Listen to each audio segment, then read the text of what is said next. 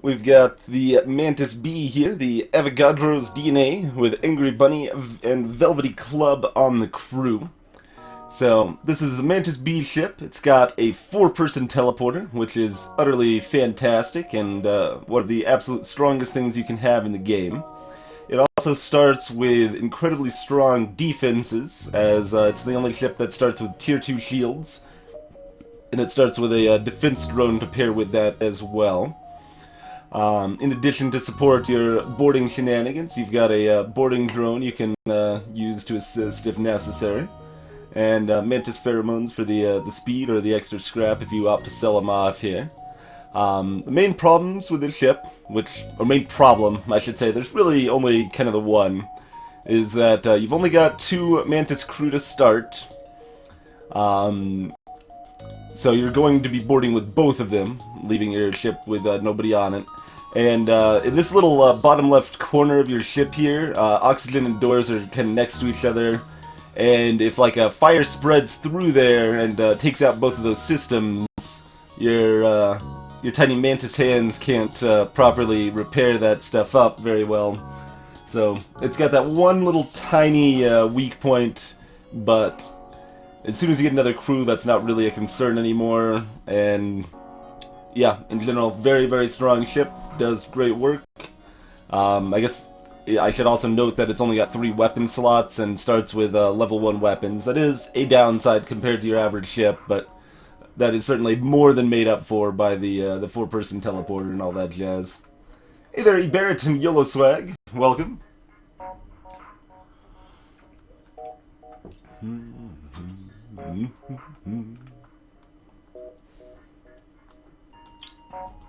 Alright. Let's get her rolling.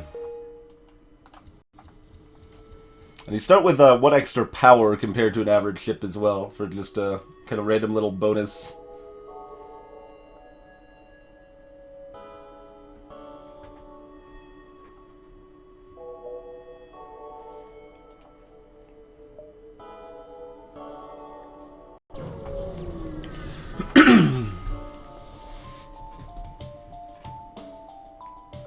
Hey, great gentlemen!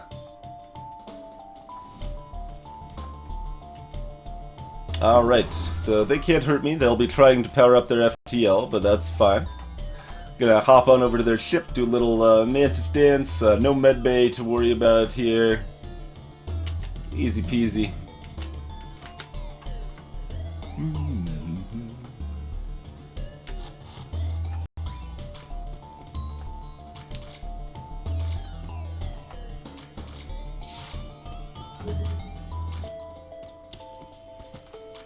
All the time they are running back and forth between the rooms is time they are not charging the FTL drive.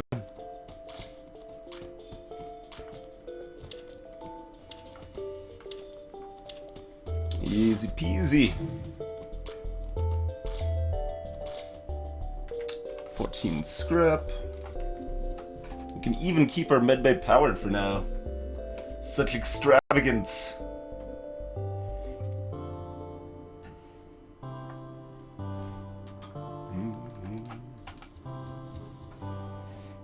Oh, you know what I could technically do? I should have Angry Bunny already running to the teleporter before we jump. That's such a minor optimization, but not really any reason not to do it.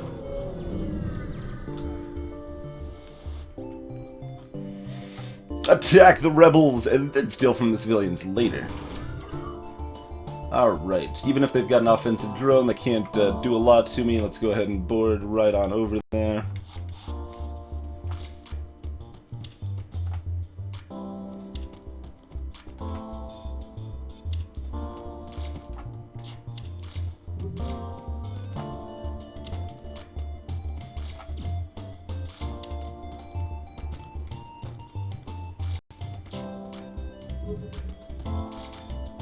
Easy peasy. Mantis borders are very strong, even when you've got 2 of them. Steal the civilian supplies! Oh yeah, $8 worth of construction supplies. That's just money in the bank right there.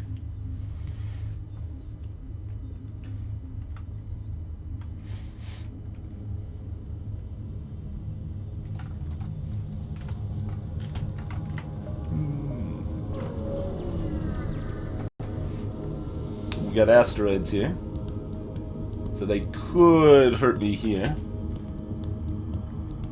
Probably won't do too much damage though.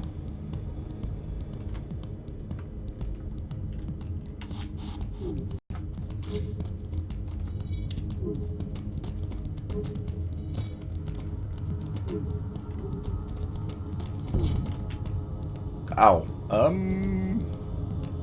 No, asteroids shouldn't be coming fast enough for that to be a problem, but that's still a little scary.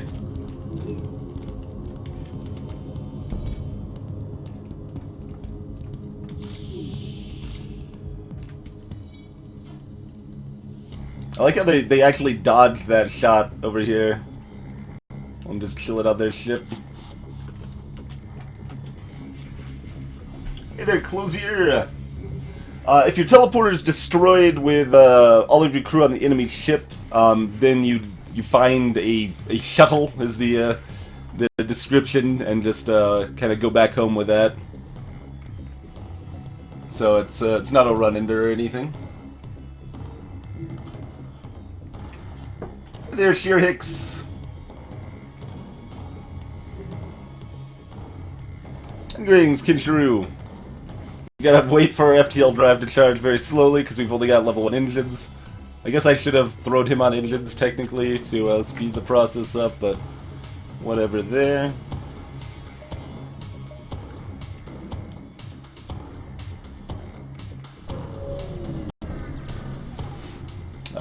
Yeah, because I haven't had any time to actually consider practicing or being remotely competent on Isaac to bother trying out.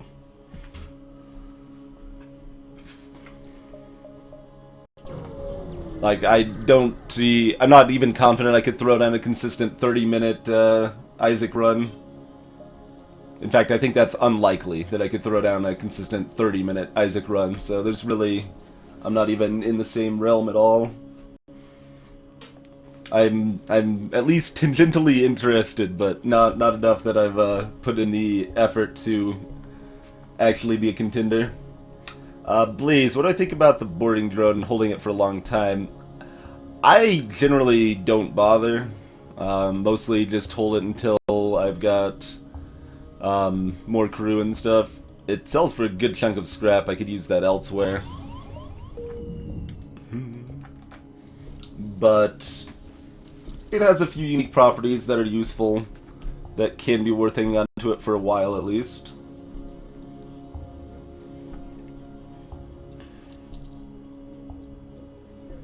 It's not really any reason to repair weapons yet, no.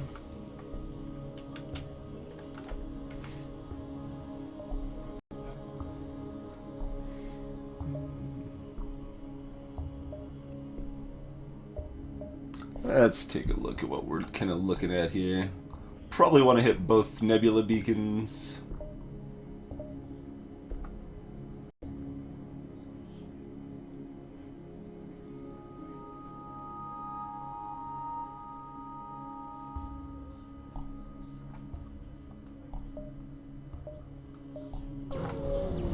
Archie the Explode, welcome!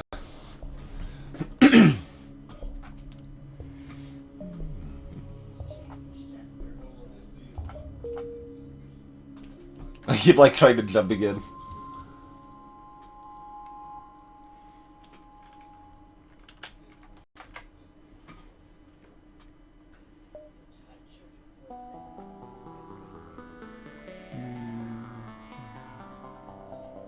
Oh, and then, yeah, we got the quest up there. Okay, we probably want to do that, huh? And that's not really too bad as far as being out of the way goes there.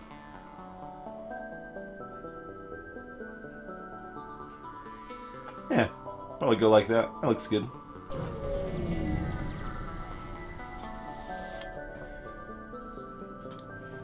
Huh.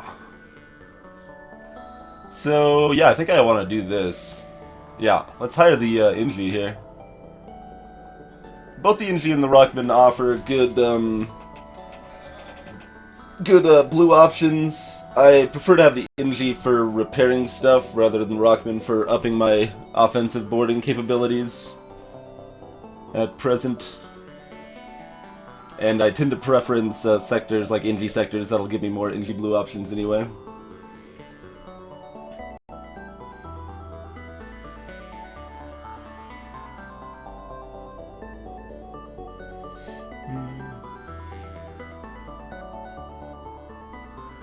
Recursive Blaze. Yeah, they don't allow Mega Satan on the normal runs, I don't think, but yeah, let's buy the Inji. Buy ourselves an Inji.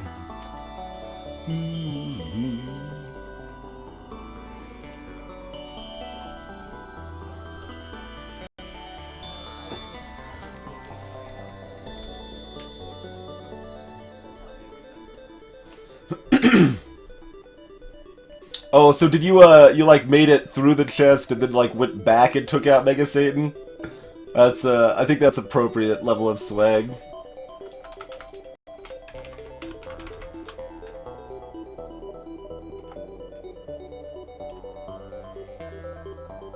Yeah. Okay. Yeah. That seems completely correct and smart.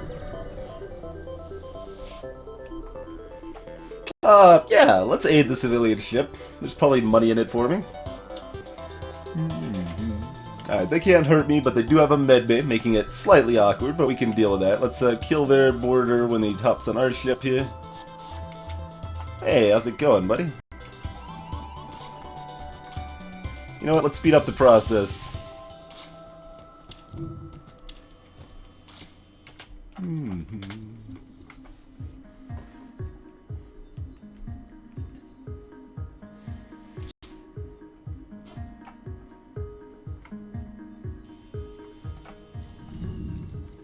Alright, let's hop over here.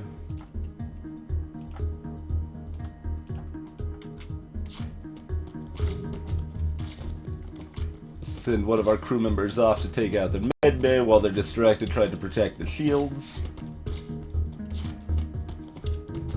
Gonna be destroyed about now, right before he gets in? Yeah, perfect. Perfect. Comes into the waiting arms of Angry Bunny. The civilian... See, this is why we got to ruin the civilians, right? We gotta steal their supplies. They just run away instead of rewarding me when I save them. Ungrateful civilians deserve no supplies.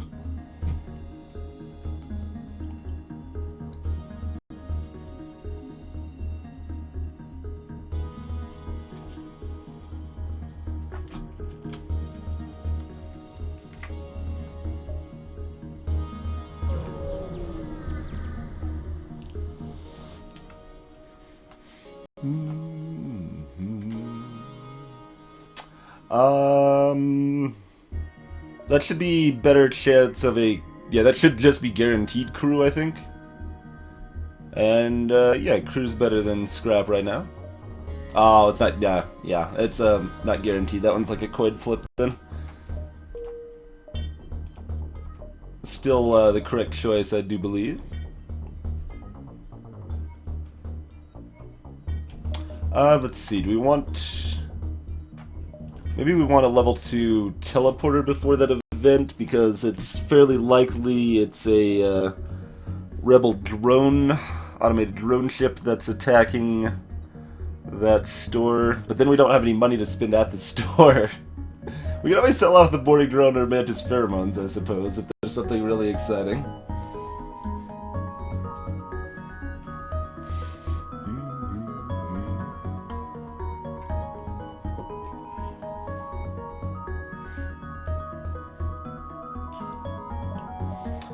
Um, 40, 50-ish. Yeah, we can still buy a lot of stuff we care about. And honestly, we don't need that much stuff. So, yeah, let's do that. Hey, Comrade Nugget.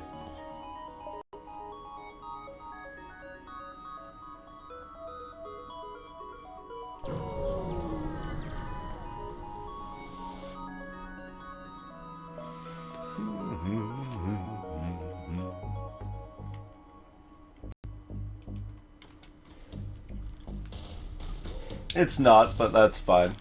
That's still useful for blue option, just buffer and otherwise good to have.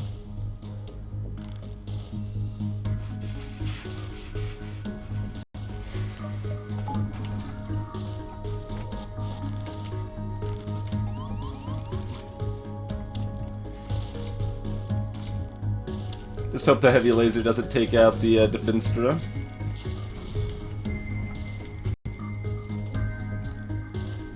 You guys don't need to be full health. Just hop over there and murder some people. Yeah, just hop right in here, in fact. Just cut his face off.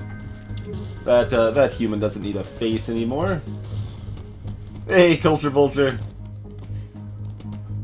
Look, even on pretty swag ships, it's I don't think I'm gonna be justifying full swag sensors in Sector 1, but So what do we got? We got Distraction Boys.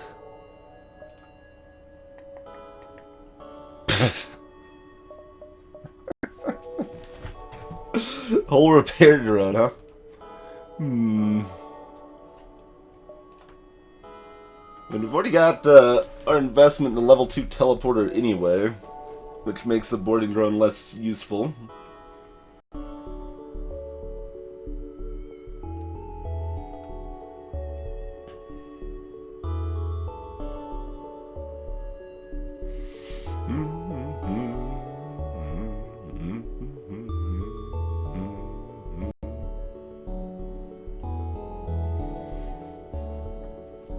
There's a few things we could do. The best choice here, I think, is buying the whole repair drone. That just gives us the absolute safest, best run here.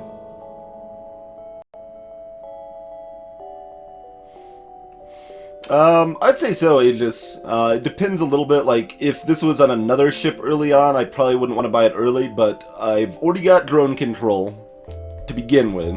So it's not like I'm investing in drone control to get the whole repair online.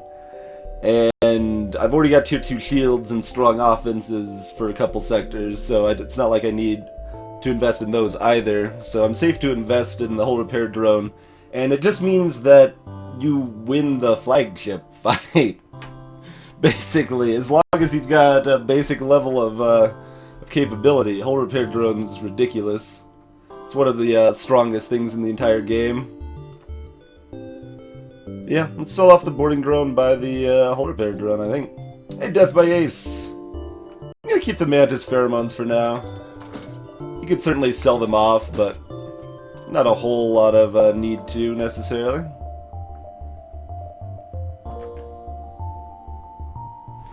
For a second, there's like, where'd my crew go?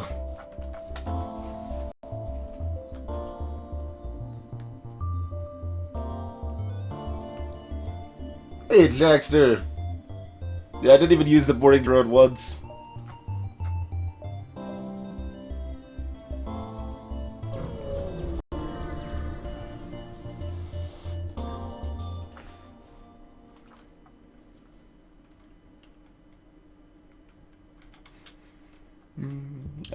So before Advanced Edition, whole repair drone was a little overrated, but still okay. Because the flagship fight was easier and a lot less of a DPS race, and it also cost 100 rather than 85.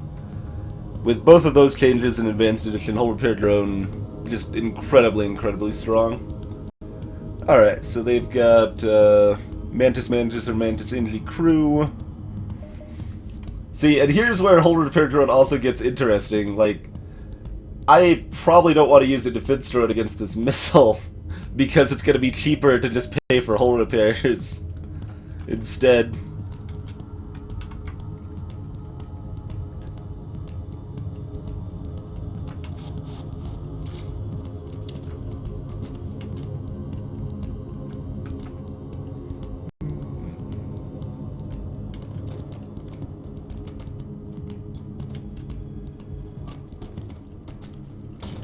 Alright, it is an Artemis. So it's going to hit for 2 damage. Whole repair drone's going to repair 3 damage minimum for the cost of a drone part. On average, it'll repair 4. So even if they get that second hit off... They could get more hits off if I need to play this safe, though. Like, Angry Bunny is not killing them quite fast enough that I'm feeling ultra confident here. Alright, fine. This is the smoothest, safest option. If it was Alito, no way in hell I'd do that, but... I'm feeling like we want to dance and play it super safe here. Oh, they've also got 3 crew. So I really wanted to do that, in fact. For some reason I thought these ships only started with 2 crew.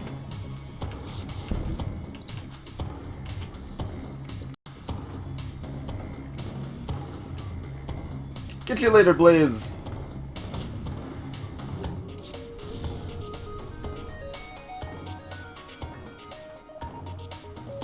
And really, I had the power. There's no reason not to have my teleporter powered up. That's just safer.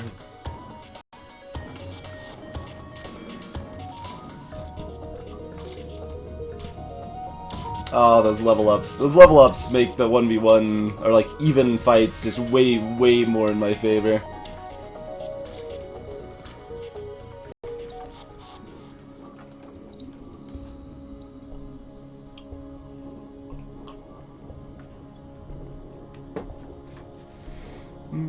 If you notice, they did fire that at least 3 times. So since I decided I wanted to play it safe and pull back to the ship, defense drone's the better choice there.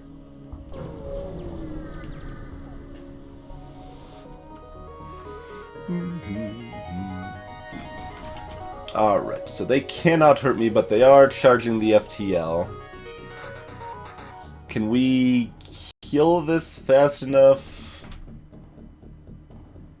I don't think we really can. Without any other weaponry here.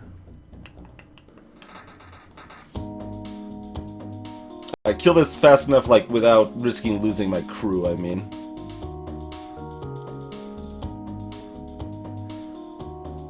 Let's see. So we've got our level 2 teleporter. At the very least, we could get a little, training here. Just making sure, yeah, they don't have any bombs or anything else that could make this risky.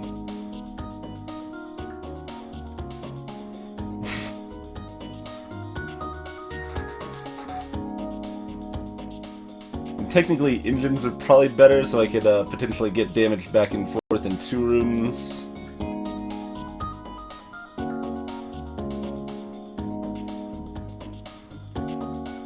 I don't have any way to finish it off without sacrificing a crew. I could get a little training, I guess.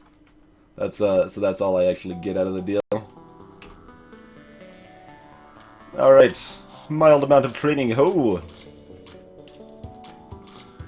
But yeah, we can't kill it off without sacrificing crew.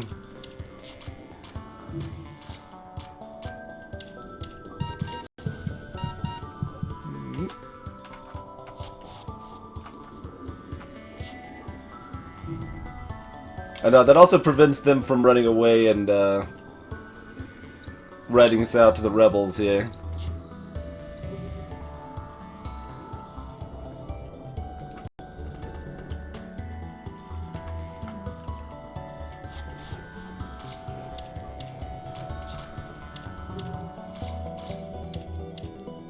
There needs to be a global Georgie emote. It would be kind of awesome.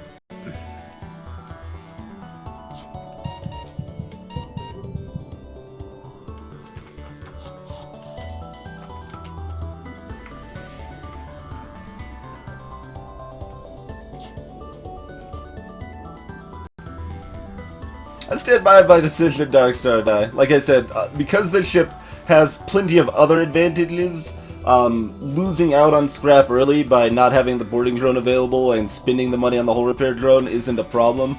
On other ships, it definitely could be. I've got a level 2 teleporter meat sec, so I can control where the boarding drone lands.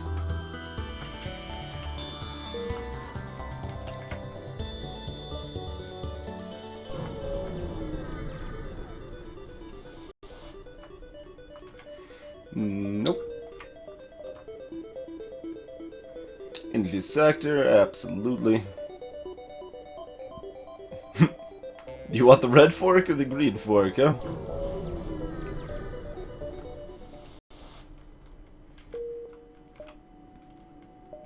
Alright, well that's an easy choice.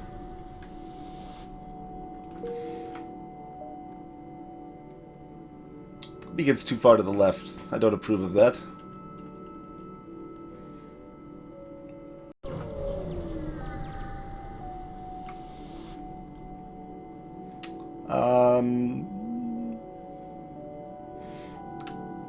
See, this is always interesting. It's like, do I want extra jumps or do I just want a good jump? Which this is. So let's just take the good jump. That's 25 plus 18 scrap in the bink. Hey, it's textiles. Hey, there's that heavy laser. I'm gonna go repair that now.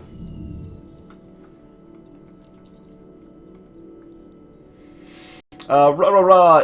Every sector is a bit different.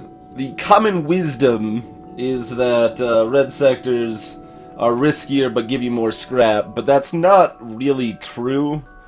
Because sectors like indie sectors especially tend to have a bunch of free stuff, and free stuff translates into more scrap, and they're easier, and they have more store options. So mostly I just say, like, indie sectors, best sectors, other sectors are stupid. Civilian sectors aren't too far behind indie. Zoltan sectors not too far behind either of those, also because they've got a lot of nebula beacons in them, so you can get some extra hops out there. And mostly, I say avoid abandoned sectors always unless you have a Lanius crew member. But I've heard some people saying that they feel they give a lot of good double rewards in that sector, so I might have to do some further investigations there, but that's certainly been my impression of them so far. Greetings, Bright Umbra.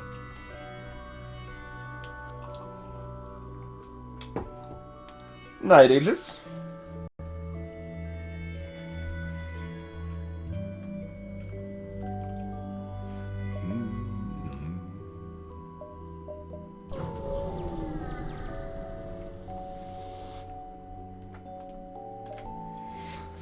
What you got for me? Not a whole lot, but I suppose we could buy a scrap recovery yarn. Eh? Sure, why not? Scrap recovery yarn's fun. And again, I'm starting to invest a little too much of my now scrap in my later scrap, but even for this ship, I think we might still do that. Buy the fuel, buy the scrap recovery yarn. Eh. Could also buy the distraction boys. Mantis sector is probably my second least favorite.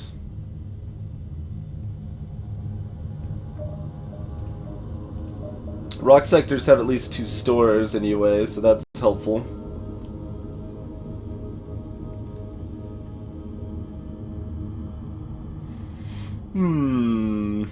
So this gives you about 7.5% extra scrap reward because of how things round. It rounds against you, so it's not actually 10% that you actually get. This gives you about 11% more scrap, but at the expense of an extra fuel for the extra jump, and it starts only in the next sector rather than immediately. I think distraction boys are actually better here.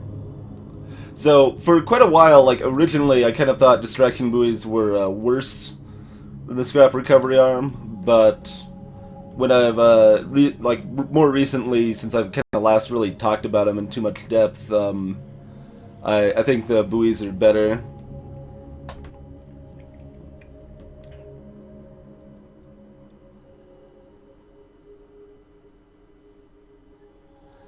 They also have the, one awkward spot that you might not actually benefit from that extra hop, while you're always going to benefit from the recovery arm. I know about the fuel, guys. I mentioned about buying the scrap recovery arm and then paying the rest on fuel. You gotta figure out what you're buying first before you buy anything. That's important. Did anyone watch the episode on shopping? Tips and tricks episode, man. You gotta plan it out first so you don't accidentally buy stuff to make it so you can't afford other stuff. Hey, Darude Kappa. Yeah, let's go with the distraction boys.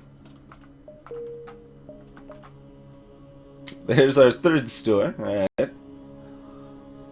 I should have technically looked at that first, but I think I stay with the same decision. I'm fine with that.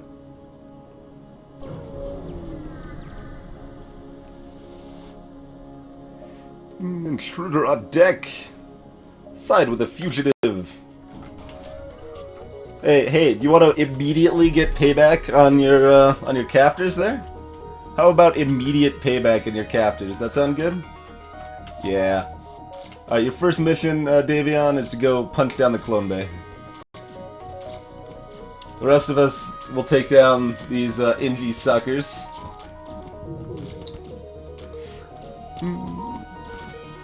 Celerity, I did not opt for the shorter stream delay because it also increases buffering. So I don't think it's actually worth it. Laser charger, good show. But yeah, so for anyone unaware, Twitch has recently set up a feature where you can lower the stream delay by a little bit. Basically, currently video is served up in 4-second chunks, and with a new mode it would be served up in 2-second chunks. So that ends up lowering the delay because it processes faster, and of course 2 seconds can be received sooner than 4 seconds, effectively. It ends up lowering the delay by like 2 to 5 seconds or so. But it also increases buffering potential for those with weaker connections. So currently my thoughts are just to leave it off. Like, I don't think the couple seconds faster time, lower delay there is worth the chance for more people to have buffering. Like, the buffering increase could be so rare that it's still worth it, but that's my current thought on the issue.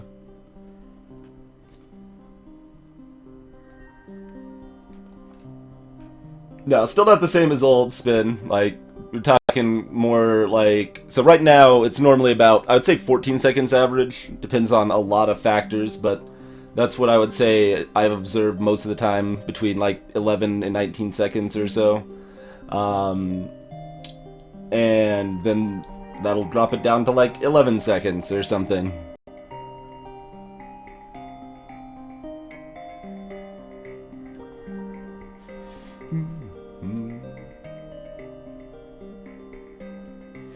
Yeah, possibly Cicero. Darude Kappa, I prefer neither. I will usually not upgrade my medbay. I think Reconstructive Teleporter is highly, highly overrated and is actually not a very good augment at all. The only place I really consider Reconstructive Teleporter actually good is if you buy it on the Slug B ship before you buy a medbay or clone bay, and then you can use that instead of a medbay or clone bay.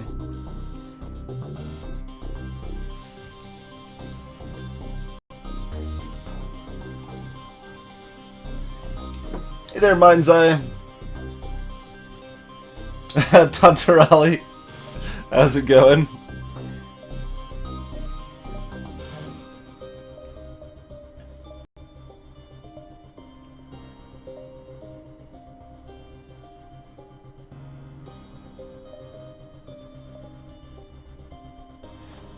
I mean, we got lots of dive options. Oh man, oh no, that's 2. Okay.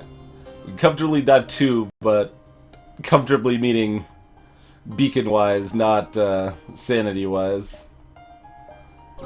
Let's get to that point when we consider it. Yeah, when it first came out last Kibble, it was right up there at... I mean, people overstated at that point too, but it was between like 40 and 90 seconds a lot of times.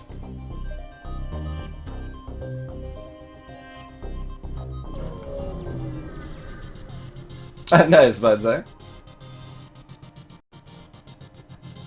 Participate in this. Oh, well, we can take down Zolden Shield still. We got a heavy laser. 8 scrap.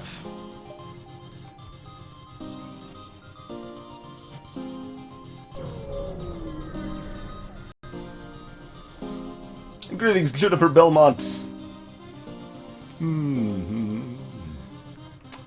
Achieve a union.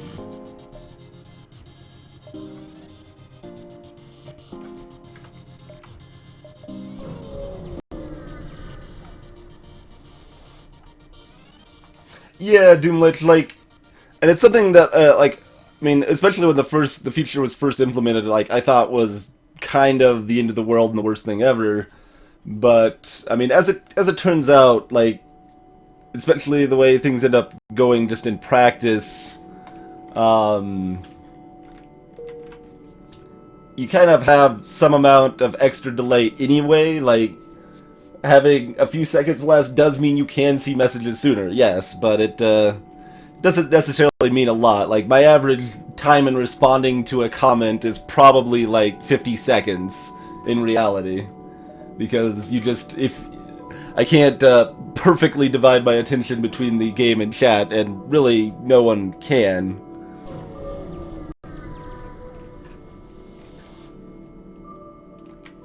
Investigate. Communicate peacefully. Got ourselves quite the crew already. Nice.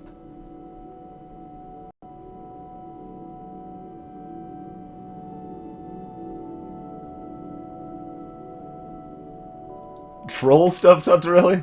I don't know what that would be referring to.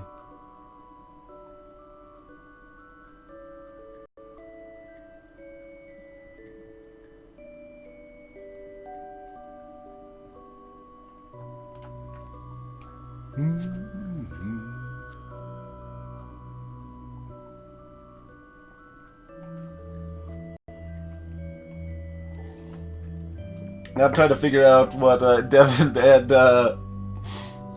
Squirrel are even talking about.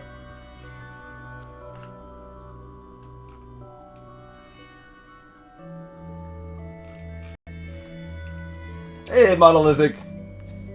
But the game always throws stuff at me. See, that's what I'm talking about. Just go to Indy sectors. If you want the game to throw stuff at you, go to Indy sectors. That's all I'm saying. Deer Park Fish, welcome to the chat, sir. The only mod we're using is a mod to show the fleet lines for the rebels here. These lines right there.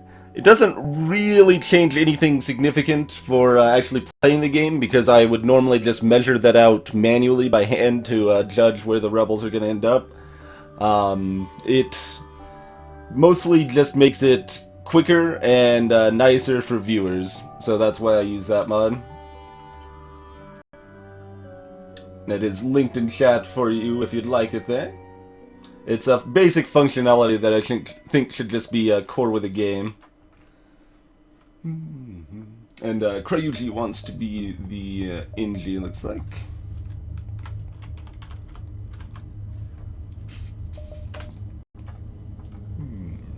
And we can send the Inji to board too if we want. Yeah, I might as well throw him on the Battle Inji squad for right now. We've got level 1 engines. I will opt to not dive.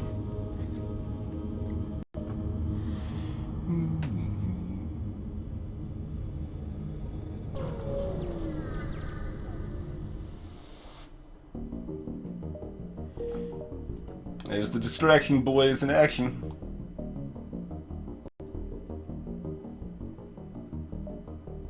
Oh, that is a dirty, dirty tarp right there.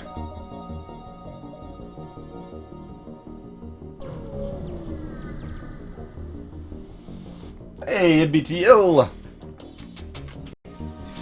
Big missile medbay, also important to note. So, but not a big deal. We'll still have shield bubbles up when the sun flares because the heavy laser there.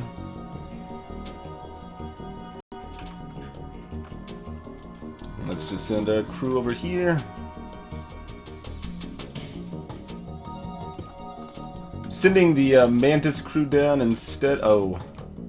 Alright, so what we're gonna have to do instead is kind of, well. There we go, there we go. That's what we're trying to do.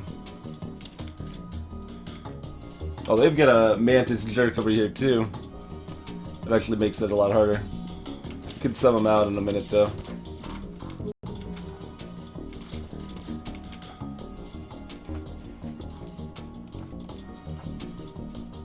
Oh. Blast, okay. That's how I get him in that specific corner there. That's... Actually, does it matter? Yeah, it does matter if he's in that corner. We want him beating on the already injured guy, and the Mantis is the most important to fall, so...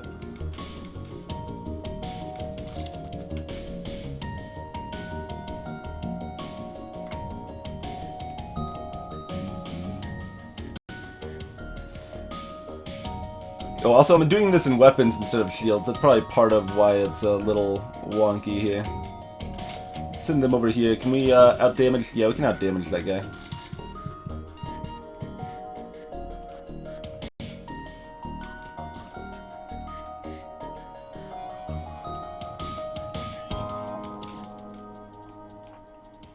Oh, I did put the defense road up. I did in time, though. We did in time.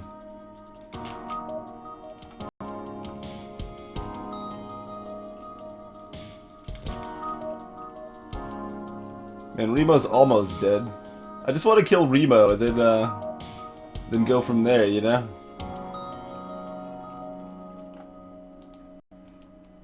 No, Crazy needs to stay on that side.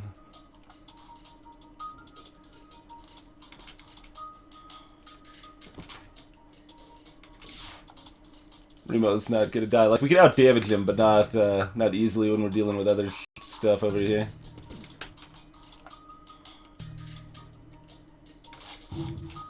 One more hit on Remo is not gonna be enough, is it? No.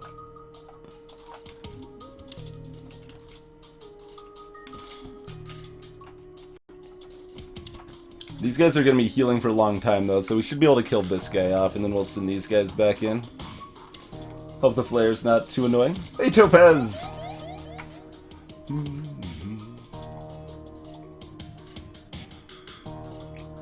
Poor ready sheet of paper. It's still right here. Paper's right there. To be fair, that's like the 4th paper or something anyway. It's not exactly hard to recreate the fancy, in quotes, piece of paper.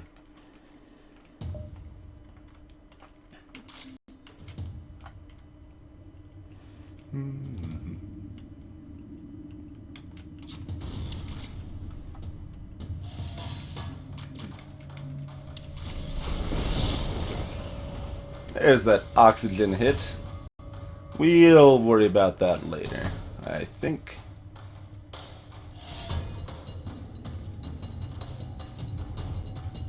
Don't think we really need to care too much about that right now.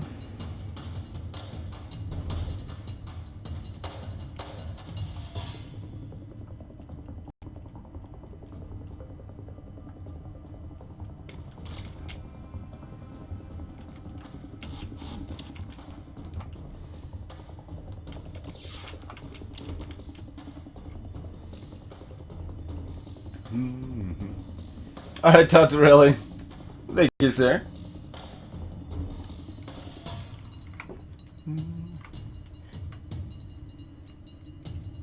How can these Mantis battle when they can't hold coins? Asking the tough questions. That stupid laser.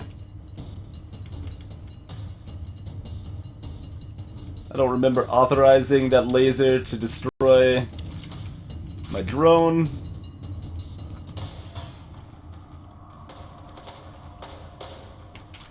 Come on, just destroy it in time. No, no. You guys are jerks. You guys are all jerks. I'm trying to get it here. It's surprisingly annoying to pull off sometimes. You could also try to destroy their shields, I suppose. Wait, oh, the fire. Right. It's gonna be fires on their ship they haven't had a chance to repair. Punch down the shields.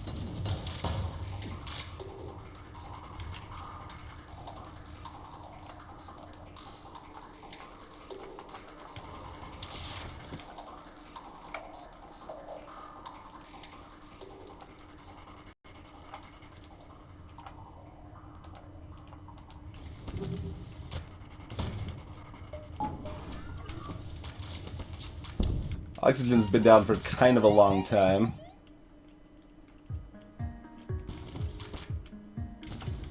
Let's hold out a little longer, Crazy. Oh, that's too long.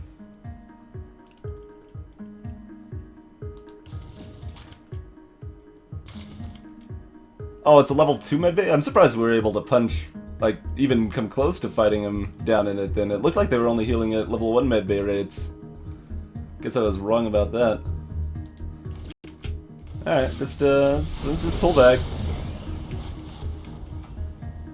So now my sensors are on fire.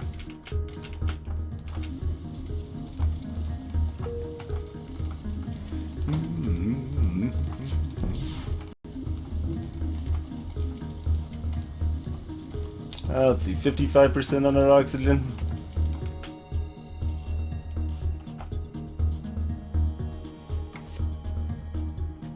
So down to 50% oxygen. With it on fire. And of course our door is on fire as well.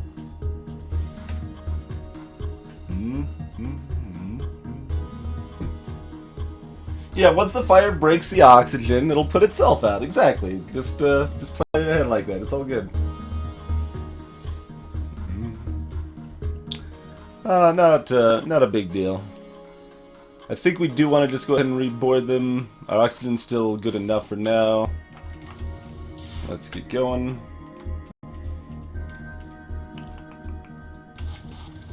Oh, that room's on fire.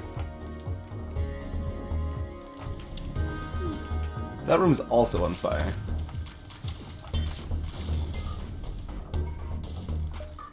This should also be powered for taking out the medbay there. This ship's kind of all on fire, actually. The ship is very much ablaze right now. Kind of like mine, for that matter. Let's see, my teleporter's on fire. That's okay.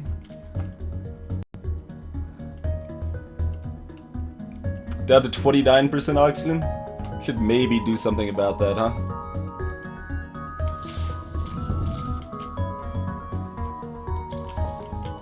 Where are they even at? They're over there trying to put out the fires. There's too many fires. Just kill off the crew, please. Where's the other guy left? There he is. Okay. Done.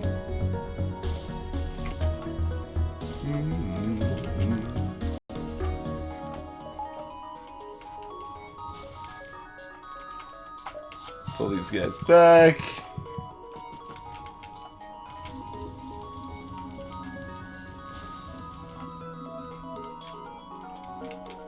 Let's see, this is the only fire still active here, I think.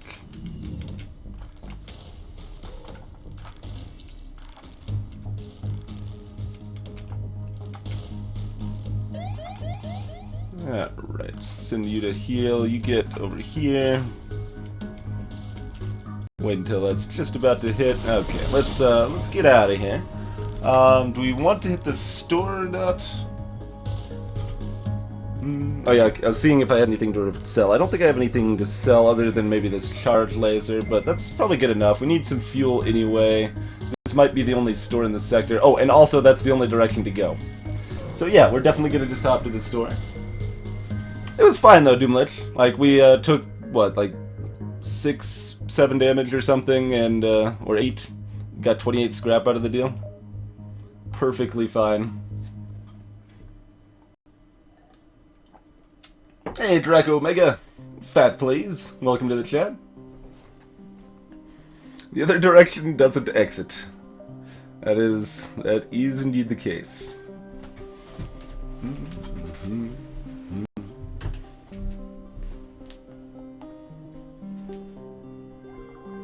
Kitcheru.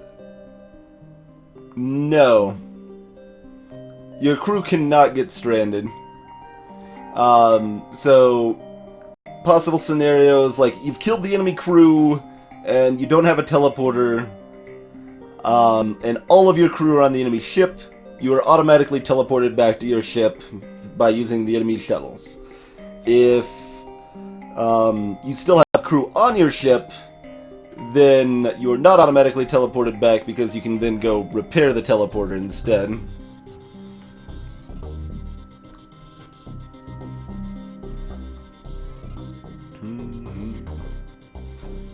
Nice, Fat Place.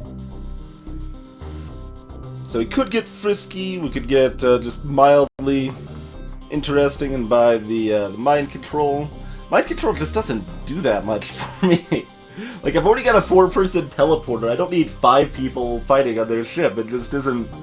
It isn't that much better. Ridge! Welcome. And Spain, how's it going? Defense 2 is not as bad as a lot of people say it is, but I'm still not going to buy it.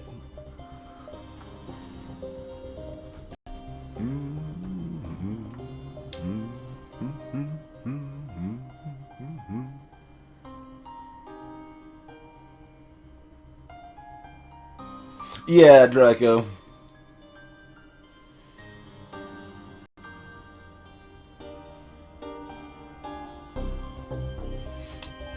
Yeah, then it's GG, crazy. I don't think it reverts to the shuttle scenario, Manzai. Like, it doesn't do another check. Hey, Psychic Assault. How goes it, madam? Yeah, Ritzel, but they also shoot down one of those 5 shots from their Burst Laser 3, 2 of which would have hit, and a bunch of other stuff people don't remember as clearly. Nicholas, welcome. Yeah, so I don't think I really bother with any of this here. I mean, I could buy battery backup, I guess, but I don't know. That doesn't really do anything either. Makes it more likely I could find cloaking later. It doesn't really matter what I buy, like, a Mantis B. Let's buy some fuel, and battery backup, probably. Okay, there is another store here. Let's buy nothing, then, in that case. Let us buy nothing.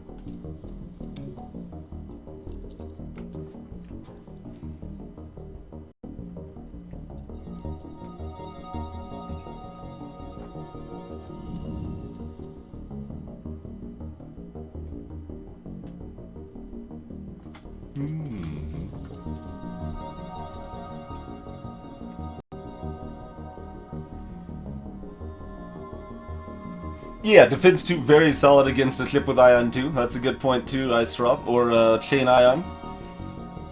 Charge Ion. Charge Ion, the good one. A little bit Chain Ion, but mostly Charge Ion. Nicholas, I'm from Colorado in the United States.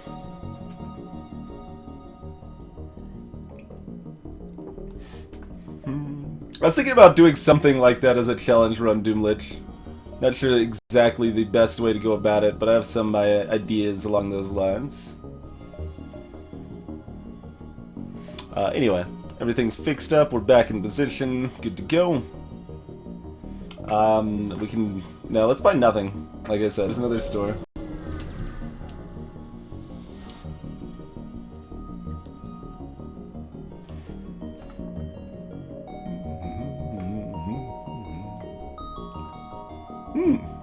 Good chunk of freebies there. Oh, I meant to buy some fuel at the store, even if I was going to the other store, but that's okay.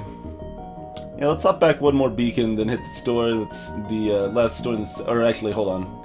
If we want to... Like, this is the other store in the sector if we can reach it, but can we reach it? 1, 2, 3, 4, 5... 6, 7, 8... Yeah, we could, if we just beeline for it. Do we want to beeline for it? Maybe. That's a solid maybe.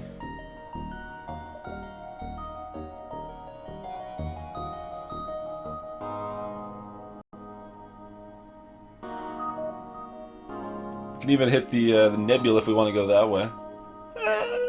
Alright, let's head that way. Yeah, Nicholas, it's 12:30 a.m. where I'm at. Oh man, heal bomb. That's mildly useful for me. Not like actually useful. Scrap recovery arm? Or drone recovery arm plus the hull repair? We got some silly options. I think I actually do want to do the scrap recovery arm. Let's make this run flush with scrap, huh? Sound good? I think that sounds good. We're gonna need some more actual offense and defense soon. We're already in Sector 3 here. But, yeah. Let's do it up.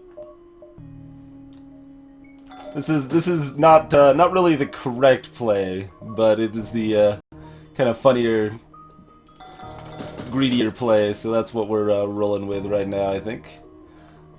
We'd buy more fuel if we didn't know we were going to another store, but we are.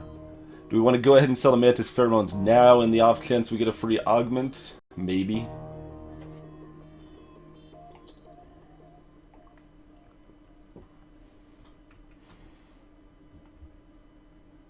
Nice, Nicholas. You haven't seen Pandatron streaming much lately. Although I did find him. I was playing Agario, and I just randomly ran into Pandatron that was on the same server. Apparently he like was just flipping through the servers and saw Twitch on the leaderboard, so that was the server he joined. It was pretty awesome. Just hitting someone randomly like that.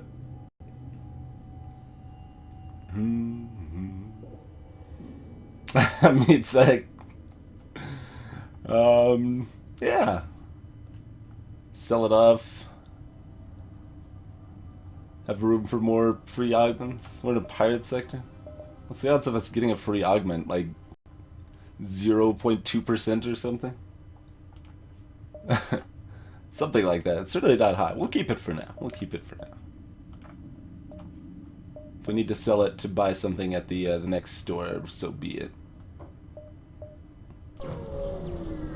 Hey, Impending Doom! Going well, sir. Reject the offer. They can, in fact, hurt. See, Defense 2 makes us so this ship can't hurt me. Defense 1 doesn't do it. Just saying. Just saying. Also, the ship has a pretty hard time hurting me, regardless. Oh, they've got some fancy doors there, huh?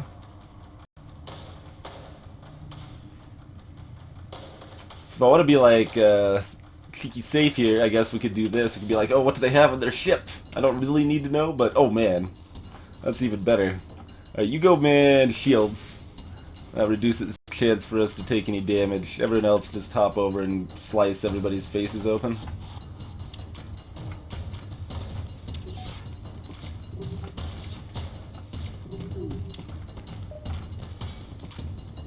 Hey, Blackfire Spirit. Sometimes, Nicholas. Every like third or fourth stream or so, I'll be doing FTL. Another laser charger? What the hell? Sure, I guess we can have another laser charger. Let's load up on the burst ones there.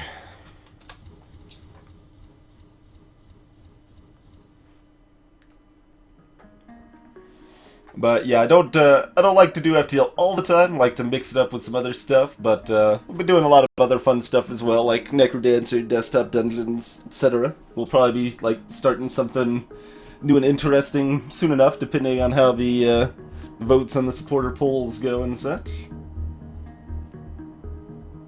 This is the second store, Ice Drop. This is the second store here. Yeah, I mean, Defense Storm 2 can still miss Ritzel, but it's going to hit one of the 3 shots. I mean, it's going to have 2 chances to shoot against those 3 shots. And, is just going to be really, really likely to prevent all damage there. Of course, manning the shields does the same thing, but don't tell anybody else that.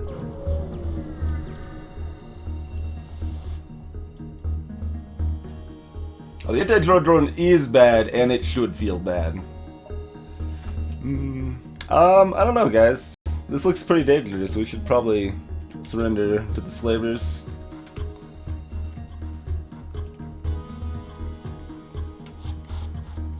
How weak are you? 2 ingy? So, what you're saying is I should not put up a defense drone. Alright. No defense drone it is.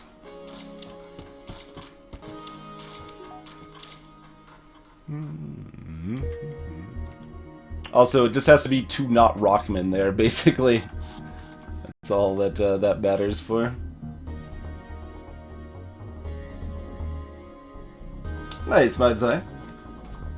Yeah, we got a bolt run accomplished, Foolish Meat Sack. So the only ones we haven't won yet with are Monk and Arya, as far as the actual characters.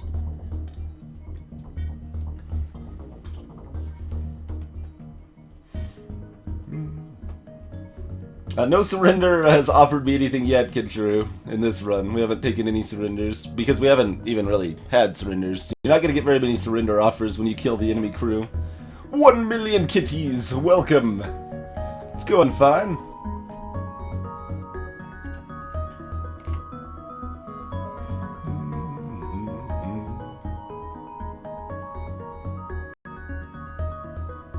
Making sure my count's still right, and it is.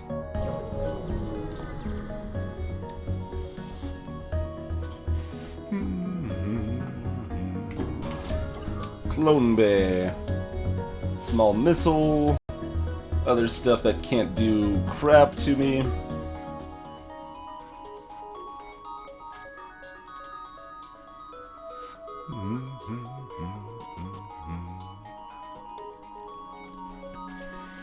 Let's see. Since they've got the fire drone and the anti-drone drone, that's already 4 power and drones. They're not going to have anti-personnel drone, which is helpful. Probably just board, kill them all, and then start punching down the Clone Bay afterwards.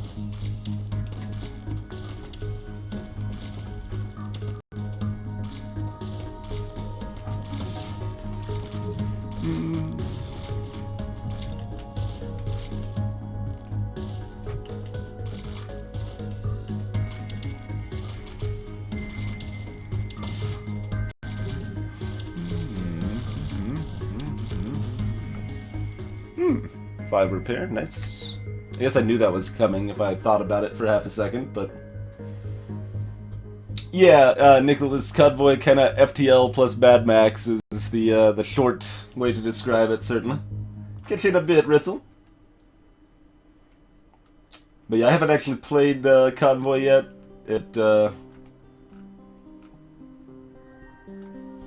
Necro Tripper and Toe Stepper Blackfire. Hey, at a normal beat speed, I am moderately competent at keeping the beat, okay? Moderately competent.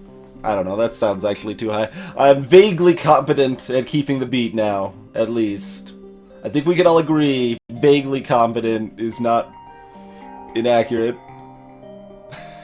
How cheeky should we be, guys?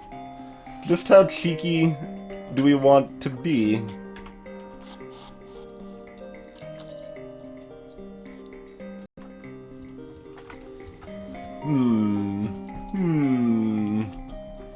FTL is based on a true story.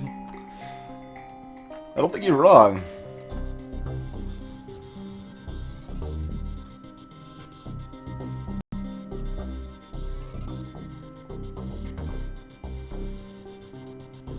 Hey, Bit Nevada.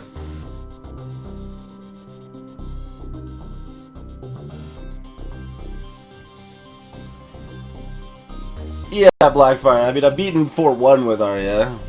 I don't think I actually ended up beating 4-2 with Arya, though. I'm just very much not a fan of the third scrap augment. But I could have another 7.5% increase into my scrap.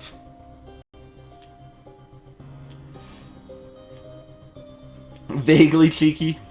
Well, I've already been more than vaguely cheeky. Let's be realistic here. I don't know, I kind of want to just go full cheeky.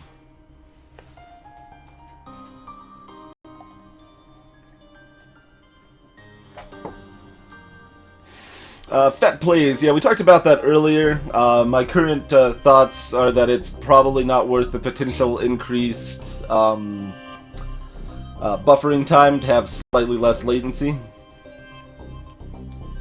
Like, 3 seconds less latency is just almost meaningless as far as I'm concerned.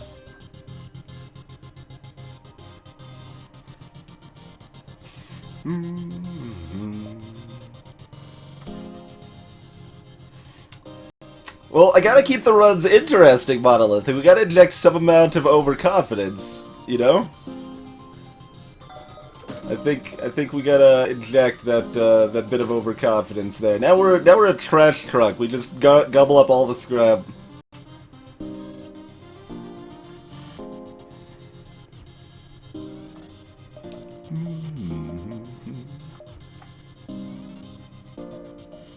So next upgrade, what, like 2 weapon levels, probably?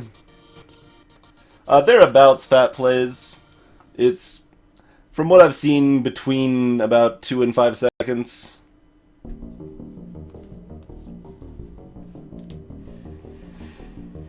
Let's see, Small Bomb is actually kind of tempting. That's a really nice support weapon to have around. Got a decent chunk of missiles. We can use that for taking out med bays, clone bays, and the like for good value.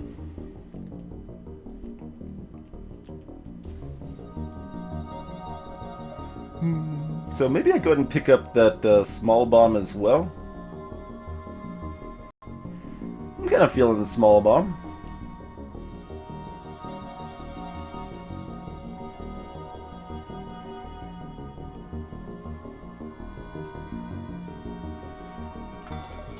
All right. Yeah, I think that's a good investment.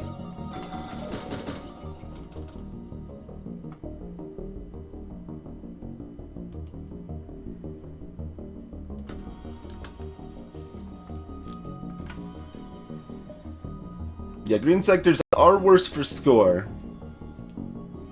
That is certainly the case.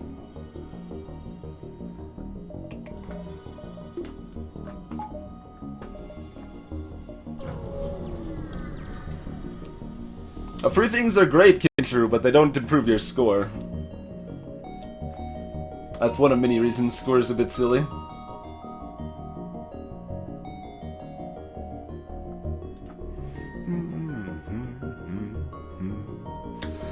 Sector 3, like 25 scrap or a free crew member. Yeah, keep loading up on the crew. Do it up. Charlie! Charlie the Rock Man. Go chillin' engines, probably. And I could have him on the boarding party. I mean, that would make sense, I suppose, but... Let's see, do you have, you've got 2 confirmed... Well, I guess those are not necessarily kills. They might be system damages. Still, Cryogy is starting to become a battle engine.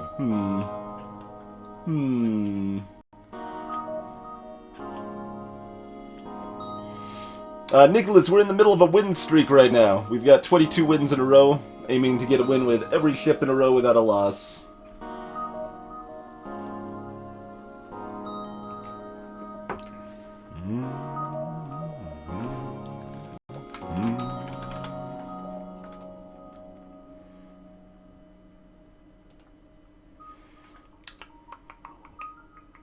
Crazy's the only one not capitalized. I'm going to capitalize your name, Crazy.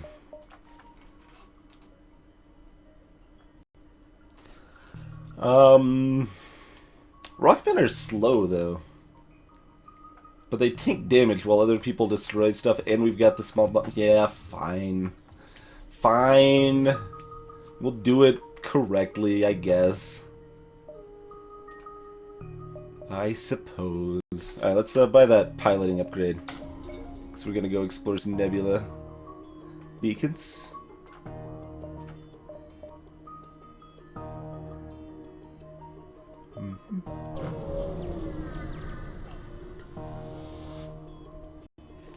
I like capitalized names. What can I say, Crazy? I mean, I know your name's not capitalized, but I rob people of the right to not have their names capitalized in my crew. I'm sorry. Smuggler, what do you got for me? You got yourself a med bay there, huh? You got a bomb and some small potential damage there.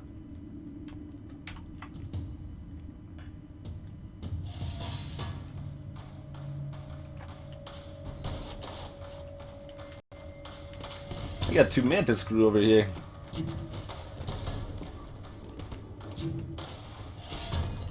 That meddlesome system repair bot. Oh, this is not up yet. I can't bomb them as they run for it because it's not a thing.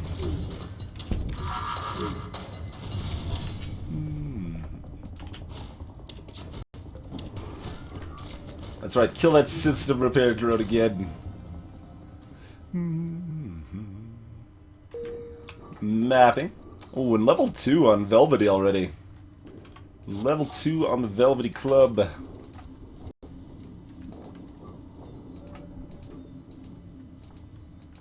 Mantis dance. Gotta do the Mantis dance. I don't know why I ever called this, like, the safety dance is better called the Mantis dance, because this is like especially hard with Mantis crew members. It's not like easier with Mantis crew members.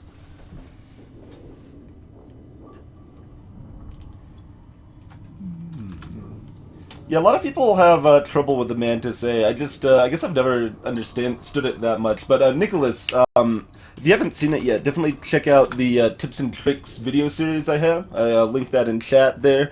We've got a couple episodes on some boarding tactics, both basic and advanced, and those will probably be pretty beneficial for you if you're not using some of those strats.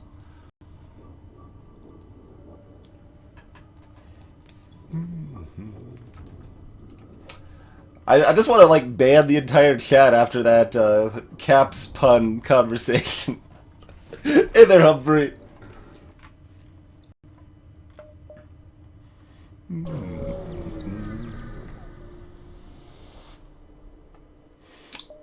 Alright.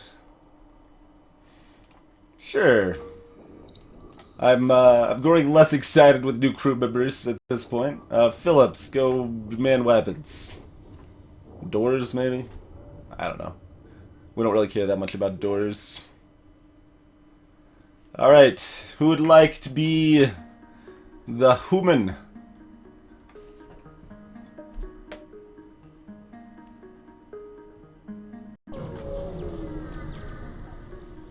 Alaskan Pug, welcome.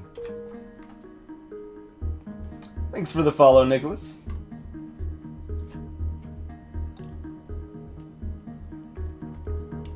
Recursion 1, welcome to the chat.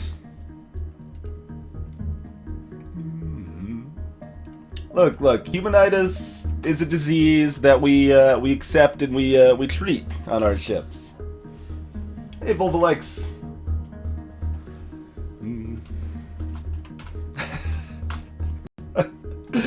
I'm just gonna name him Sad for Sad Customer.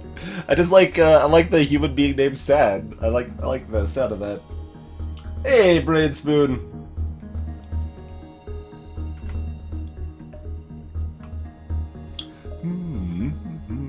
I mean, I should upgrade. Yeah, let's at least get one engine upgrade. It's 10 freaking scrap. The amount of dodge gain you get from that is ludicrous. And we still have all of the power we want. Nicholas, that is colorblind mode. That is why the energy, the power is white. We've got colorblind mode on.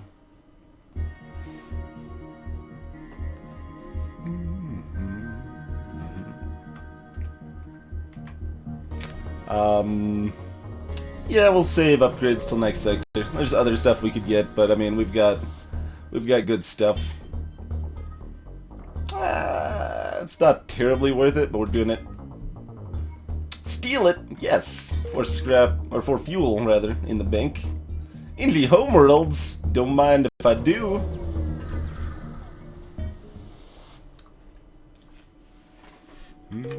Distraction boys deployed. Nice, Brinsman.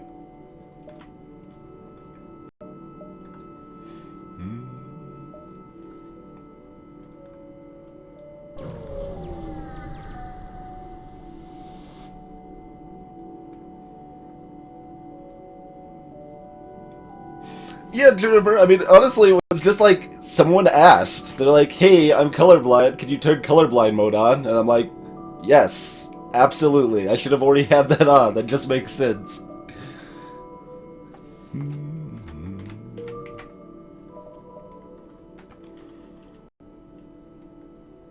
Too bad I can't sell off the titanium system casing if I do this quest. Still probably worth it. I mean, they're known fights at the very least, so.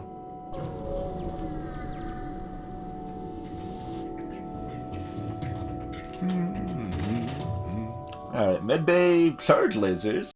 Missile. Got some legit threats there, sir.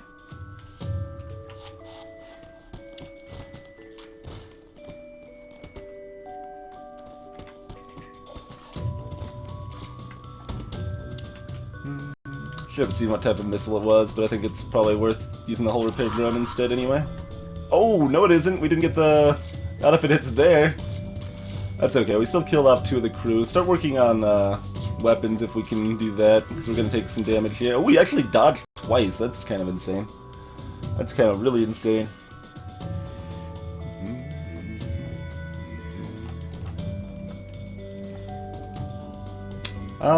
And now I'm pondering if I want SAD on engines. Like, we haven't had much training on Cryuji yet.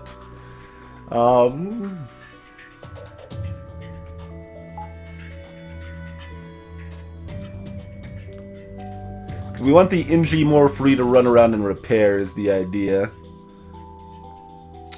Zepster doesn't even have that much training, but I feel like I kind of want to leave him on piloting for now. Yeah, we'll stick with what we got. It's not a huge difference.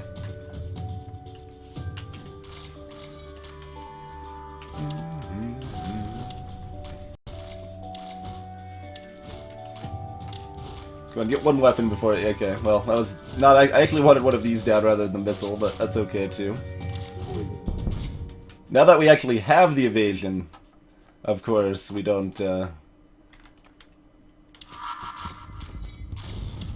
Oh man, fire's in there too. Get dunked, sir.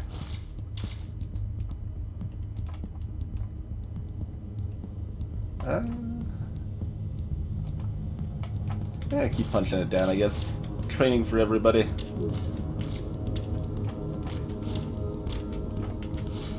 You don't have those fires out yet, do you? No. There you go.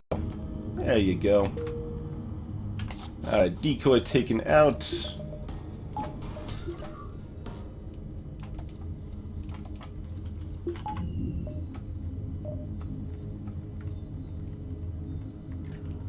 Hey, Meekins!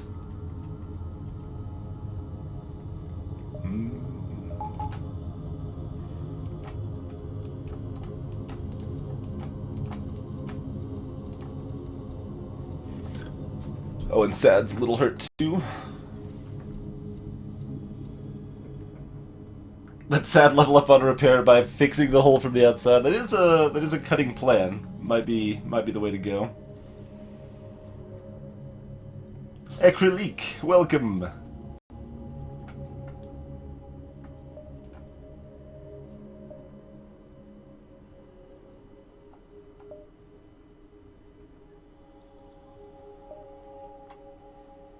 Something like that? Yeah, something like that. Brain Spoon, I bought it in like the... I think, yeah, it was the first shop. I do not play Captain's Edition, Nicholas. So, my general thoughts on Captain's Edition are that it's good if you simply want a bunch of new content added to the game.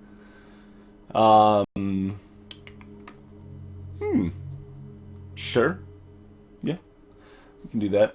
But yeah, if you just want a whole bunch of new content added to the game, it's a way you can go. And I think it's impressive how well it explores the mod space, like the available design space of what you can possibly do with a mod. It does almost everything that you possibly could do with mods in FTL. But I don't like it because it's really poorly balanced and really poorly polished. That's going to depend on the person how much that bothers them, but that sort of stuff is really, really important to me. And in fact, I've got my own mod targeted at fixing bugs and balance issues and polish issues. So...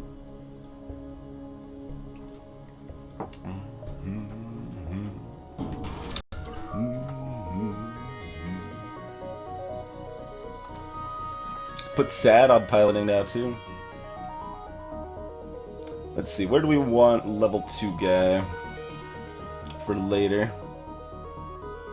They do have a med bay. Okay, keep that in mind. Teleport over to, sure, weapons. Start wrecking some faces there. Who are we going to want to be our captain at this point?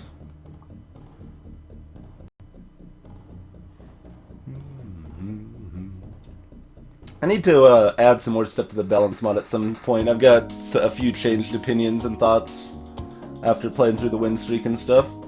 Recursion, I play it on vanilla. Like, I think the balance mod is a better experience and about the same difficulty as the vanilla, but people would complain and like rabble about it if it was modded. It's like, oh, well, you used your mod, so it must be easier, so that's how you're able to win 28 times in a row. It's like, no, it doesn't really matter, but we'll just dip that in the bud and not leave that as an option, I figure. Alright, let's send Sad over to piloting.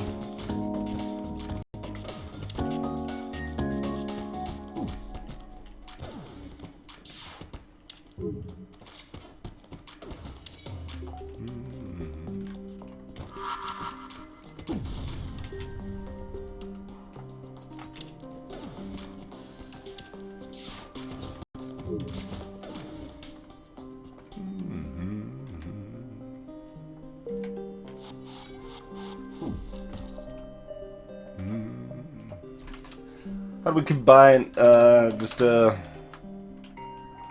trying to figure out a way to merge the name Led Zepster and Virus here. You gotta evolve your name if you've, evolved your skills. That's just how that works.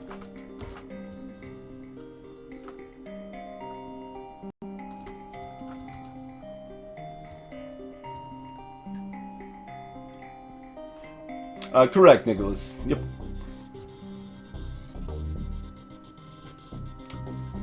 Bogart 6. Yeah, they mostly are, but figured it would be worth doing in this case. After the win streak is over, any more FTL runs that aren't speed runs that I do will be on the balance mod.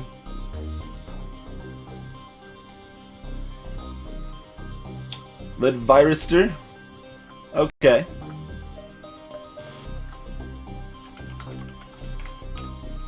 Dead Zepster, also I like.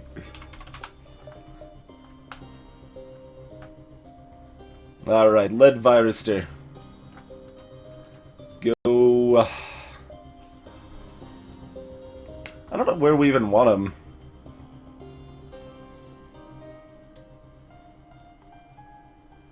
Like, weapons are reasonable since we're not going to be trading anyone on weapons significantly for quite a while.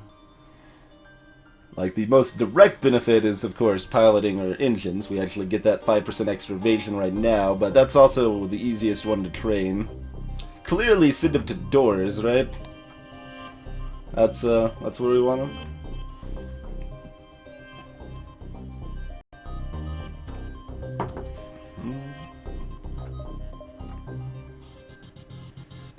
At this point, I think we probably just want to save up for cloaking. So we'll keep the money we have.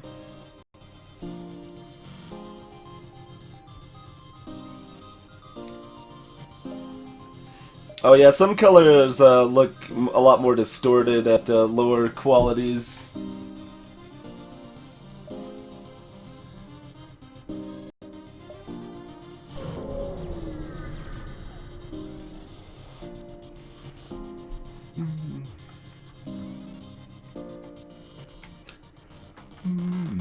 Three shield bubbles and a burst too. These guys are all like actually threatening and stuff. Alright, where are you boarding?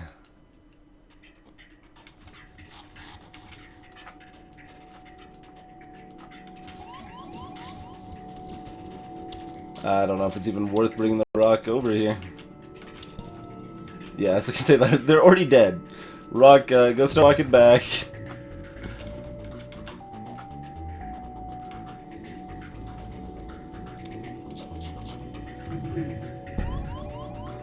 Doors? That's fine.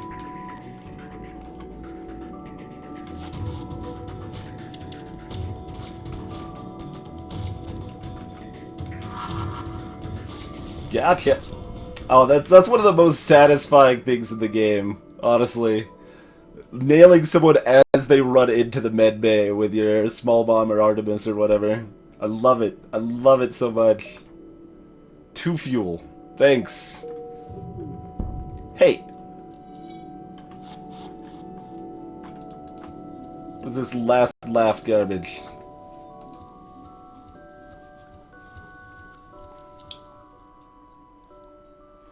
He had been out for more than a year, monolithic.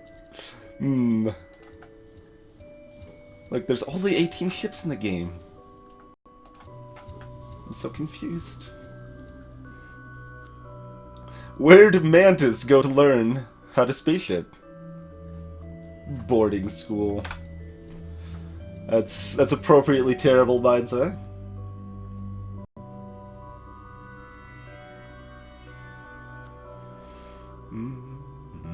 Yeah, I think it is more than a year old now, Bjorn, and that did go fast.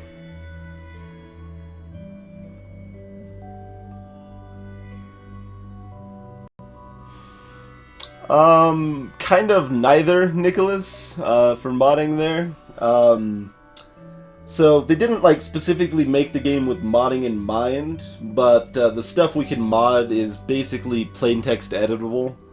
So there's a bunch of like XML files that just hold basic raw data, like how ships are built. Like this ship has a max hull of 7 that'll go up each sector, and its shields range from 2 power bars to 8 power bars and stuff like that for enemy ships. And this weapon has a 13-second cooldown and costs 3 power. You can change all of that sort of stuff. And how the events work and everything like that is all just plain text editable.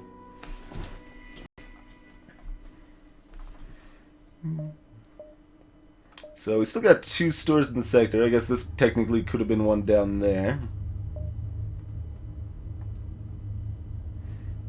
Still think we just want to save up. Like, this is kind of a like sector 2 build as far as my ship upgrades go, but that's fine. We've got all this other awesome stuff, so.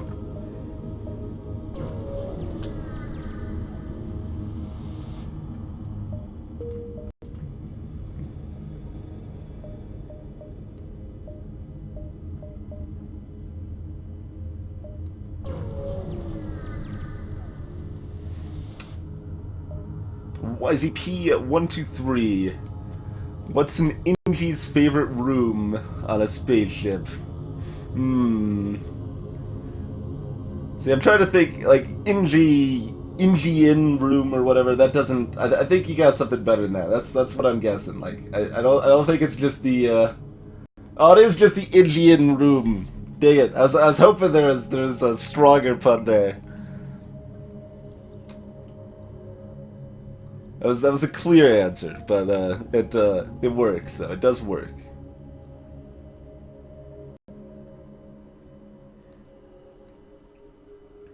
Yeah, Mind's Eye. There's a separate file with all the graphics and stuff. There's no extra game logic in the fleet mod. It's strictly just editing an image.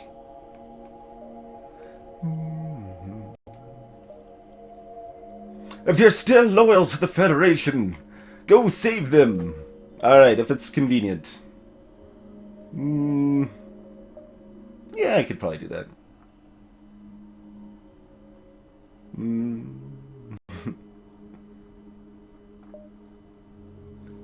So 1, 2, 3, 4, 5, 6, and an extra beacon. Okay, yeah, we can save him, I suppose. Although that does mean that, well, we have an extra beacon, so we can hit an extra one of these 3 or this one here and hit a store if we would like. Sorry, Monolithic, that was a little harsh. I was just hoping like better than like the Indian room, like it's I mean that's a standard level pun, but I mean the boarding school run was like one step above that, so that's what I was hoping. Those are just some actual scary weapons there, huh? Got 3 power in drones, could have more. But yeah, let's start pummeling some faces in. And mostly hope for the best with those weapons. Don't hurt me too badly, huh?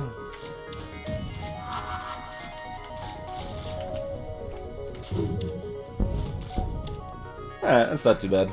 38 scrap. And of course, the second part of the quest there.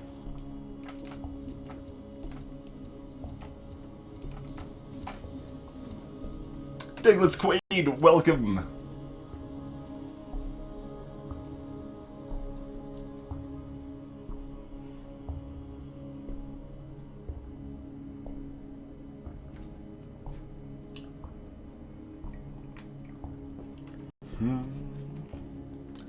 Yeah, Nicholas, you can get a program to extract the data within the data.dat and resource.dat files.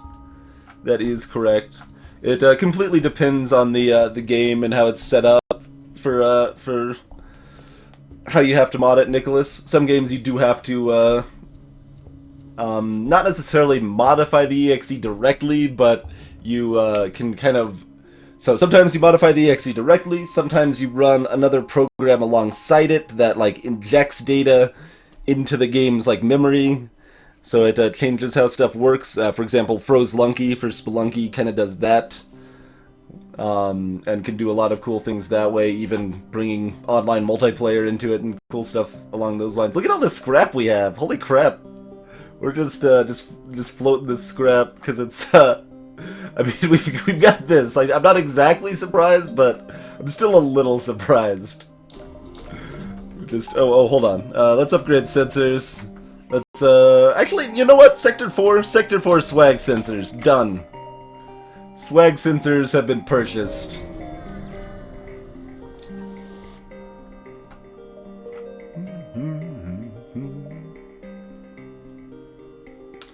One, two, three, 4, 5.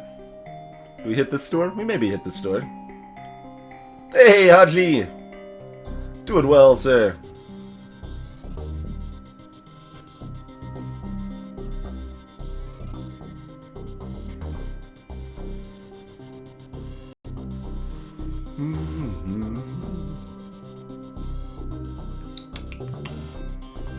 I mean, I guess, like, one of these beacon, or like this beacon that we'd have to go to anyway might be a store. In fact, it's actually pretty likely to be a store. Oh, wait, there's the, I didn't even see that. If we want to complete the Idgy quest, we head up here, huh? I don't think we do, because we don't even get the 40 scrap from selling off the titanium system casing, and we'd fight through, what, several rebel elites? 1, 2, 3, 4, 5. Yeah, no, that's just not happening. That is not happening at all.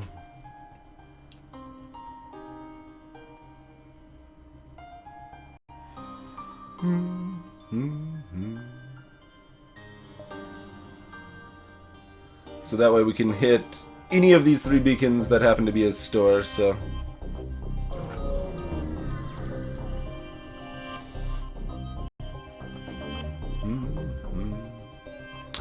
you know what? We don't need the crew. Let's use the defense drone. Federation loyalists, give me a reward right now. Don't tell me about someone else who can maybe give me a reward. You lazy bum. Alright, so let's hit up that store.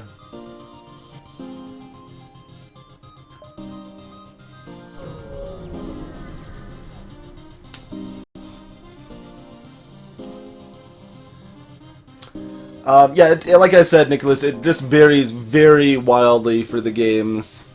Like, Frozlunky for Spelunky there needed a lot of kind of smart programming and decompiling the Spelunky EXE to figure out exactly how levels are generated and how monster AI works and categorizing all of that and how it can be assigning that information and editing that information and such, so it can definitely require a lot of knowledge to do it well, but it's fairly easy to do in FTL. Like, it's still good to have some basic programming know-how to kind of easily follow how the events work with, like, this goes to this, like, these are options, you choose one, and then it goes to this, and just kind of that sort of progression, but it's not too hard to pick up, even if you don't have a programming background.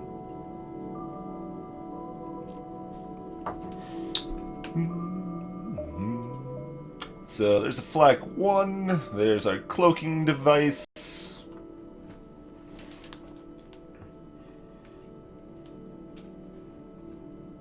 That's right, Invenerable. That's right. Flak 1 is good, but I don't really see us needing it too much. Let's just buy cloaking and roll out. Oh yeah, that means if I buy that, I don't get hacking. That's true. We can only buy cloaking or hacking. If we want to really wreck face with boarding the flagship, hacking makes that a lot easier. We could still board the flagship without hacking, mind you, but it is more difficult. Is more difficult.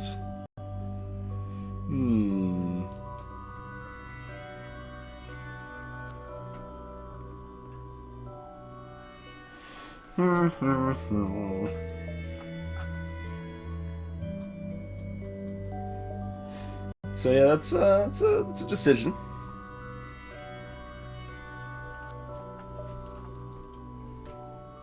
Kind of think I want to go hacking. It sounds more fun. And I don't know how many runs we've done at the win streak without cloaking. It's probably been a very, very low number. So sure. Let's throw down on a flak 1 for now. It's not like amazing with 3 weapon slots. It's still pretty amazing. I'm not fooling anybody, but yeah, we'll pick it up. I'm just less excited than I would be about it otherwise, I guess, is what I'm saying there.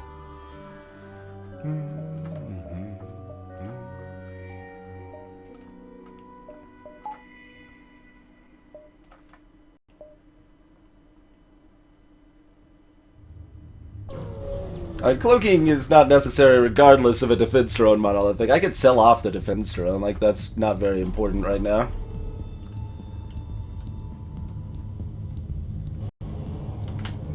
Level 1 cloaking, fort crew, 1 NG medbay.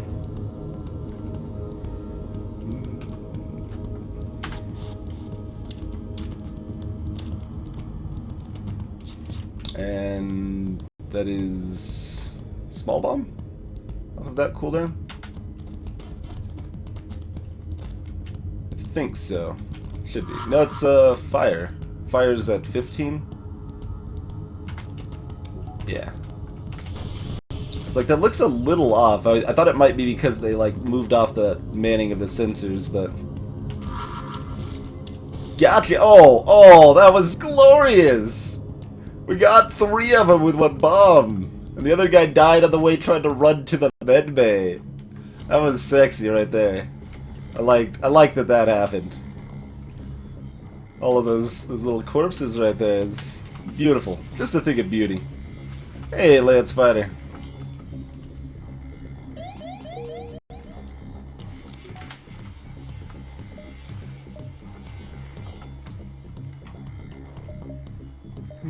Got just a moment.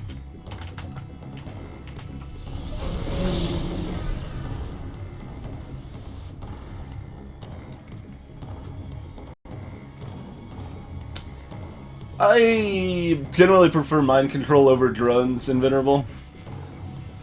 But that also depends if I have a whole repair drone or not to some extent. But yeah, I've actually started to really not like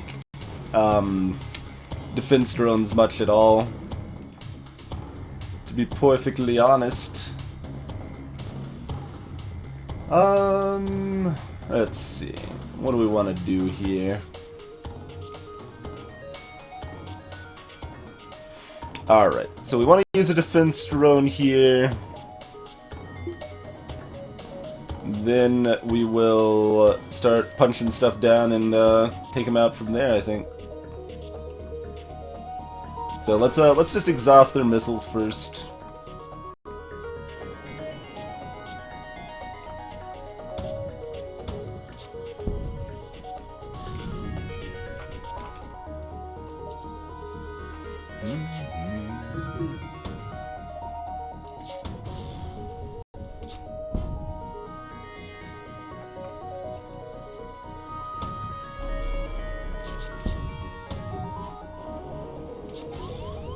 Oh, come now. Defense drone. So one of many reasons I'm not a big fan of the defense drone is this garbage. They like to miss. This is one of the ships the defense drones are worst on.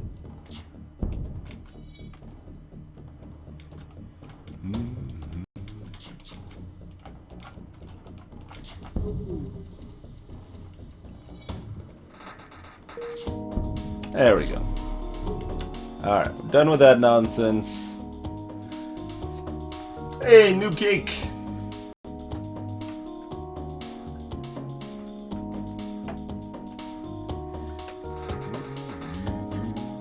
Nicholas, what is the hardest ship in my opinion? I would rate Stealth C as the hardest.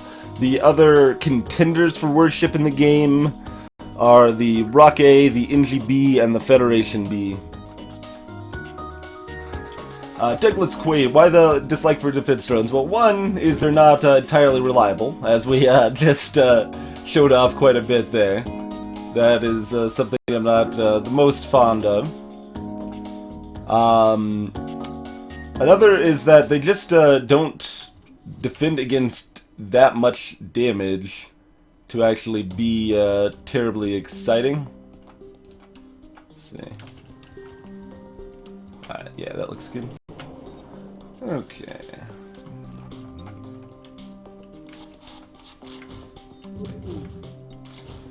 Like they're beneficial, but the investment if you don't start specifically if you don't start with drone control is I guess I should put kind of an asterisk there.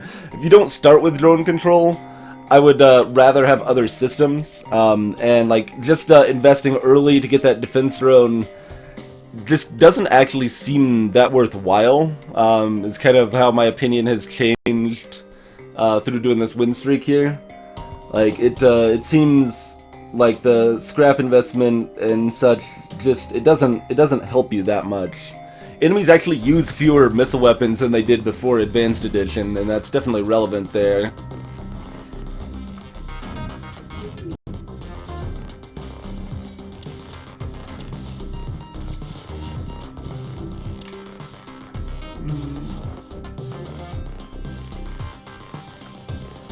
Oh, no, you're supposed to... Oh, Sad's blocking the path.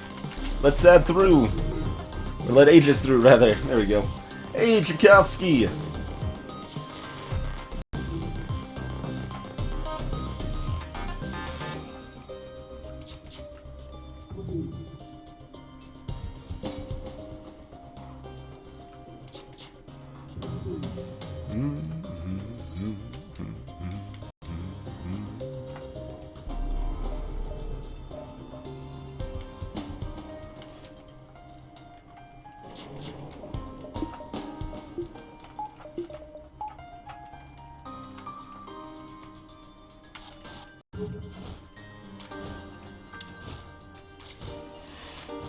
Invincible Fed C. Well, Fed C is the only ship I've lost on with hard while, like, actively trying and not doing another challenge. Straight up, the only ship I've lost on in hard, and I've done it twice.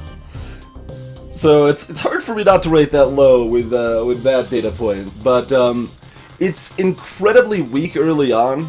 It has pretty mediocre offensive capabilities in its boarding, and it has no support weaponry. It has a garbage flak artillery taking up one of its slots, and it's just very, very vulnerable. It has no good defenses, and its offenses aren't fast enough to kind of make up for that lack of defenses early on. Once it gets going, it can go okay, because, again, you've got boarding, you're going to be getting those better rewards, but it's got a really, really weak early game. And that's why the Fed C's problematic.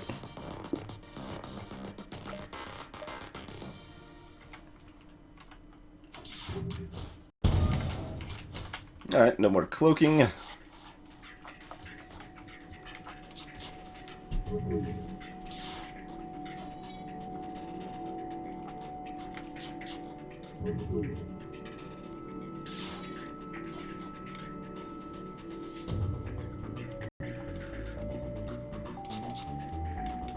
Oh, that's not gonna make it. Alright, well, oh, medbay's not on. Blast! Also, you should be off. There we go. Your services are no longer needed, Defense Terrain. Yeah, I don't think of it like that as all invulnerable. When I talk about ships being bad or anything like that, I'm talking in terms of losing the game. If you restart it all, that's a defeat, that is a loss of the game. So, I think if the ship dies, it doesn't matter where the ship fails. If it fails early or late, that is completely irrelevant. It just matters if the ship is going to fail, how likely it is to fail, and yeah, that's basically what matters for what I consider a good ship. There's other side factors like how hard it is to play, but I consider that kind of a side thing and try to generally consider ships being played at their best.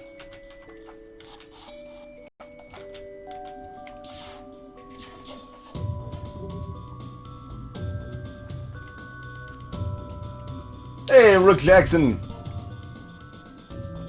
Wait, what happened to the heavy laser? I didn't hear a noise like it hit an enemy shot or anything, but it never landed. It just disappeared. Maybe it just flew by and I completely missed it. And it missed too, obviously. There we go. Okay, no more shields. Johnson's no more shields shampoo.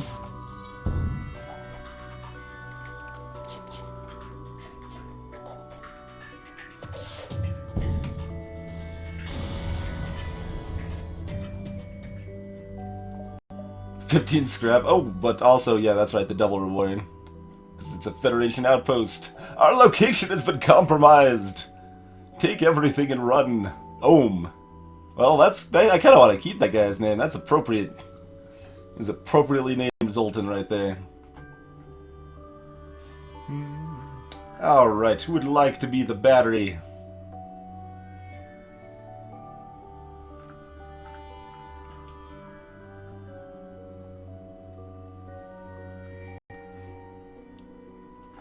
And that is something that's also important to keep in mind in Vulnerable, especially like if you're working on game balance.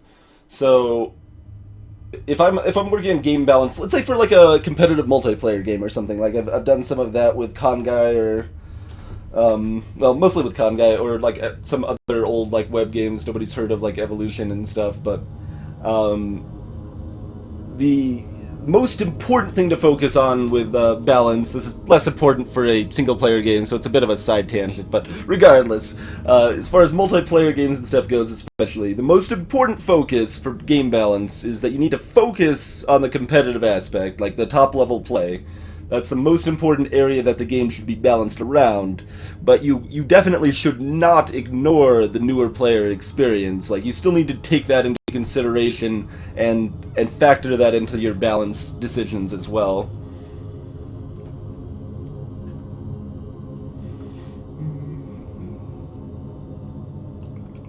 Maybe the sleep was never there to begin with. We're at the end of Sector 4, right?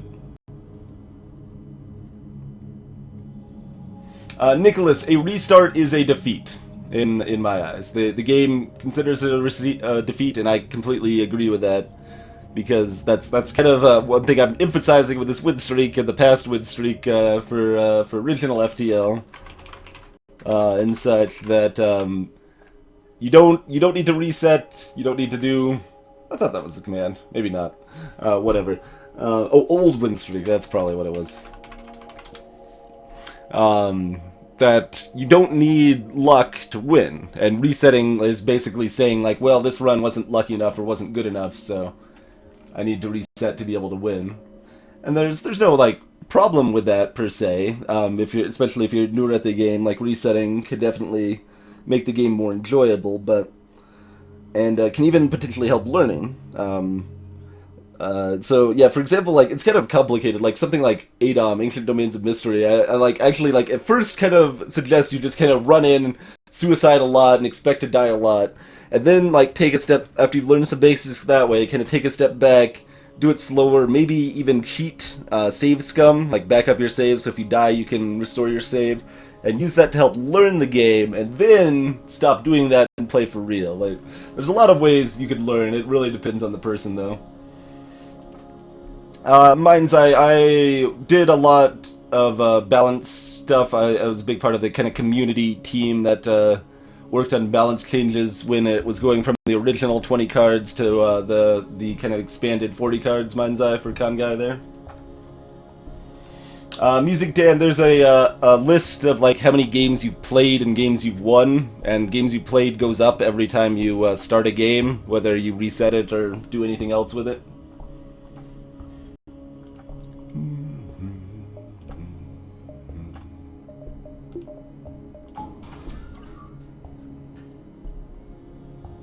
Hey, Cyberbinny. Let's be safe.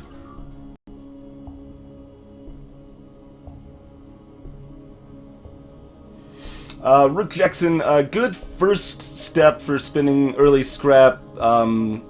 Tier 2 shields. First 50 scrap. Hard to go wrong with that as your first upgrade on almost any ship in the game. It's a little weaker on Zoltan ships. Obviously, there's a few ships that don't start with shields, but for the most part, most ships, just upgrading your shields right away. Perfectly reasonable way to go about things. After that, you're often looking to kind of start improving your offensive more, maybe upgrade your engines a level, potentially get a defense drone if you need some more defenses there. But yeah, you'll often be looking to expand your offenses to make sure that you can solidly deal with ships that have 2 shield bubbles. Yeah, mind's eye, I worked with Serlin a bit. But yeah, how it ended up actually working out, like, so I wasn't involved in Congai like early on. Like Serlin kind of had like a crew that he like worked with on a lot of balance stuff and the like. And I got into Congai like later on and ended up getting involved heavily with the community, and I ended up making basically like a massive Itchy Sectors Too Strong as a massive like proposed list of balance changes for the game that I kind of I did a lot of testing the game to figure out exactly how stuff worked, and consulted with a lot of expert players, like took my own opinions into consideration, listened to complaints about newer players, and kind of just compiled that all together in a big massive list of balance changes. And so when they were working on the expansion, the update there, they invited me to be part of the playtesting balance team and such, and really ended up implementing a lot of the changes in my original list there.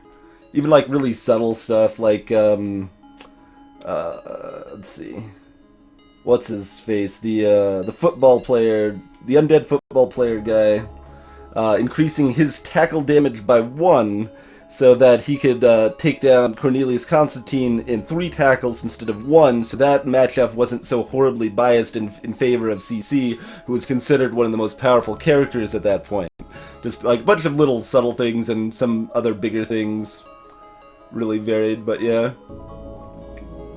Game balance is something I'm pretty passionate about, and like fixing, like I like designing games too, but as far as the stuff that I consider myself absolutely best at, and like really like solidly not going to be humble about it because I'm confident in my abilities, is stuff involving game balance and fixing games that are like something that's already making good things great, I guess would be the way to describe that. I can make good games better. That is something I'm skilled at and enjoy doing. I mean, I've also done like a huge list of quality of life changes for League of Legends at one point that sent to some employees there. Decent number of those things ended up getting implemented, like little subtle stuff again, like Annie's Pyromancer counter that it used to start counting at the first cast would kind of start at 0 and then it would go to 1 or something like that. Something that didn't make intuitive sense. So they got the counter on that fixed, and a bunch of other little subtle things that just make the game more intuitive and easier to play. I also found in League of Legends there was a major game bug that was in there for like half a year or something. That caused the entire game to freeze for all 10 players for 6 seconds. And that I even like saw that happen in a like tournament one time, and nobody knew the cause of that. And I ended up figuring out the reason was specifically Anivia dying to Brand's passive caused the game to freeze for everybody until Anivia got back out of her egg.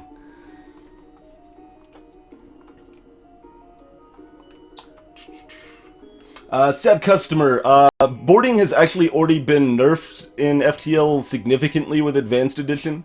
Before Advanced Edition, you got something like a 25% better scrap reward for killing off the enemy crew.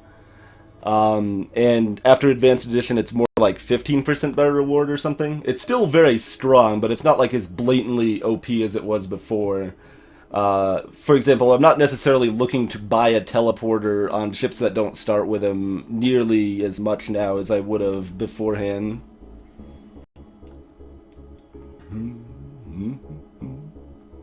Let me finish catching up on chat there. Had a bit of a sidetrack rant. Should probably upgrade my weapons now. Maybe get the halberd viable. I need 5 power for that though, halberd plus flak.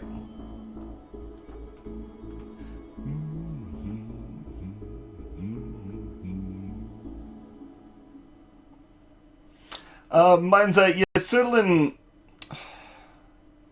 I don't know, I don't really want to disparage him. He's got a lot of good thoughts on game design. He's not the most pleasant person to kind of talk to and work with though. He's a little full of himself. He really thinks what he thinks is just completely right, and kind of has a group that kind of mimics a lot of that mindset. Not all of them, mind you. There's a lot of cool people that have kind of been in his group. Some that, like, if I'm doing any complicated game design in the future, I would probably contact to see if they were interested in playtesting it, but I got there. Hey, got there. How's it going, sir? But yeah, like, and he thinks like League of Legends is the worst thing to happen to competitive gaming ever, basically, because and like hates Zillia's. Like he utterly well, like it's also weird. Like one thing that struck me as especially odd about like the way he thought about game design is he utterly despises the like treadmill like start in League of Legends, for example, there that you have to play the game for 100 hours or more before you're playing the full game, in quotes or whatever. And I mean, I kind of agree with that. That's definitely a problem. I don't think it's as big of a problem as he does, but I do think that is a problem, and that is a bad thing for TM for competitive games and such. But I don't think it's the end-all disaster scenario that he kind of painted it as. But he also, like, the kind of counter to that I didn't understand is, like, he seemed to think it was perfectly fine that you have to, at least had to, I think they might have fixed some of this in Diablo 3 now, but have to play through Diablo 3 on a completely trivial difficulty level, like, again, tens of hours or whatever, to then play through it again on a level that's actually challenging at all. And he seemed to think that was not a problem at all, and that was perfectly fine. I'm like, but it's the same thing! It's the same thing! And it's bad design. I think it's even worse design in Diablo because it's not like you're even getting like a free-to-play model out of it. Like, you don't have a reason for it. It's just like, hey, you gotta waste your time before you can actually play something that's interesting and challenging. No, that's unacceptable. You guys have heard me rant about MMOs, many of you in the past, that having to play like an MMO for 40 hours to get to the real game and then enjoy like the in-game content or whatever, that's unacceptable. Just unacceptable. That is not good design. That is completely unfun and a waste of your time. There's so many great games out there that you can play instead. Like, why grind through garbage to get to good stuff when you can just play good stuff directly?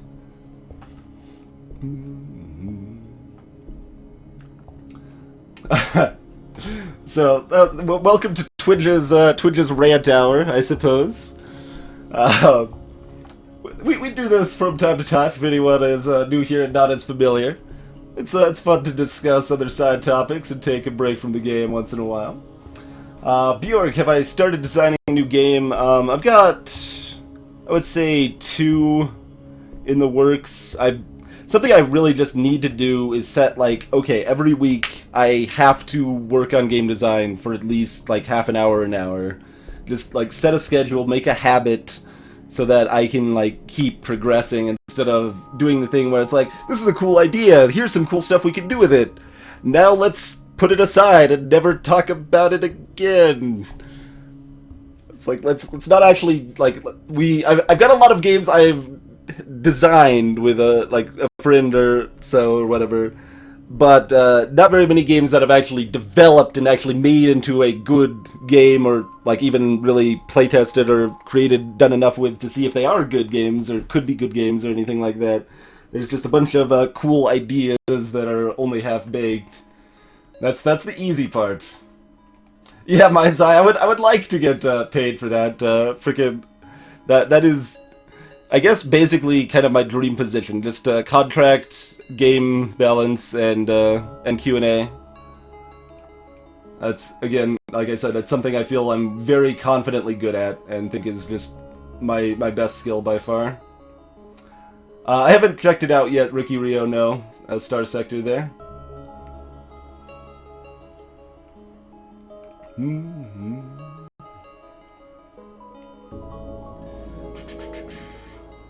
Catching up on the rest of chat here. I'm like 5 minutes behind.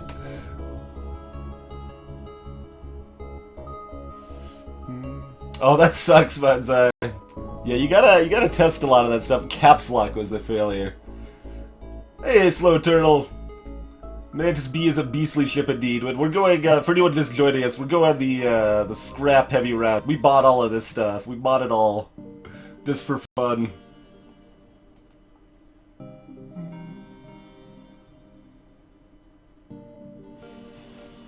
Those seem like reasonable purchases, Rook Jackson. When you bought the Flak 1, hopefully you kept 3 of the basic lasers and had 5 weapons power. And then you had a 6 projectile volley at that point, is what I would hope. Hey, Tabushu, I bought the whole repair. I bought all 3 of these. I bought the Flak, I bought the small bomb. And you start with the defense drone. The other 3 here I've found. Yeah, I bought the whole repair drone in Sector 1, actually. As mentioned at the time, that's not something I would normally do on a lot of ships, but this ship, it starts out safe and strong enough that that's pretty reasonable. Yeah, I could definitely see that, Mind's Eye. And, I mean, to be perfectly fair, I probably think fairly highly of my own opinion, like maybe a little more so than I should. That's probably not an untrue sentiment.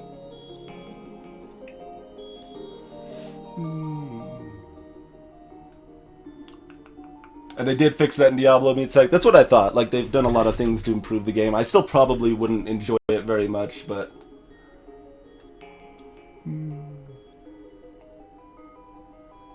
Yeah, I mean, that is the reason, probably, Draco, but, like, he was basically just talking about it like it was complete nonsense to consider that a bad thing in Diablo, that you have to play through it and then play through it again to get to challenging content.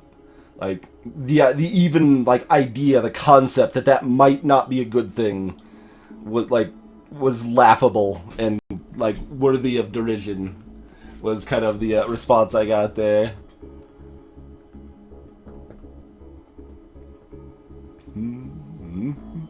Space, no one can hear me rant. I think plenty of people can hear me rant. See, this is you guys have figured out the secret, right? This is probably why I started streaming. It's just so I could rant about problems in game design.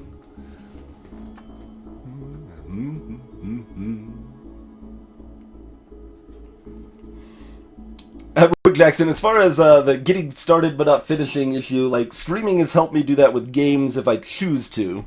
There have definitely been games that I've streamed and haven't finished, but, like, I feel that was fully a choice, whereas before, like, maybe something like Valkyria Chronicles that I was enjoying, maybe I would play like 2/3 of the way through, get distracted, and then just never finish it.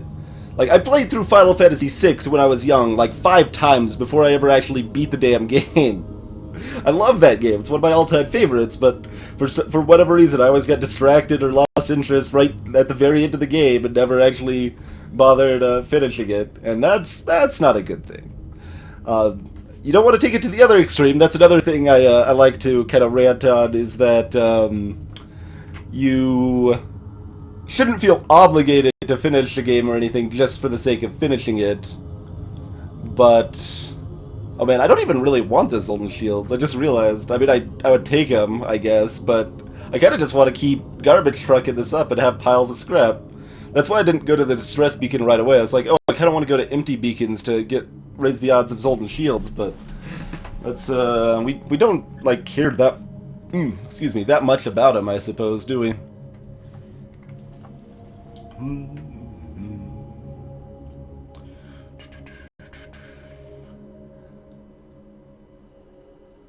Cyber Thief. I mean, progression like that is potentially fine. Like, it's not the leveling treadmill itself that is necessarily a problem.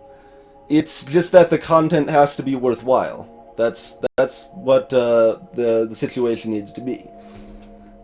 That's really all that truly matters. Like, you could go level 1 to 100, and that could take a year of your playtime or whatever to get there. But if the content's good at like pretty much every step of the way, then that's pretty much that's mostly fine.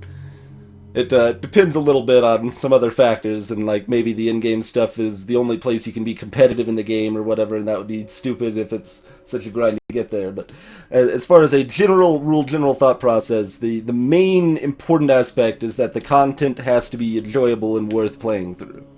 If you're just grinding through bad content to get to good content, that's where I have an issue. That's a huge problem. QA is very different from Q&A, might say.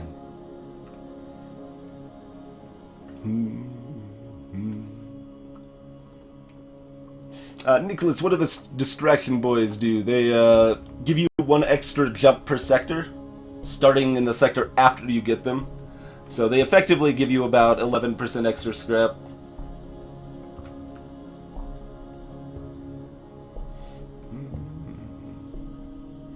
Music Dan, yeah, you can tell the devs about my channel. You can have them contact me if they would like to.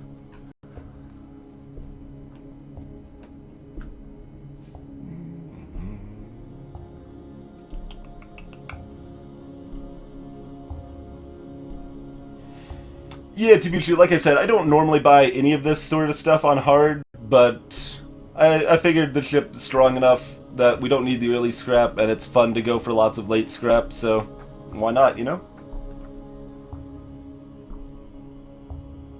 That's fair, Doomlich, on people's opinions. But yeah, that's part of why I don't mind it as much in League of Legends. Like, you can still achieve a very, very enjoyable game as you're leveling up to 30 on League of Legends. It could definitely be frustrating in a lot of ways. Like, you could start out and you want to play with the later toys. You want to have Flash, which you don't have available to cast as a summoner spell at early levels and stuff. But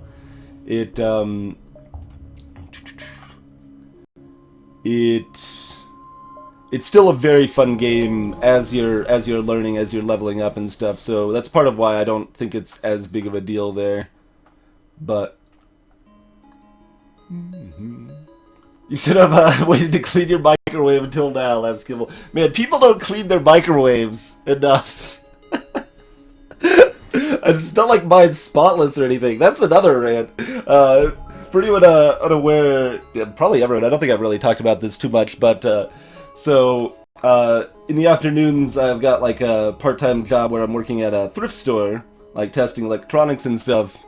And microwaves that come in that people donate are some of the filthiest things, man. Like, people just put in food and exploded it all over their microwave. Like, that's what I feel like they did. Like, alright, we're gonna donate this microwave, but first let's just, like, make sure we explode food all over the microwave before we donate it. maybe spill some stuff in there first and get that to harden, and now we can donate it. That's what it feels like. Man, drone parts for fuel, huh? Eh? We've got plenty of drone parts, but drone parts just translate directly into to hull. So what's the raw value there? That's 18 scrap of fuel versus let's say 4 times 3 times 2 is 24 scrap worth of repairs from the hull repair for the drone parts there. See, I can rant on lots of subjects, but usually with good reason. Usually. Not always, but usually with good reasons. Yeah, that's also true, Draco. Grind is a term used in a lot of different contexts. So we got 2 guaranteed stores in this sector. We're gonna hit at least 1, be able to buy some fuel. We get extra fuel from boarding relatively often, 2 out of 9 times. Yeah, we'll decline that.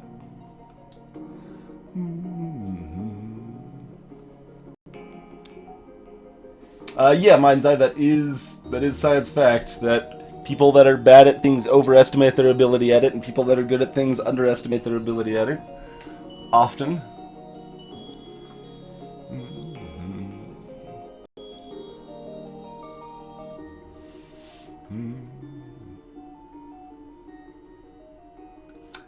Alright, Led Zepster, we don't need to rename you, but have a good night, sir. You're probably already gone since I'm still behind on chat, but... we made like 1 jump in 10 minutes, guys. It's cool. It's cool, we made a jump.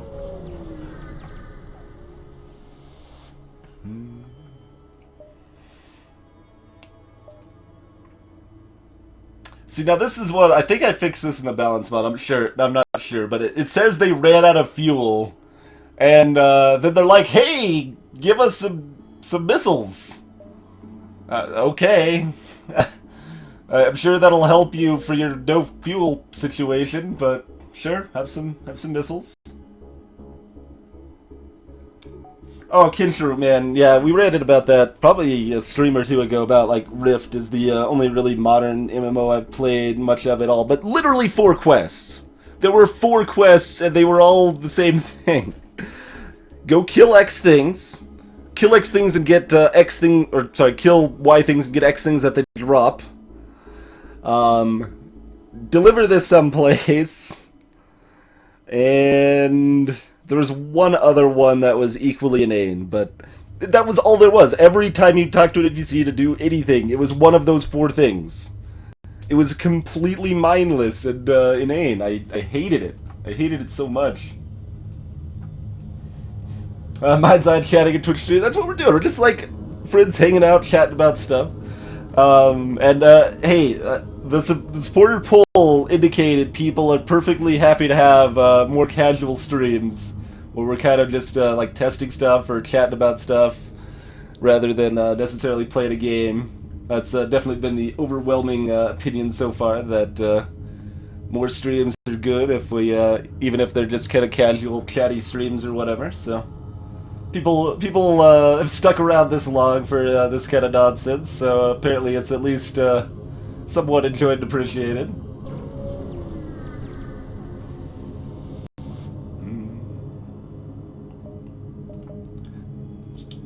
Oh man, look at all the arms! We can have all of the arms!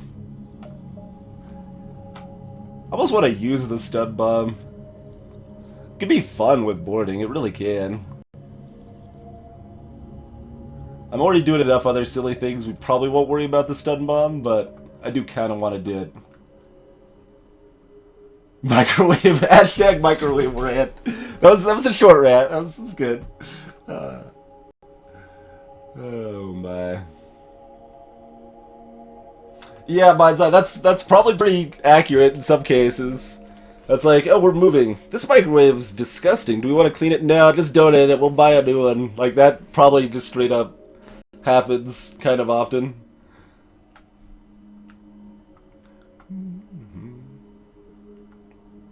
Yeah, lass, I know. It's not. It just happens. And, like I said, my microwave is far from spotless, but Just wipe it down with a wet rag once in a while, and it helps keep it in check. Exactly, Kitro. Exactly.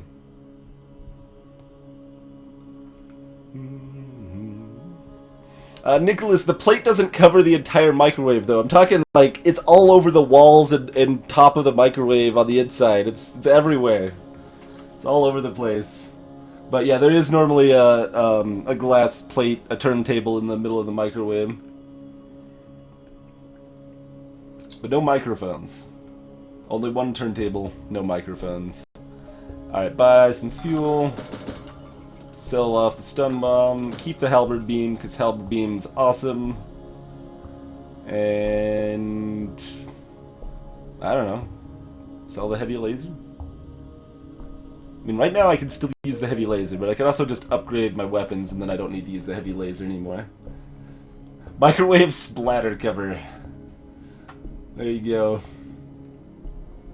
Exactly, Everett. We just do one jump every 10 minutes, and as long as we're making progress, it's all good, right?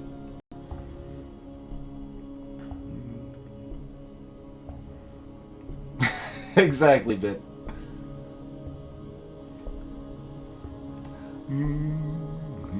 Tree of Savior. Haven't heard of that, Meekins.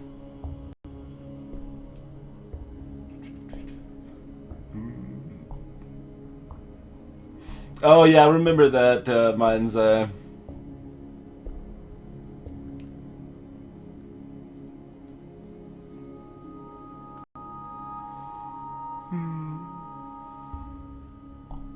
Oh yeah, that's right, Kinshru. Sometimes you don't have to kill the monster for the items to drop. I think that was actually number 4. Just run around, pick up items in a monster-infested area, but the monsters don't drop them, so it's a different quest. That was the 4 quests.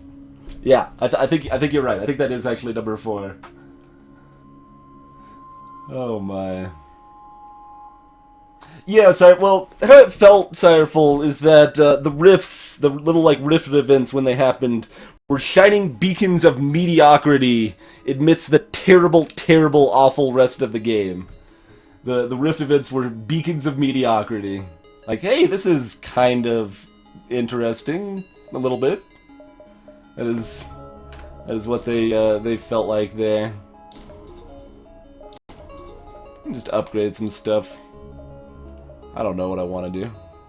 Let's do that. Sell off the heavy laser. I love heavy laser, but less so on ships with only 3 weapon slots. So I'll do something like that.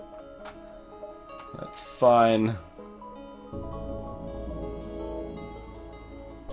And we'll make another jump! Hey, Michael BM! Welcome, sir! Man, I can't catch up with chat. You guys are chatting too fast. We're, getting there, but...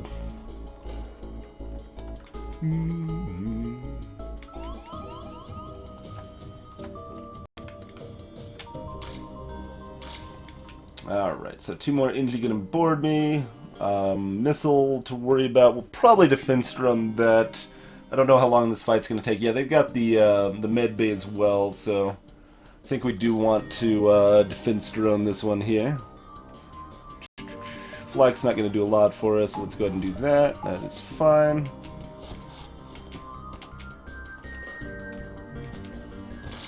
Oh, I didn't name the the Zoltan either. There's probably been like 3 people that have said like, "Hey, name me after the Zoltan." Like I haven't seen anything. Gomer, welcome.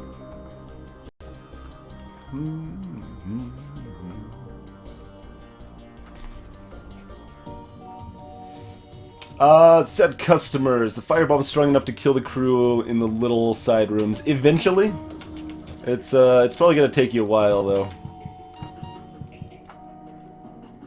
Man, these are my like trained fighters. They are losing this fight.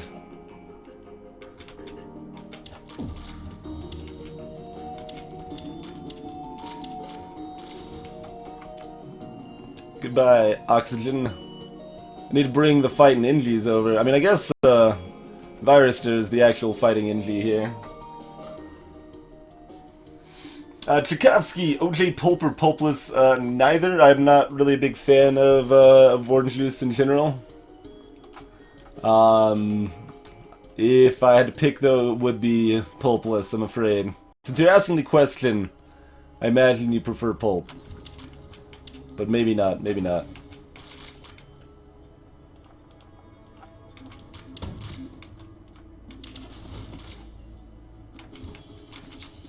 The guy tried to run into the medbay, and then he changed his mind real quick.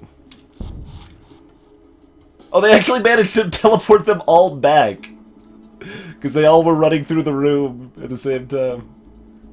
With their two-person teleporter, they just teleported 4 back. I mean, you can do that as a player, too. It's not unfair. It's just funny to see the AI actually pull off that trick. Let's see. What's our timing on this? About now?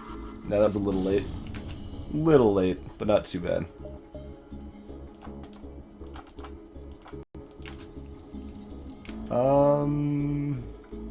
I've got 2 healthy Manti. Alright, let's get over there before they get that repair. Kill off all of these weak guys.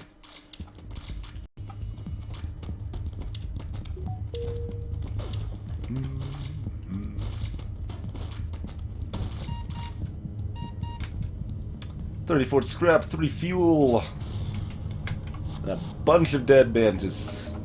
Took 2 damage from them wrecking our systems there, but not a big deal. A lot of people seem to like 100% orange juice. I will have to give it a try at some point.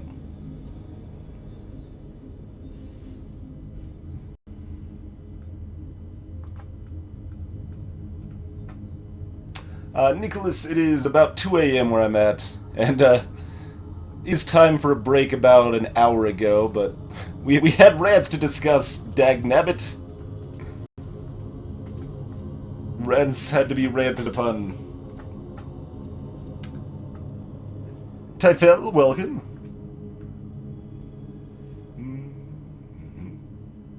I am not a fan of... Well, I haven't tried carrots in a long time, but I had bad experiences with them as a kid. They were disgusting, and I hated them so much.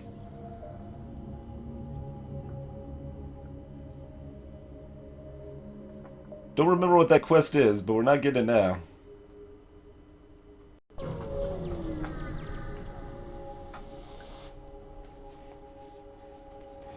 Yeah, I mean, I definitely loved my time playing the original Ultima Online Calandris. There was a lot of really cool experiences there, but that is something that can't be recreated.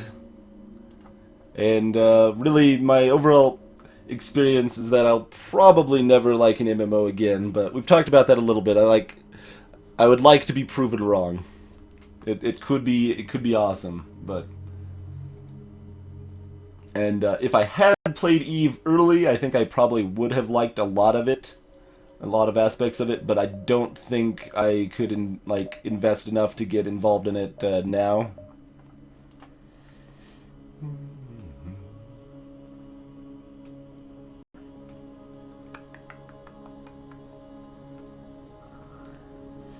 And Venerable, sometimes the stream lag does grow. The twitch lag grows quite a bit.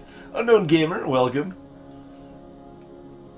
And when I say sometimes I pay attention to a chat to a fault, this is what I mean. I'm actively slowing down the game to kind of catch up on chat and hope I don't miss anything too important.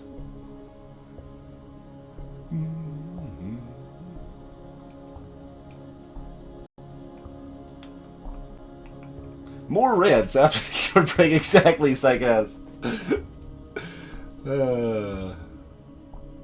Ranting's are kind of a break, but rants don't fill my my beverage glass up. I need beverage. I need drink.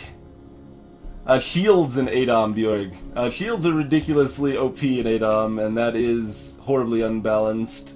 It is almost always correct to use shields. I don't know what you actually said though. Let's scroll up, see if I missed it. Jeez, how far back is this? Like 1,000,000 years back, approximately. Yeah, I don't think I saw it. Bjork, I went back like half an hour and I don't see it anywhere, so I probably missed it. Oh, you just asked how I felt about shields. Okay, well then I did answer that just now. Nice. Nice. Found it on the scroll back down. But yeah, shields are ridiculous in ADOM. I don't know if they've been fixed at all since ADOM's been updated a little bit. But I've lost interest in ADOM. Like, I feel like the Thomas Biscup basically just abandoned the game and then realized he might be able to make some money off of it and came back to it. It kind of left a bad taste in my mouth how he treated a lot of it and how he like pretty much spoke out against code divers and stuff like that.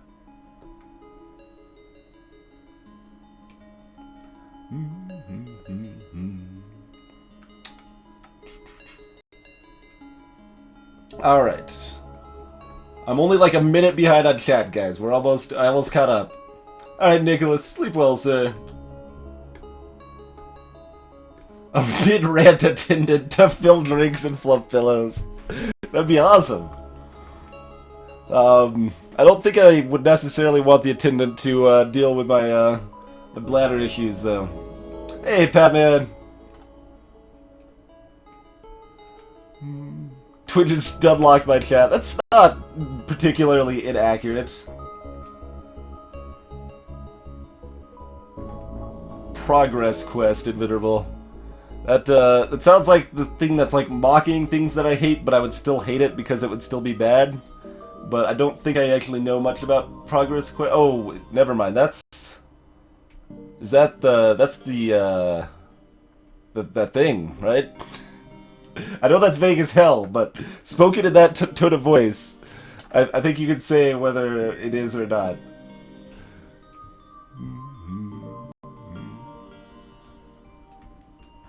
Oh my god, I'm caught up in chat. It's a Christmas miracle, guys. Christmas miracle. Oh my word. Okay. Backup battery? We could buy a backup battery. They're offering me cloaking in. I think I still want hacking. It is indeed the thing in Venerable. Okay, so it's like, wait, the name does ring a bell, but...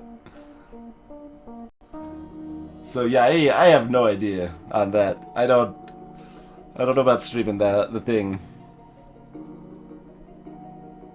That sounds scary. But maybe.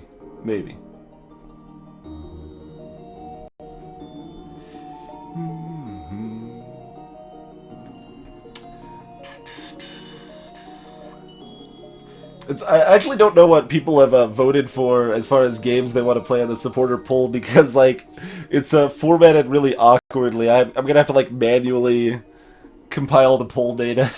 It's a little weird, but I buy the backup battery because why not? And yeah, that's all we're buying here. Don't want any of those weapons or drones.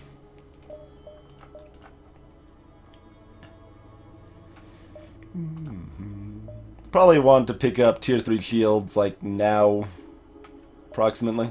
We've already hit both stores in the sector.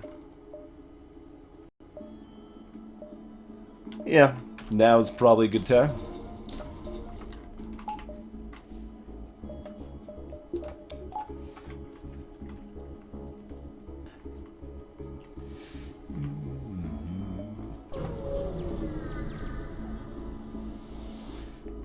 Invulnerable. Oh man. Zoltan Trade Supply Hub. Let's beam directly to the civilian deck. This is one of, I think, 2 Zoltan Blue options in the game, and this event is really rare. Into the cantina. Ah, yes. And, amusingly, this quest leads to another super rare quest, the First Contact quest. 5, 6, 7? Yeah, that looks pretty good.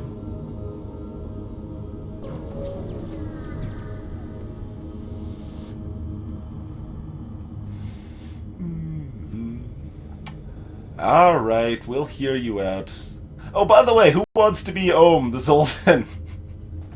Anyone want to be Ohm? I'm sure people have said it, but I missed it, so... Who wants to be the Zoltan? I could have also just attacked these guys, honestly. Gotten a small scrap reward. Would have been okay.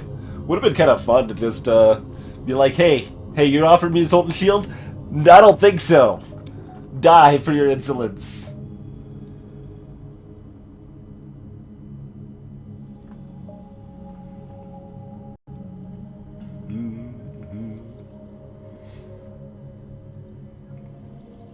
I mean, Ohm is a good name, Meatsack, but we'll still stick with the tradition and rename it after viewers there. Hey, Mr. Tyron.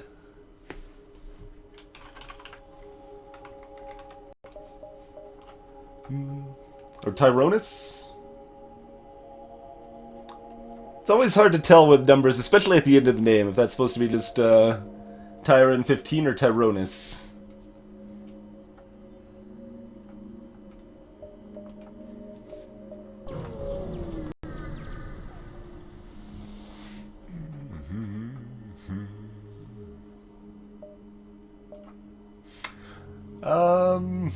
Maybe I should just fight him again. No, alright. Reconciliation, something, ideas, no bloodshed, maybe. Zoltan Shields. Aww. Alright. Alright. Hey. There we go. Listen to me, like, basically complaining about getting a Zoltan Shield here. I just got a Zoltan Shield, like, 2 hops, just casually, not a big deal. It's like, this is crap! How dare they give me a Zoltan Shield? OP runs can make you feel a little entitled, perhaps.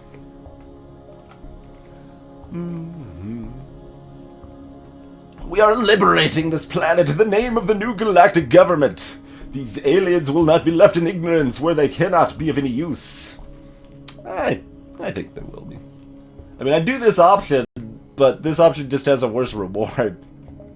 Like, I get in a fight with a Zoltan ship in this case, but then the rebels are like, hey, thanks for doing our job for us, so we're not going to fight you, but we're going to tell the rebels about you, so it advances the rebel fleet. No. Just attack the rebels. I don't really care about the creatures being left to develop at their own pace, but I do care about scrap, so it'll probably be the last interval. I mean, you notice I still took the Zoltan Shield. I'm not entirely insane. Actually, maybe I should have rejected it. Maybe I should have been that insane. Would have been kind of fun to be that insane. That's okay.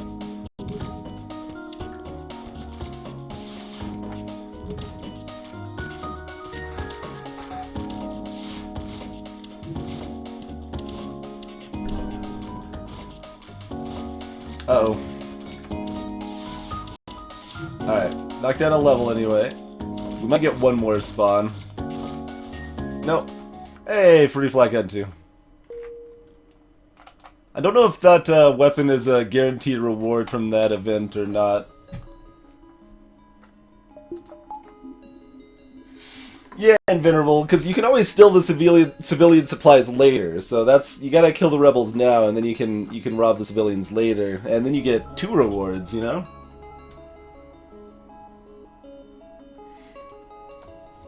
Oh yeah, as far as Hearthstone, I kind of missed most of that discussion, but it is incredibly hard to get to a level to be competitive for constructed play. I think the game itself is very good. I think Arena is still a ton of fun and is actually my preferred mode anyway, so I mind less that constructed is kind of BS because I just want to play Arena anyway. And you don't need any major investment to get into Arena, so I'm more fine with that than I might otherwise be. Oh, we're gonna be awkward here, huh? I guess we're not hitting the nebulas then, huh? So we should hit this beacon, because we can't hit the nebula. 1, 2, 3, and then out. Okay. So we can't do 1, 2... Wait, yeah, we can. Why can't I math? 1, 2, 3. That's easy. Easy peasy. Okay, so the weapon was guaranteed. Fair enough. I was wondering if I just got like lucky again, but no, that one was a guaranteed weapon. Oh, we've got sensors. I think this is a sensors blue option, maybe. No? Not on this one?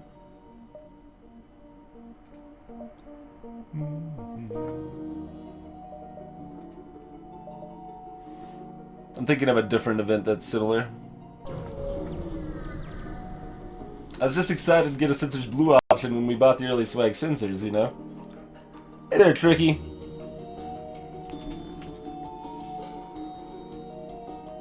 Yeah, Tricky, it's,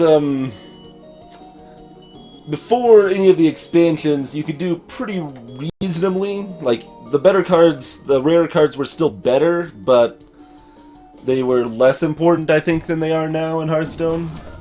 Like, they still haven't nerfed Dr. Boom yet, and basically every deck always forever runs Dr. Boom as far as I know and constructed. So, you want at least that legendary for most decks you'd be running, and there's a whole bunch of other legendaries and epics that you really want to have access to.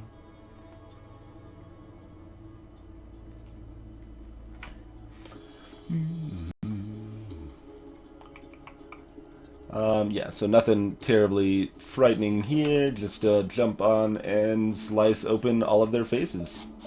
Just all of their faces, I would say.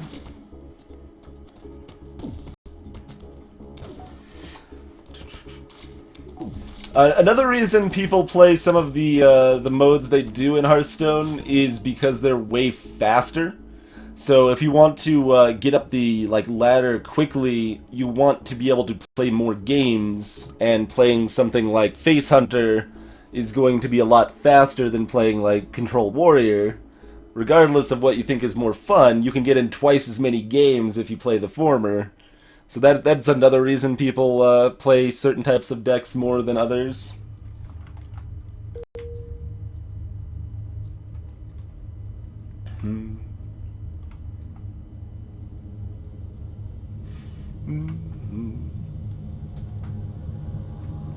Interesting, Sireful. Hey there, Play Toho. How goes it?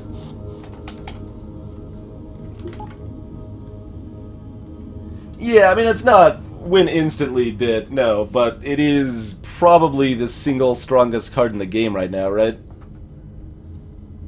It's just utterly ridiculous amounts of value.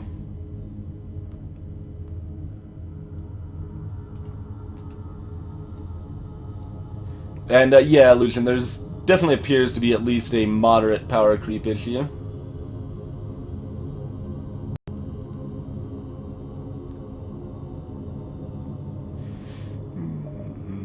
And there's also, like, for example, the factor that now, if you're playing Arena, you can only get GVG packs, you can't get standard packs. So if you're just starting Hearthstone now, it becomes even harder to get those packs if those are the ones you want. You don't have the Arena to be able to get them from. And yeah, there's definitely a lot of issues with the design and how punishing it is for newer players. But personally, I like Arena the best anyway, and Arena is... You don't need cards. You just need some gold and go in and do it up. So it's still a lot of fun. I think the core game itself is very good. It's a short gameplay with a lot of tough decisions. Even with a lot of experience, you're still gonna make mistakes. So I think there's a lot of good things about Hearthstone, but some of the pay-to-play model I'm not very fond of. I think it's definitely very excessive in some areas.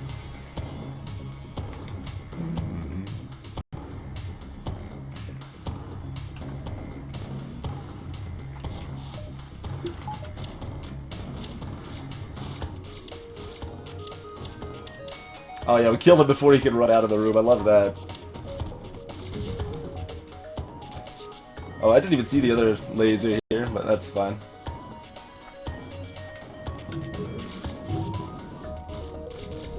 Kill him on the way through. Yeah. don't think I need a small bomb this duo. Oh yeah, we do. It's a level 3 medbay.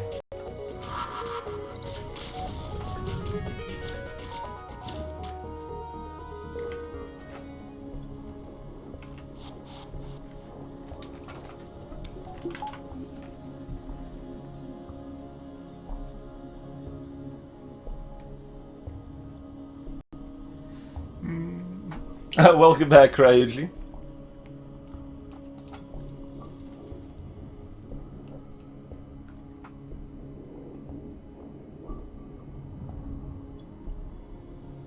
I think you just need to, well, to break even in Arena, I think it's something like 6.6 wins or something. Or to go infinite or whatever. Where you net the pack and you net enough gold to buy the new Arena and such. But yeah, you definitely have to be very good to get to that point. Like way back in the day, before any of the expansions came out, I was tracking my progress and I was averaging like 6.9 or something, but the meta is definitely different. I think I am a bit worse at it now. And people don't particularly like to see me stream Hearthstone, so we haven't done a lot of it.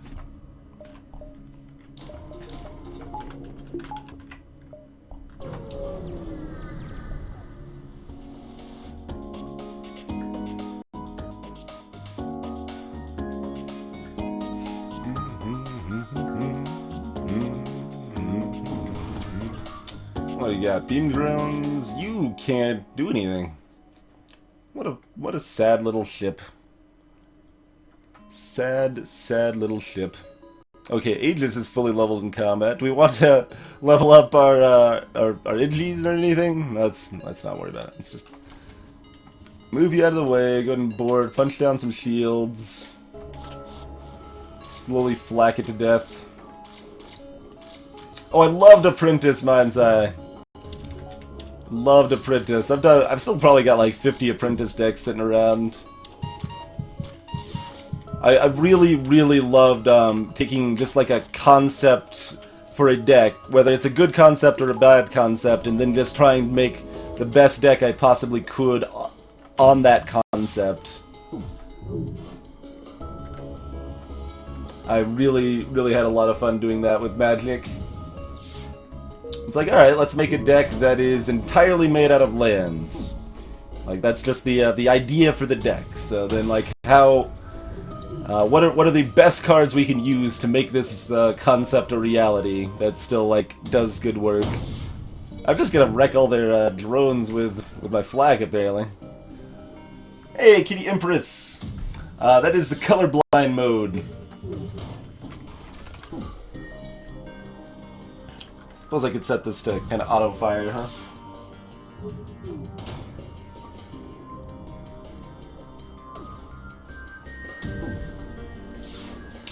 Crazy, yeah, I could have beamed it to death.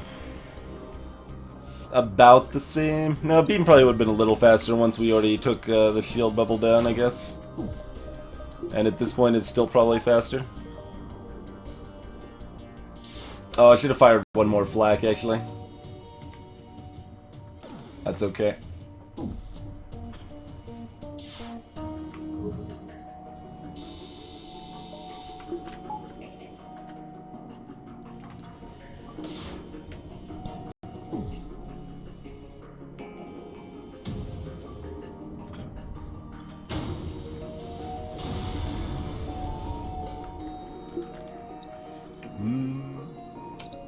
Yeah, I couldn't, I just didn't find Netrunner very interesting when I played a little bit of it, but it does seem like a pretty good game. A lot of people really consider it very, very strong.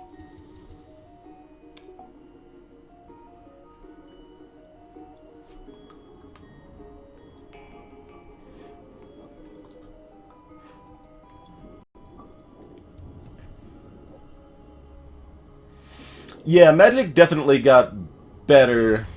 Like, original Magic has some major balance issues and stuff, but that's the biggest issue. They've gotten a lot better at designing cards over time.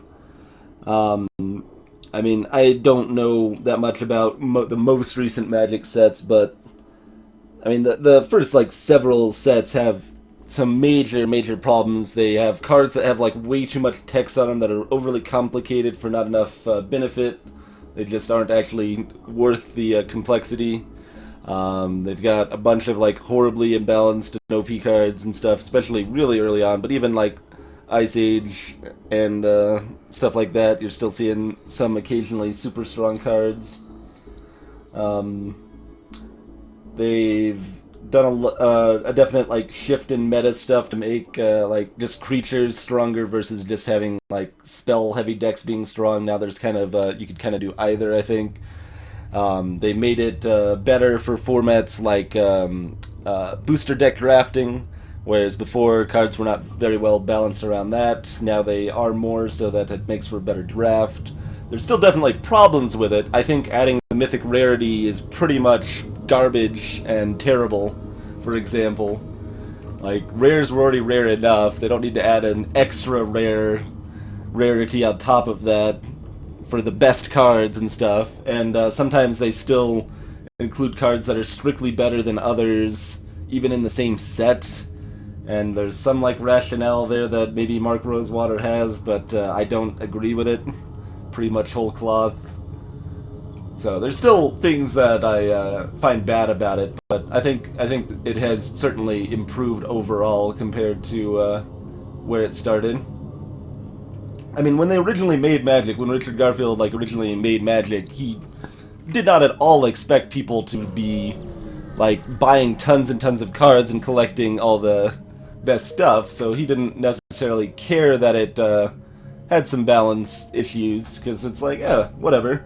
Like, maybe someone will like one or two people in the group might have like one ancestral recall, and that's pretty cool. And it's just kind of fun. They'll have a few pack cards, and everyone will have some different stuff, and it'll be neat. And then it's like, oh, this actually really took off, and people really got into it, and now they just are like loading up on these ridiculous cards, and mistakes were made. Mistakes were made.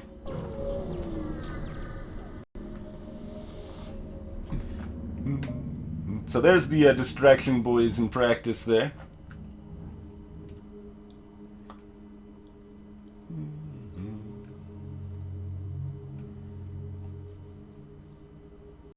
Magic is ruined forever.com PTS. I'm a little curious what's there, but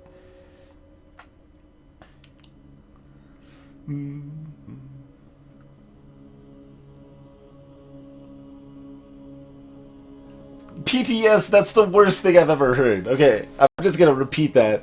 Duel Master started with common, uncommon, rare, very rare, and super rare. So it started with 5 rarities, which is already kind of nonsense. And then there's also victory rare, double victory rare, and secret rare, and legend rare. No! Very no! That's all I'm gonna say about that. Very no.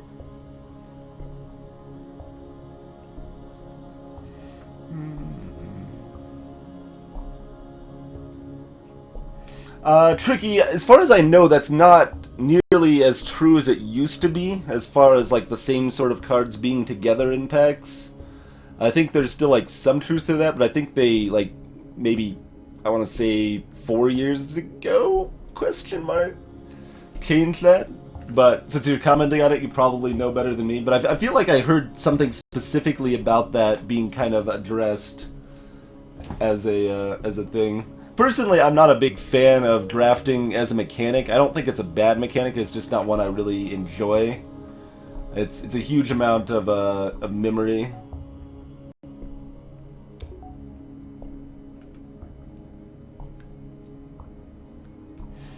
Yeah, last kibble. But what you can judge the distraction buoy jump by is that it gives you 1 extra jump.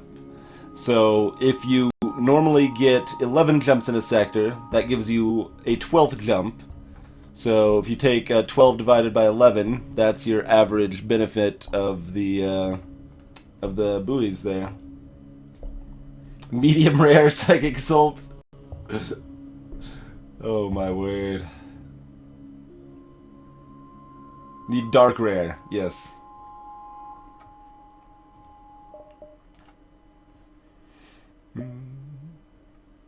So kind of loop down, loop back up to the nebula there, I think. I'm mostly fine fighting either of these ships. Rewards about the same. I normally save the Mantis ship actually, because I'd rather fight the Zoltan ship in an asteroid field. But let's kill a Mantis off this time.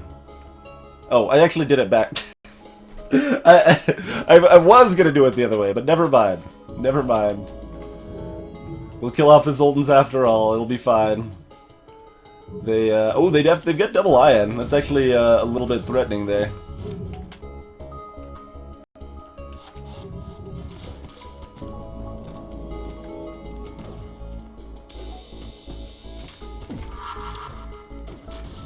Pop, pop, pop, pop.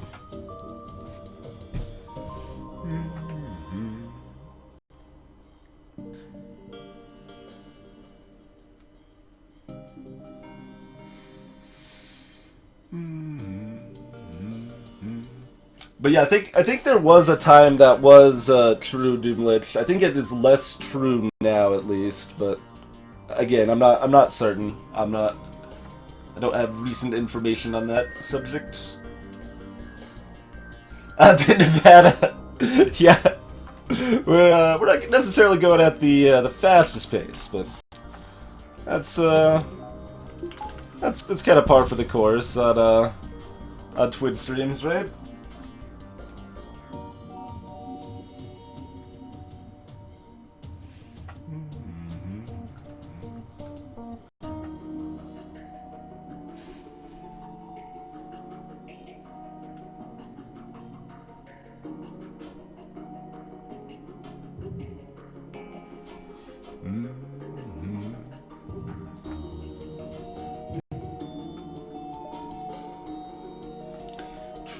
Alright, any case, it's been a very long time since we started the stream. As I mentioned, I should have taken a break over an hour ago. Let's actually take that break now. Hope everyone's enjoyed the FTL and the rants. We'll be back in just a few minutes. Thanks for hanging out. Enjoy the music in the meantime.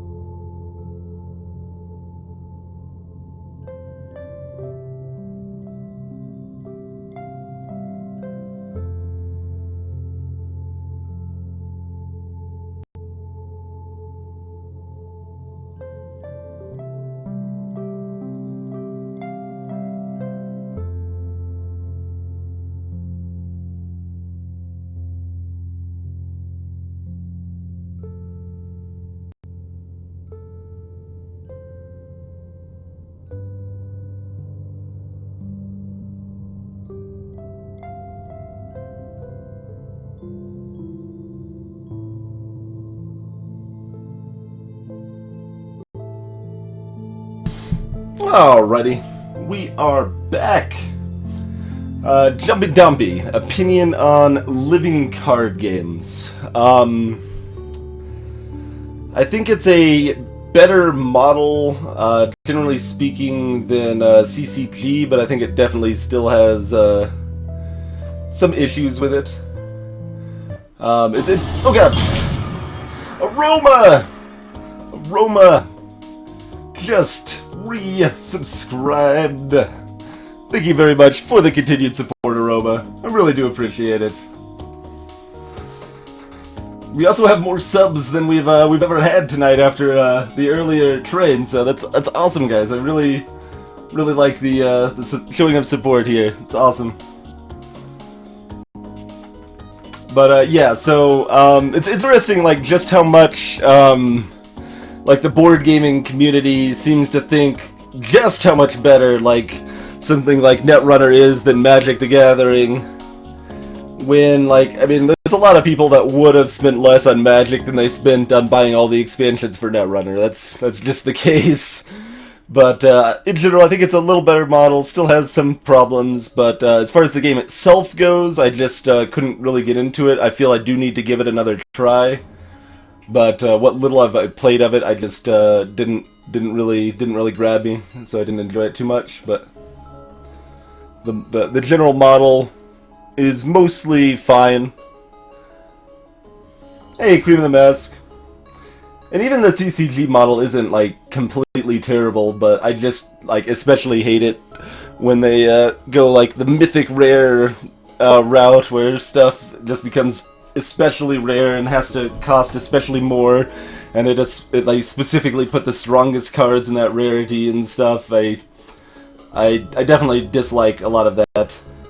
Leah 2, welcome, sir. I still don't understand what 23 Skidoo is, Kriva. There are a few people that like that idea, but maybe someone explained it earlier and I missed it, but I still don't know what that's supposed to even mean.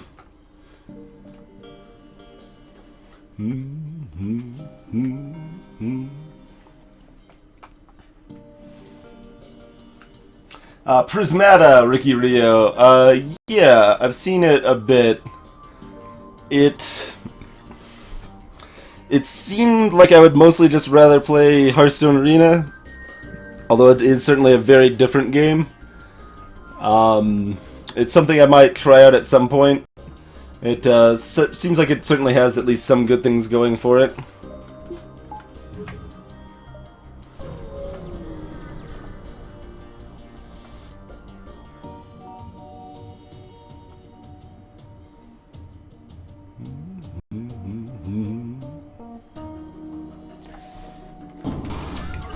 That is a lot of anti-drone drones. If I wanted to send a combat drone against that guy, it would get messed up. Just messed up.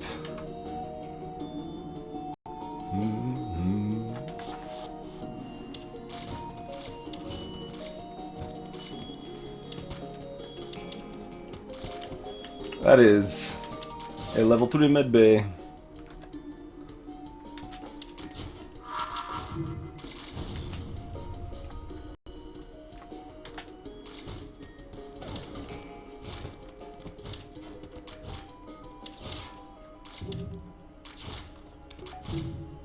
$53 scrap-a-doodles!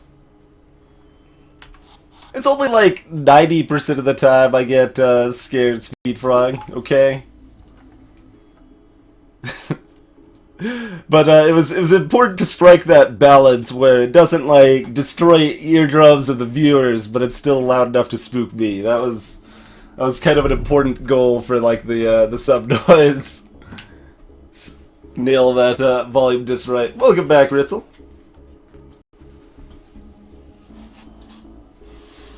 Don't worry, Ritzel. If you were looking for gameplay, you didn't miss that much of it, but you missed some awesome rants. You missed some awesome rants. 23 Skidoo, get out while you're ahead. That would be appropriate. Hey, Notch! Radiant Ice! Speaking of subs... Really nice. 6 months. That is awesome. I do appreciate the support, sir. Not just FTL Notch. FTL and rants about game design and everything else. And microwave cleanliness. All sorts of things. Fleeting topic live stream. There you go. That's what FTL stands for, Psychic. Exactly correct. Okay, yeah, let's hit up the shop. Sounds good.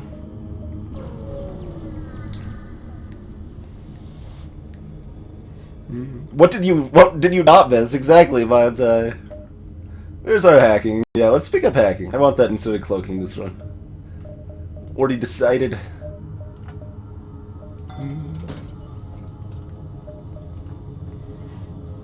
You also missed me make a disappointed noise when they gave me a Sultan Shield. That happened. It's like, oh, Sultan Shield, that's ridiculous, so I have to take it, but it replaced my second scrap arm. Like, I bought Distraction Boys and 2 scrap arms. We're doing a garbage truck run. I guess we'd probably rather have the Flak 2 here, huh? Use that as kind of our final weapons build. Maybe not even use it very much, but it's there if we need it. Yeah, I think that's the way to go. Sounds good. Buy some more fuel. And roll out.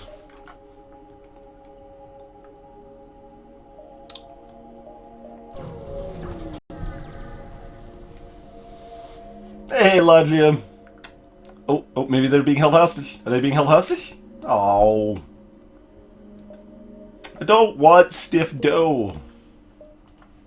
It's not what I asked for.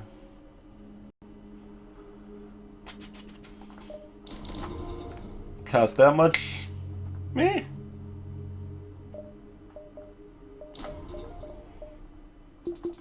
I guess we could also always just put the halberd beam online plus hacking if we want the offense right now. I don't really know what I'm saving up for though. There's just not much else I want right now. We're already capped on augments. I mean, we could replace in Sector 7. We can ditch our distraction boys.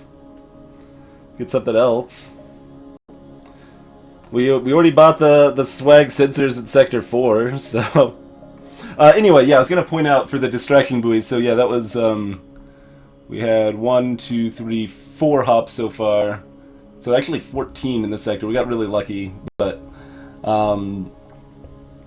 so that would mean.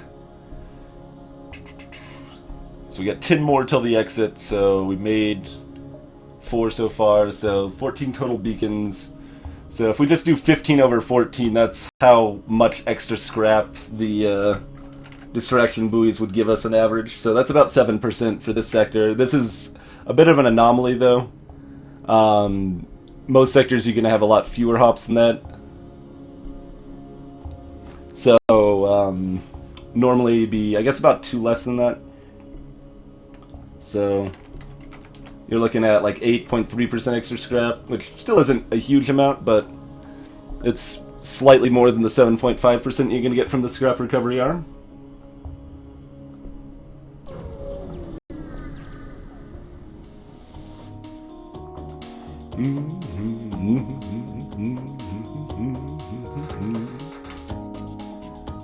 Wait, oh right, I've got a Zoltan shield. I'm like, why aren't they boarding me? What is wrong with these guys? It's the Zoltan shield. Alright, let's hop up here. We can always hack their medbay if we want to. That sounds like fun.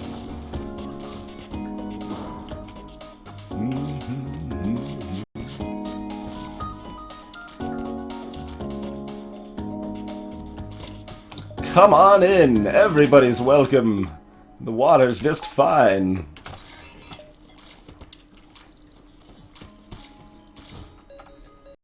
For fuel, 56 scrap.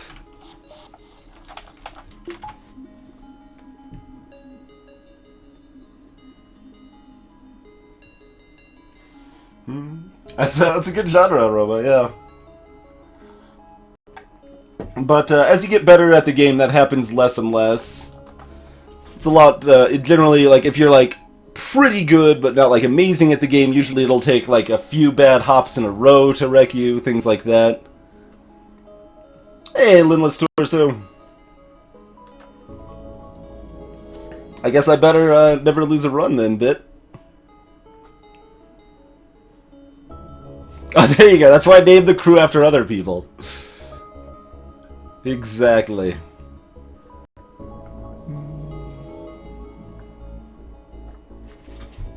Probably want to hit 4 of those nebula beacons.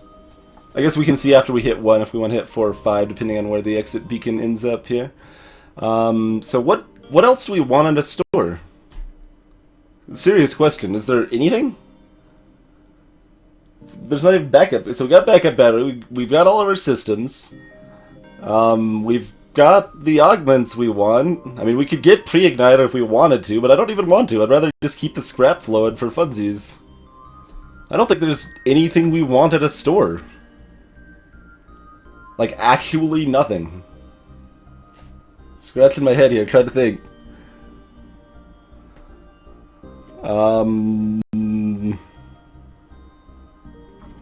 Yeah, I got nothing. I got nothing. Do you want cereal or ice cream beacons? Why not both? Actually, like that, for most cereals, that would actually work pretty well and be pretty tasty, honestly. Now I kind of want some ice cream cereal. It's not necessarily the best, it fits a bit on the cereal, but... I don't think I even have any, like, Fruity Pebbles, but that kind of is what comes to mind as one that would fit pretty well in the ice cream and actually add a decent flavor to it. I want a slug. We've already got 8 crew. I'd have to ditch Sad, who's already, like, trained as a pilot now. Tibushu, I mean... I guess Breach Bomb 2 would be better than Small Bomb, probably. It's slower to charge, though. Yeah, there's nothing we want. I don't remember the last time I wanted so much nothing from the stores.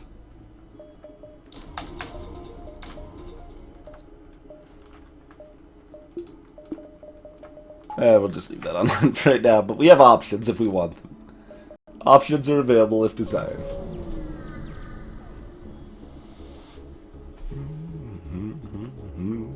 But he's sad. We don't just remove people because they're sad, you monster. They don't really do anything. Convenient. Let's see. Do we want to... We don't even really need to hang. Small bomb works just fine. Last time I did a no-store run, I don't remember. I think it was with the NGA. It was a long while back, but we did do 1 or 2 hard no-store runs, I think.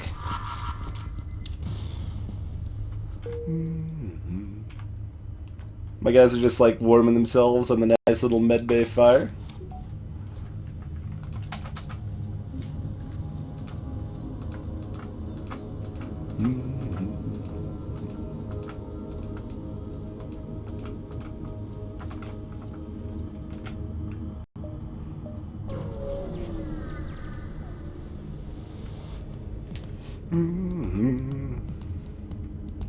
What are they hacking? Sensors? Well, you know that's unacceptable. Although that's just, it literally just burns a drone part. But that's okay. We've got swag sensors, we're going to protect our swag sensors. Also, that event is bugged and doesn't burn the drone part. So, even better.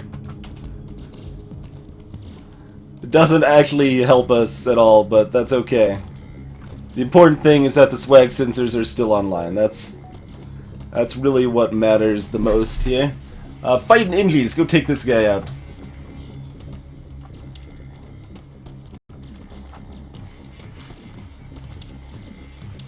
Guys, run it. See, you see, he's terrified of the fighting Ingies. He knows his fate is sealed when the Ingies come in.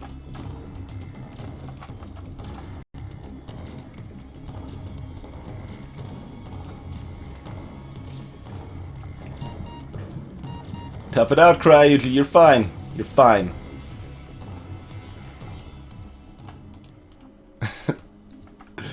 see. I don't think a human can do 9 damage in one hit. Let's see. I know a Mantis can. I'm wondering if I actually risked his life there or not. I'm fine with it if I did, I think, to be fair. But...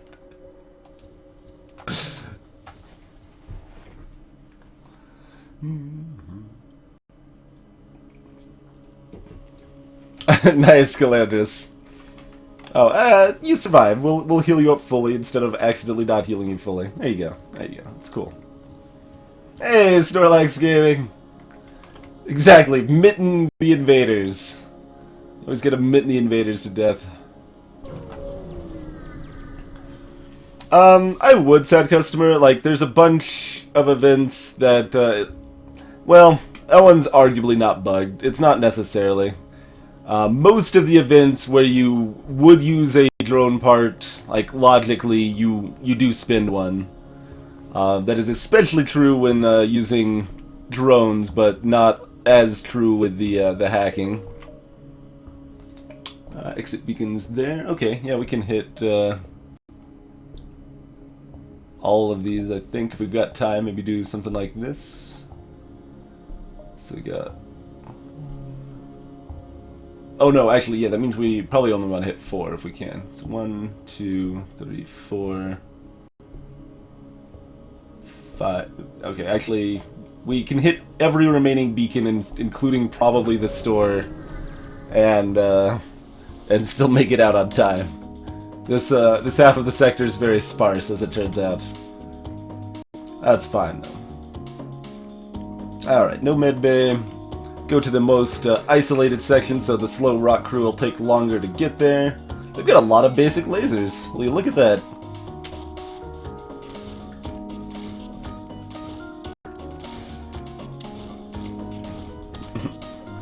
Yeah, that one is arguably not bugged, but I do fix it in the balance mod regardless. Partially as just a really minor nerf to hacking.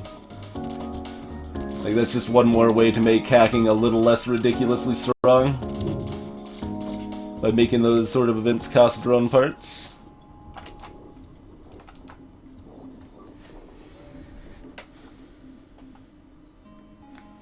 This is our ship, scrub!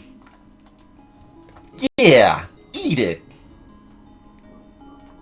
I don't know why you're inviting them to eat our ship, but it'll confuse them, and then while they're confused, we'll slap in their face with our mitten min. So it'll all work out. This ice cream is crunchy. What cereal did you end up going with there, Meekins?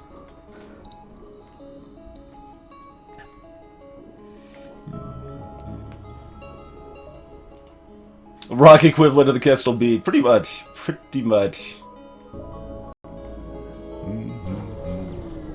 Hey, Rose. Oh, they got cloaking and a flak 2 and a... That's actually kind of scary. Flak 2 plus burst 3.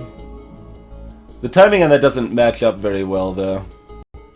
And we've got the Zoltan shields, so it doesn't do a lot. Off-red frosted flakes, fair enough.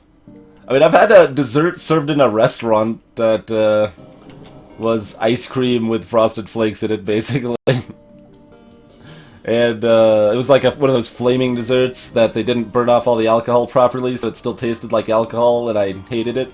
Because I hate the taste of alcohol. But, it was interesting. I mean, that is a thing, I guess, is kind of my my point there, I suppose. Let's see, we want to hack? Yeah, probably just want to hack this one. The easiest way to go about it.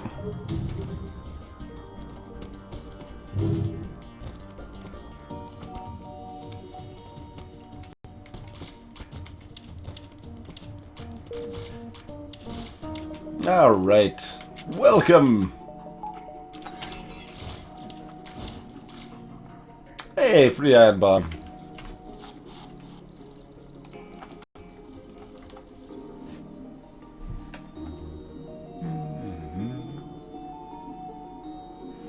Friendly intruders. I mean, that sort of happens with some events. They're possibly friendly sometimes. With the rebel trader and the Mantis on the run. Or should I say the Foolish Meat Sack event.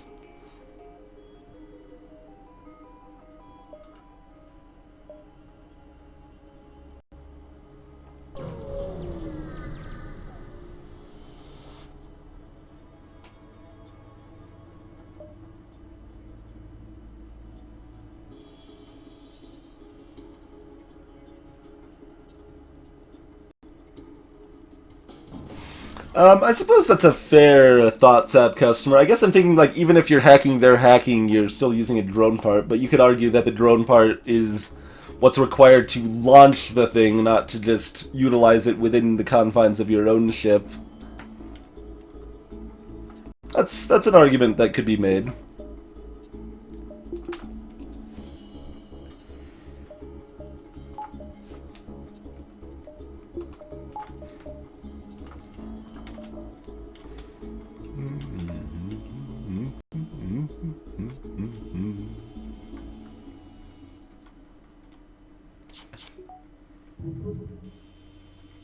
Max sensors countered cloaking.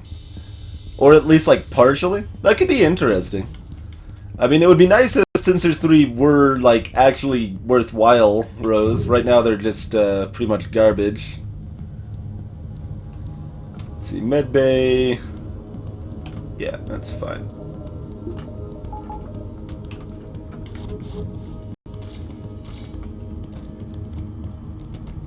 They're mostly just for swag. So satisfying, just bombing those guys and watching them pop as they get over there.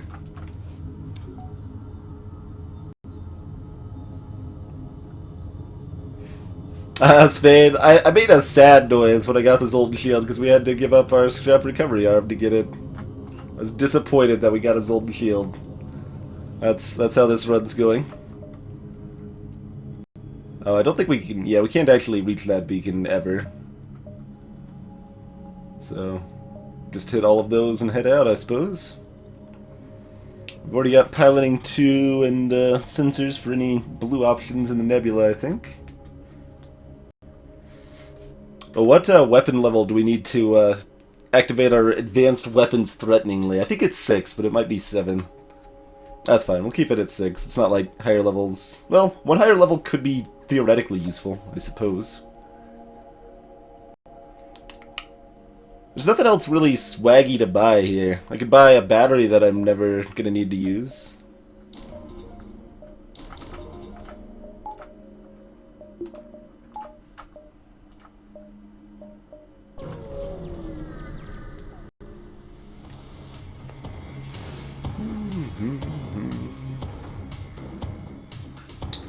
A spare cure for the common cold. I think I'm fresh out. This ship's a little bit annoying.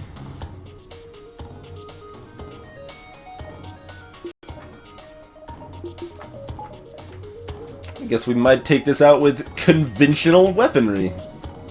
This is madness.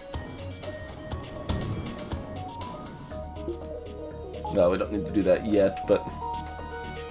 I think we'll hack the shields, get the halberd beam to wreck some faces, and go from there.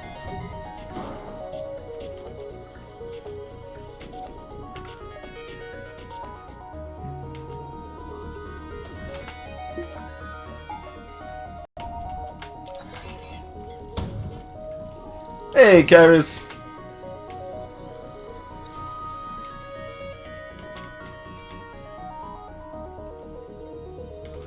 Alright, we either take out the weapons or the cloaking, huh?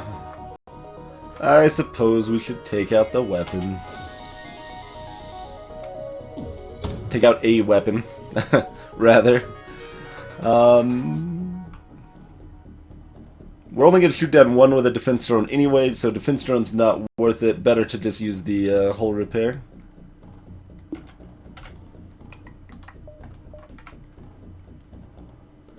What's our timing on this here?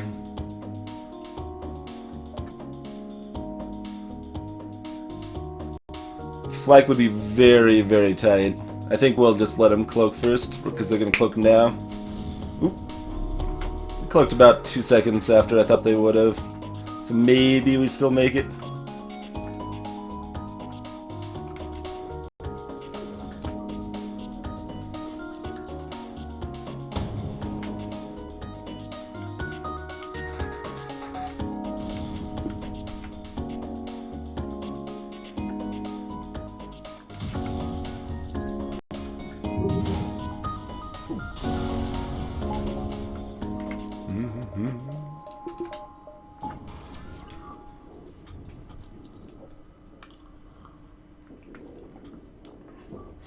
Originally, Rose flak weapons actually use scrap.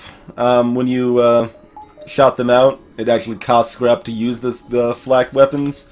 But I guess in playtesting, people found that pretty unfun to spend your money on the gun there, so they ended up scrapping the idea.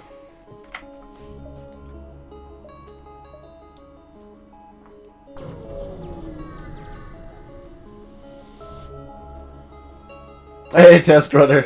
I don't think we're gonna need it, but thanks.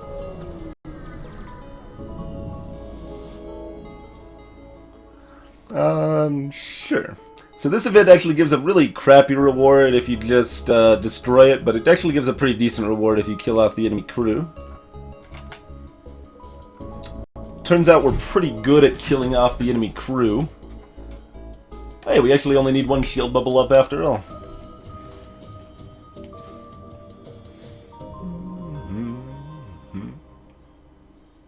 Catling gun? Hey, Chocolati!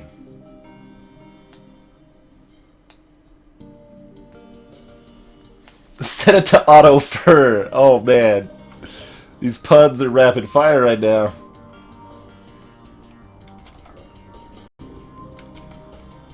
Alright, let's see where they board me. They've got a Zoltan. I've got a Zoltan shield, rather. I'm like, they've got a Zoltan shield. No, I do. They can't board me yet. I should board them instead. I've got a clone bay. So whatever on that. Okay.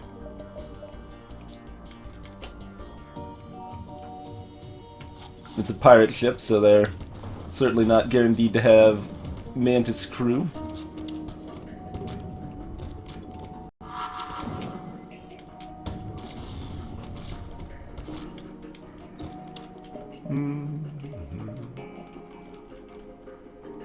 Forgot to power up the small bomb, but this will work just fine. I've got a battery too. Oh man. Guess we'll power that up in case we screw this up, but I think that should just take them all out at this point. I guess you guys should maybe start running that way in case it doesn't.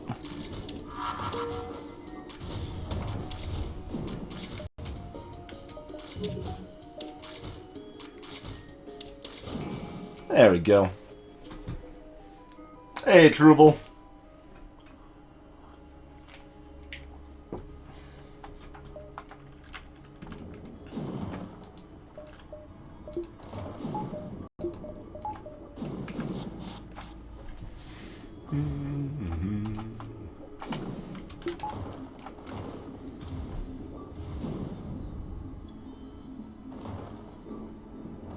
They didn't think throwing money at your problems was a good idea. Perhaps. Perhaps not.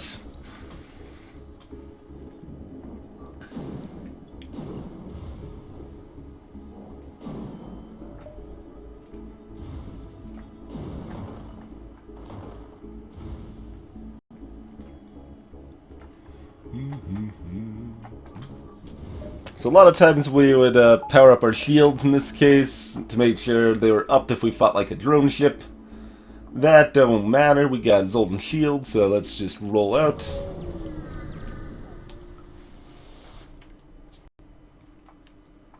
Damn it, Meat Sack!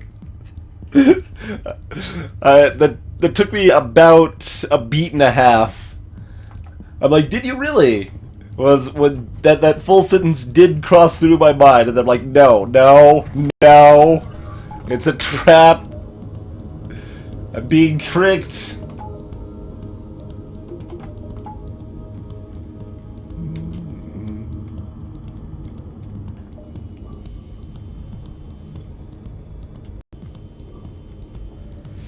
Not even gonna burn the drone part. It's how little respect I'm giving this ship.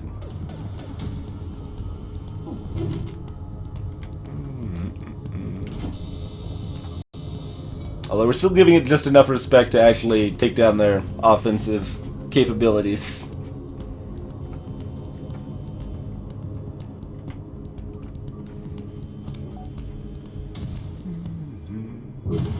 Yeah, Roma, I think level 3 or level 4 sensors should at least partially counter Nebula's blocking them. That would be probably the most obvious way to make high-level sensors actually worthwhile.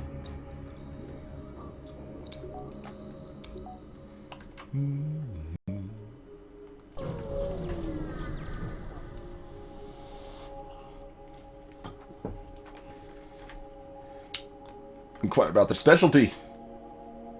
They offer to upgrade your sensor subsystem, but your sensor subsystem is already entirely too swag for them to comprehend, so you have to decline.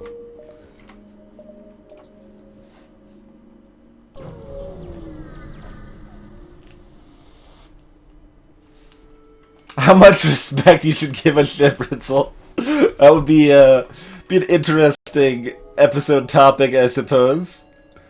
That is a thing that could be done.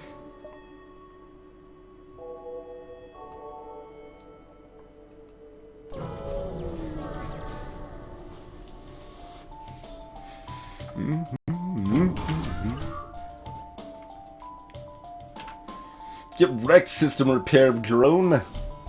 Let's see. Easiest just hack their shields? Or medbay, rather? Probably. We'll figure it out at that point. Get a swag battery. It feels really sad when I guess oh no, that's right. I thought about using a battery once. That's the closest we've been to battery usage at this point. So that's just a level 1 med bay. Let's let some other fool get in there and then we'll dunk them both. Rexers.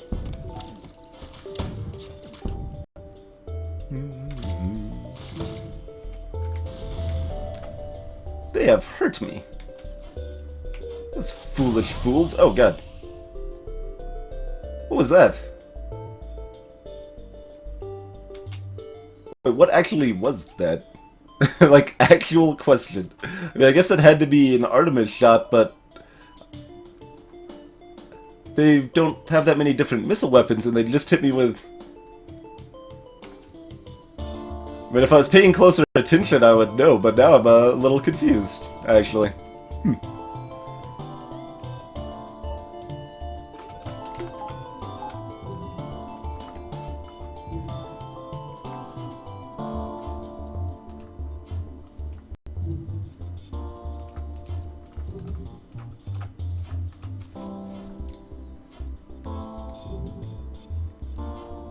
They did have 3 missiles?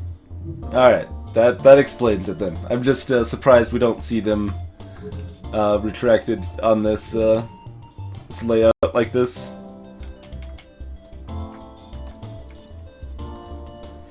That explains it though. It's just like, wait, where did this damage come from? I still don't know where that 2 damage came from in that desktop dungeons game we were playing a stream or 2 ago. I don't know. I don't know where that damage came from. I never figured it out.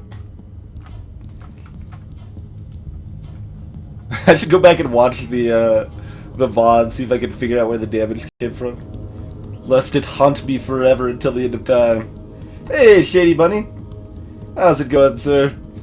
This game is it's a little slow paced most of the time. Lots of pauses.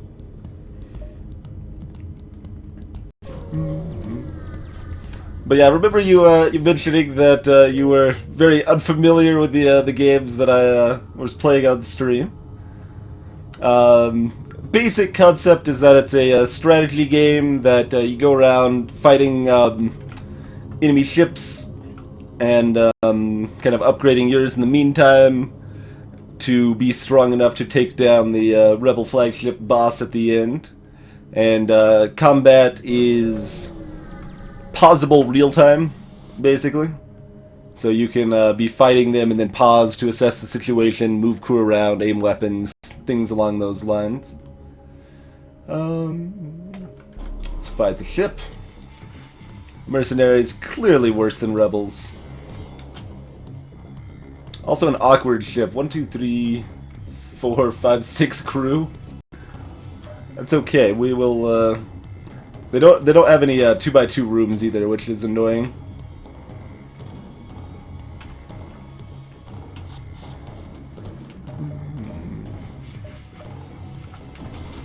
Hey, casual bear. Very nice, sir. So we got one guy running the med bay. We'll wait until we get another one running the med bay. We will let them in. Oh, we're already getting that low on health.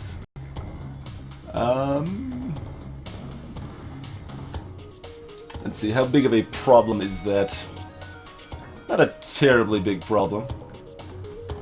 Because they don't have doors up, so we can run around the ship if we need to. Alright, let's let them in the med bay. And dunk them by injecting poisonous death into their medical facilities. Alright, you were at 22 health. So that should be fine. Yeah, you can eat the Zoltnik's... Oh, Velvety's a little too low for that, though.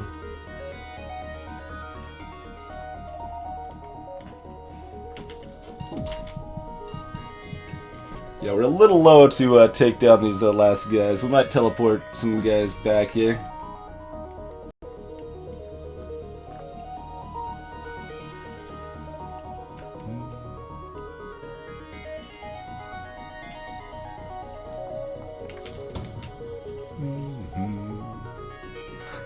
Alright, do we want to defense drone that missile?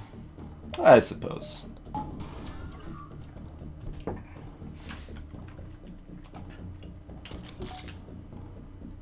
There you go, sad customer. Compare it to a far lesser known game. That's the way to do it.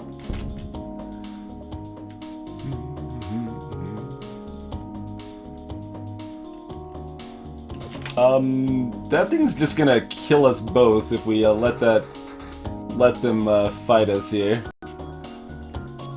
Or let my guys try to kill him. We really don't want our Mantis to kill that Zoltan, so we don't want to let him explode. That's a problem. Also, I used a level 1 teleporter by mistake, so this has actually gotten a little bit awkward now.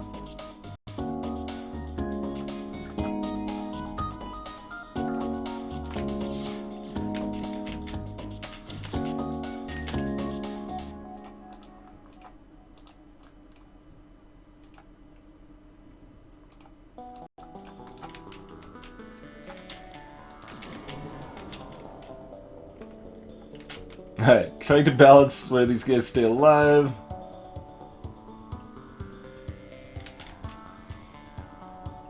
And, yeah, my hacking's not up for a while, so we can't just dunk them in the med bay. Although we can let them in and small bomb them to death, too, so that's fine, I suppose.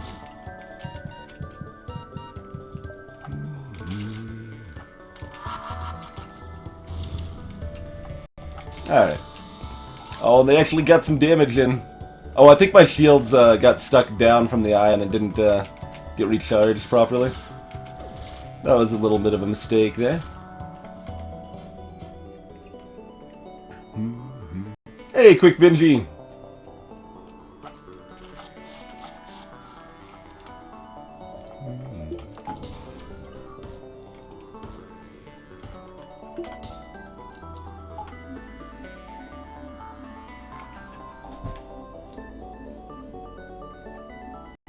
Lead to Convoy looked like good enough to play, but not like good enough to be excited about from what I've seen. That was kind of the impression I got anyway.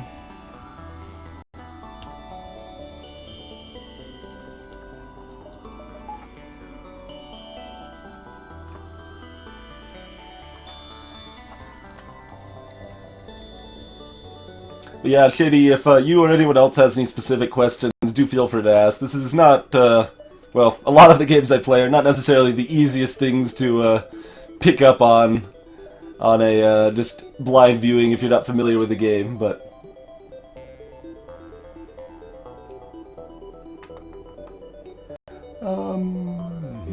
So, I mean, if we get to a store, we could sell off, I guess, just the Iron Bomb and the Distraction Boys.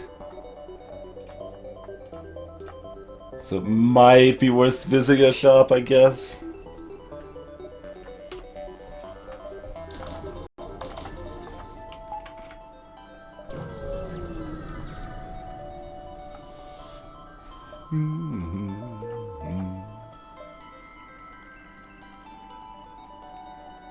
There's just so little at the shop I'd want to actually buy, but it's worth a beacon because I can sell enough to be worth it. I suppose. The distraction buoys do nothing in the last sector.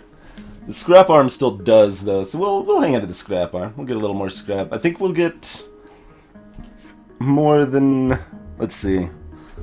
How much do we actually need on the scrap arm to break even versus just selling it now for 25 scrap?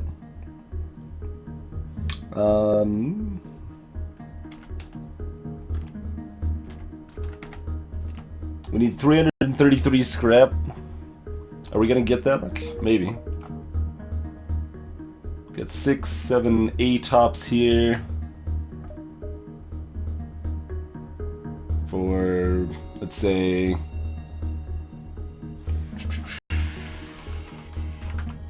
That's like 270 scrap. It's about a wash either way. I'm just gonna hang on to it, because why not? Jack the Insane, welcome! Yeah, it's new for the expansion. The expansion's been out for quite a while, but it is not in the base game.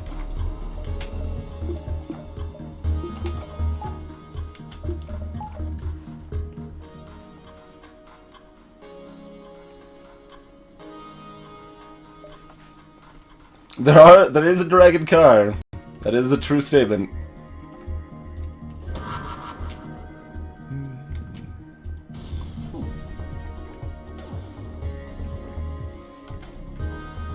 Look at me using this conventional weaponry.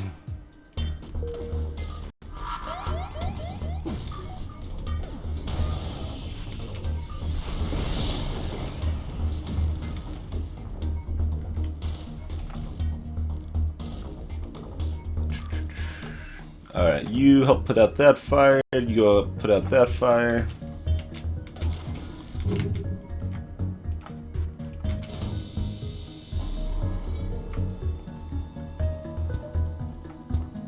And they will be alive with 1 health.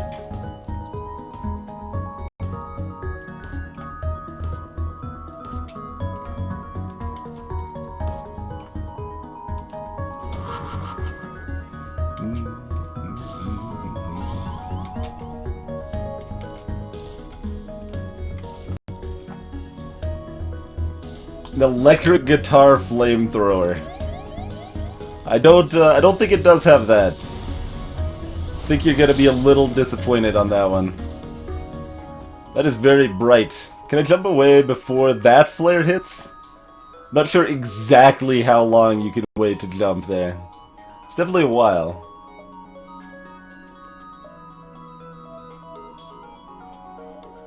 So I think we want to do like 1, 2, 3, 4, 5. Let's find out. We get any fires on our ship? Oh man, sensors! Look at that, sensors blue option. It's not one we actually want to do though, because you want to just attack the ship, but... Yeah, we avoided fires that way.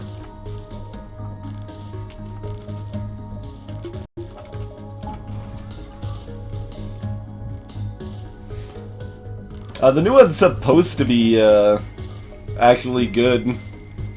Or at least there's a lot of, things that are like leaning towards it not being bad, as far as I know. It's not something I paid that close of attention to though, so I have no idea.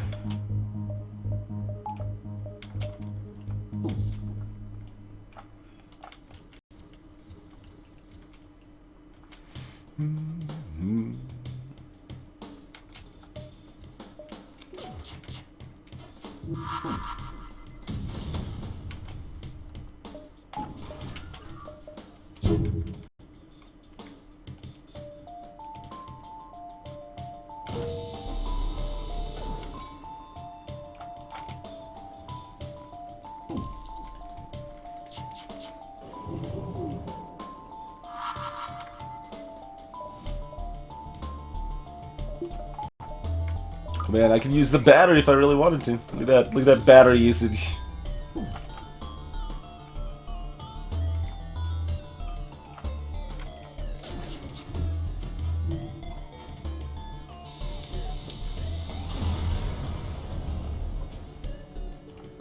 $26 scrap. That is unacceptably low, game.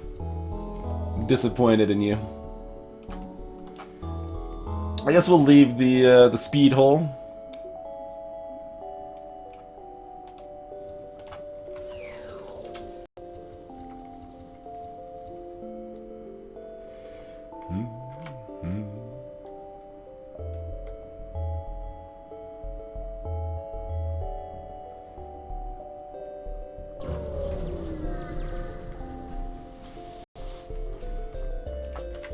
Man, we keep just hitting all sorts of automated scouts here, which is unfortunate. We get better rewards from killing other stuff most of the time. Automated drones tend to have weaker rewards than other fights.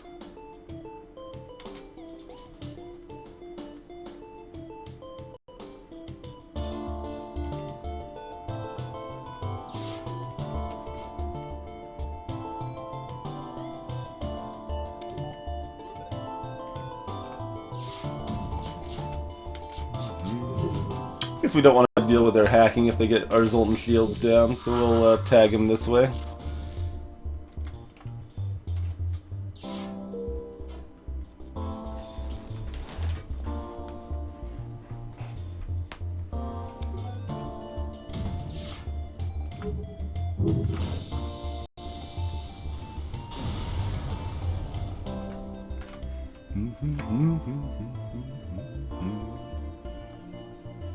I think that was like an escort thing. Our Zoltan's so untrained. Like, they don't have time. Ooh, 59 scrap. That's pretty good. They don't have time to get them trained. We kill the enemies too fast. It's an issue. Let's see. So yeah, if this wasn't a store, we'd probably like hop from here, hit these two, and then go back. But in that case, we'll hit the sun there, and then go back. Seems good.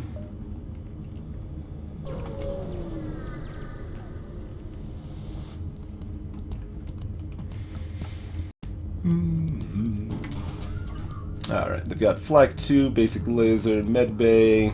That's, I think, our first anti-personnel drone we've seen, actually. It is mildly annoying.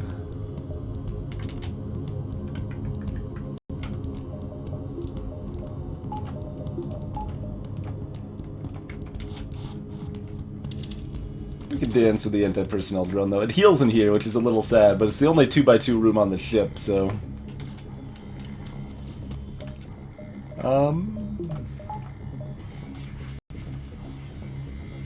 It's gonna be my best bet here.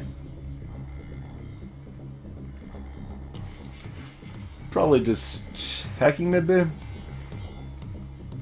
You can also, like, halberd it. Yeah, this is easier.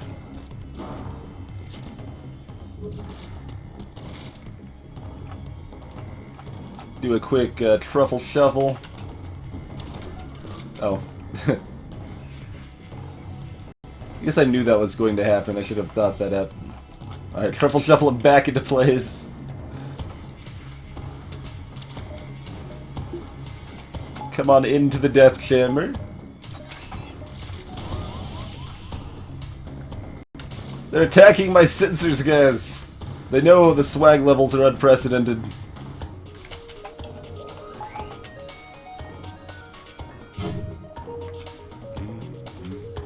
Man, we're just living in harmony with this anti-personnel drone. I want to finish it off.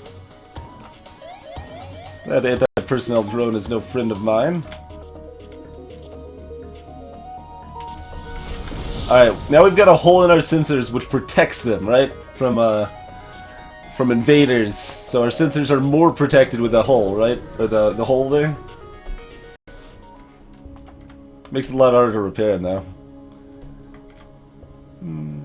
I didn't actually want to buy, though. I just wanted to fight. You're not gonna sell me anything I could use? I mean, I could buy, like, a reverse ion field or something, I guess. Automated reload.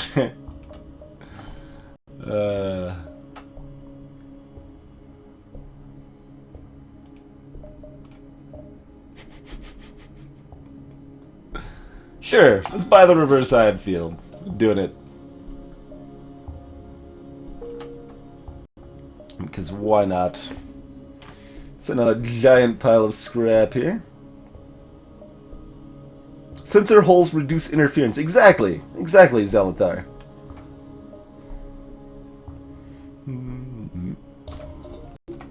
I mean, we could get max level engines. We don't really get that very often. I like that.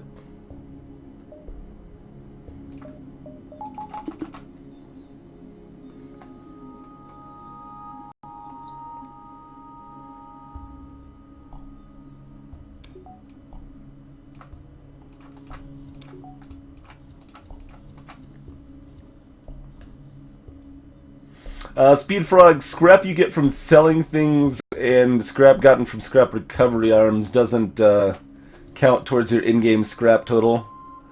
So, probably not, actually.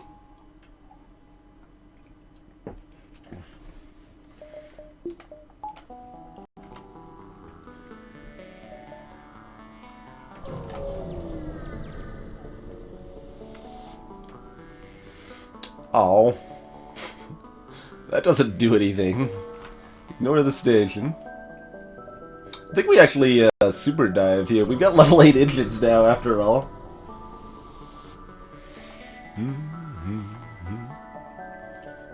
You don't see this blue option very often, and that requires, I think, level 6 engines. But we want to fight them anyway.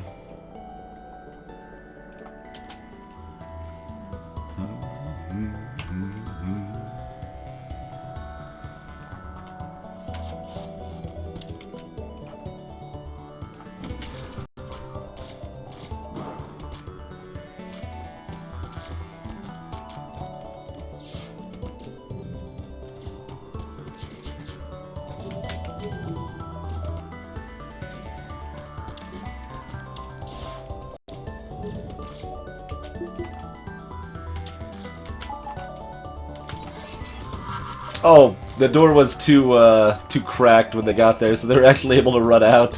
Whoops. Mistakes were made. Not a big deal, obviously, but... Alright, Leah2, catch you later.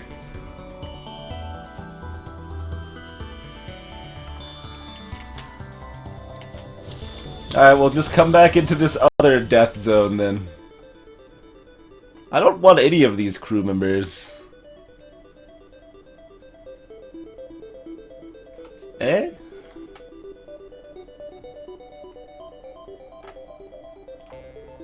Alright, Shelton the Repair Mantis, welcome aboard. Let me show you your first mission. Your first task will be to clean up the airlock here. Good luck.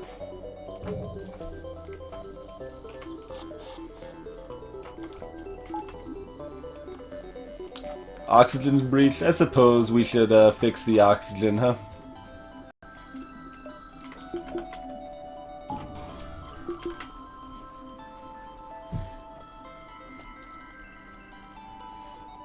Which option? Surrender the crew to slavers? I might have taken that, like, once. I'm not sure. Like, there are situations that exist where that is correct. I don't think I've encountered it, but...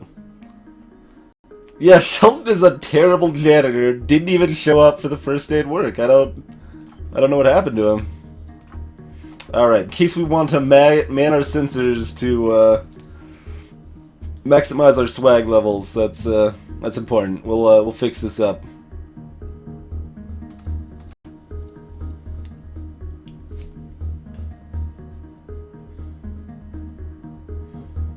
Lanius crew members don't bother repairing hull breaches in Venerable? No, that's not something that we can change with mods. Why do you want that to be the case anyway? They just don't see the worth of it? I would see that they see some value in it. They want to keep their ship in good condition. That's still important to them, probably.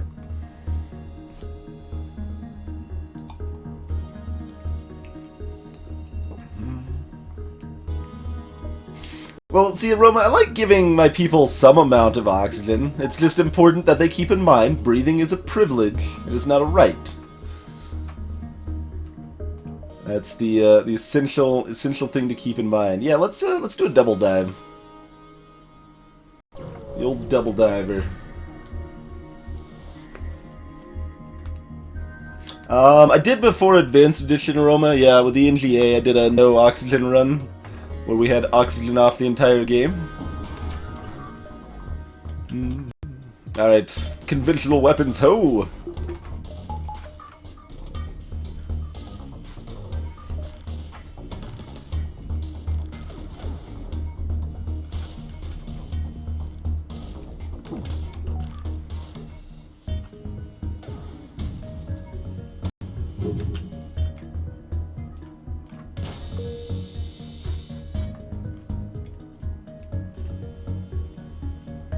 Yeah, exactly. If you give them oxygen all the time, they won't appreciate it as much. That's important.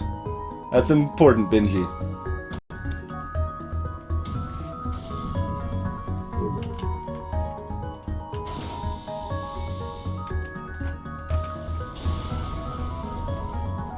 $57 scrap and nothing.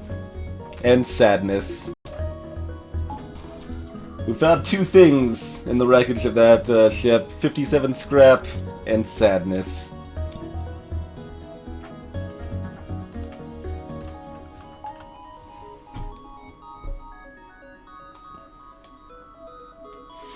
Roma, so the NGB is a good ship for no oxygen run for two reasons. One reason is because it has the nano medbots augment, which doesn't counter no oxygen by any means, but it does mean that you basically take 75% of the damage you would normally take when out in no oxygen, so that's helpful. And the second important thing is that the medbay is right next to the cockpit, so you can constantly shuffle people back and forth between the medbay and the cockpit. And other things like weapons are not that far away, so you can even run some guys out to keep weapons manned even temporarily if you need that little extra boost on your weapon charge or things like that.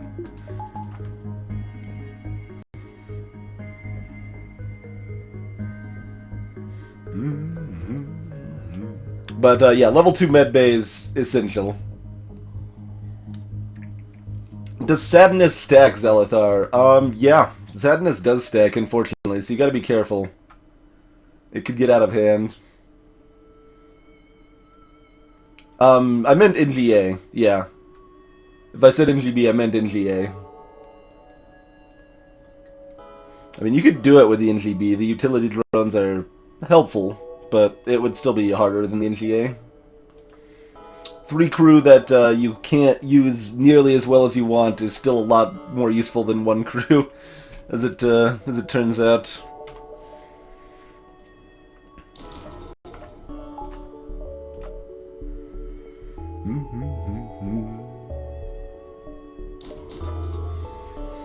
I mean, we're certainly not fully upgrading drones, like we can't afford to get that much, but we can get our ship pretty well upgraded for fun here.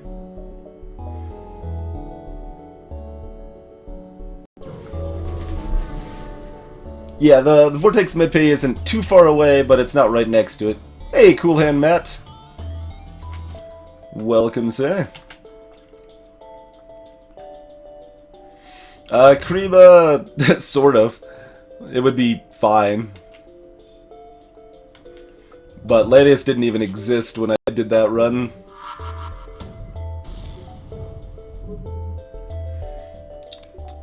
Level 8 engines, plenty to just evade the ASB there before it hits.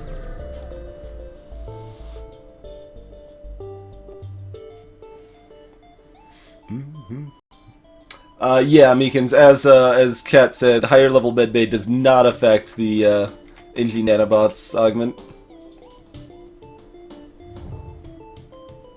It's the higher level medbay is still essential to be able to have a way to heal your crew. Otherwise, there's no way to heal your crew with only a level 1 medbay, but... Oh, they're gonna board me. They got one guy off attacking my sensors. Did you guys know that level 8 engines charge your FTL really, really fast?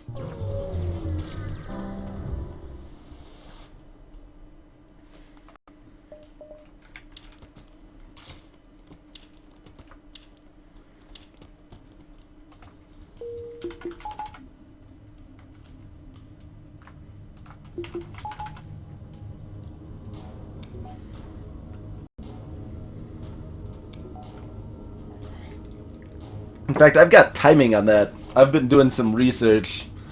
That's part of why I haven't actually put up a tips and tricks video lately. Like, I was like, oh, I want to do an episode of this. Well, then I gotta research this, and then I also gotta research this. So I did a lot of testing. There's still more stuff I want to test for that episode.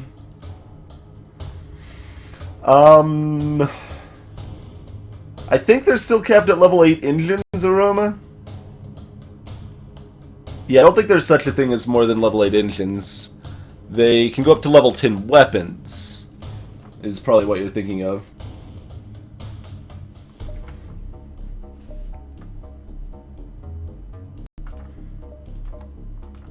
Automated ships can't actually do that anymore, Aegis. The auto assault ships can only go up to level 9 engine power, so that's 4.5 shields, not 5. That was changed in Advanced Edition. There's a few ships that still can get 5 shield bubbles. The Slug-like Cruiser is the one you're going to see that in most often. There's also, I think technically the Mantis Bomber can, but usually it doesn't have enough power to allocate to do so. I think there's a Crystal ship that can as well, and maybe the Inji Bomber. It's a tough game, Cool Hand Matt.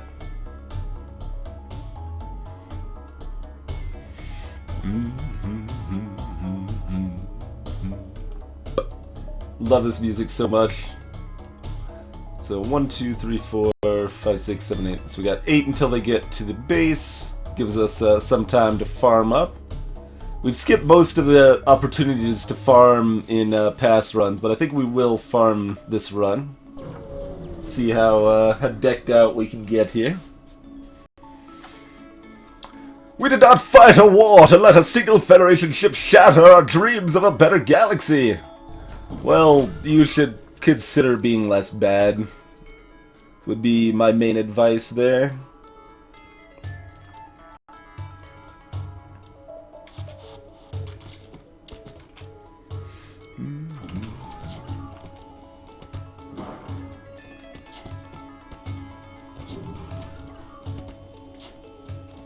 And launching a boarding drone at me.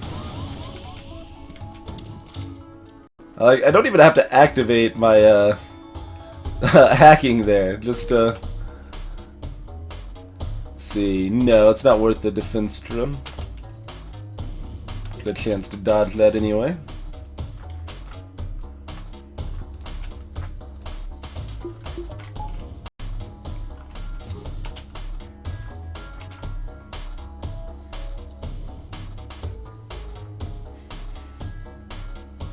I don't have a tips and tricks video on the boss and strats against it yet, but that is definitely one that's planned down the line. Yeah, Cool Hand Matt, if you haven't seen it yet, we do have a tips and tricks series on YouTube, linked in chat there, that you might find useful for finding out more about specific aspects of the game.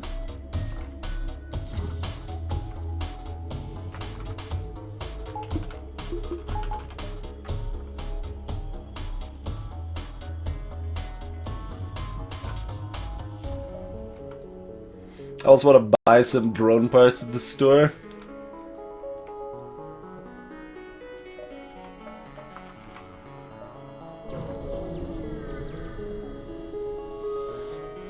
Hey, Thomas!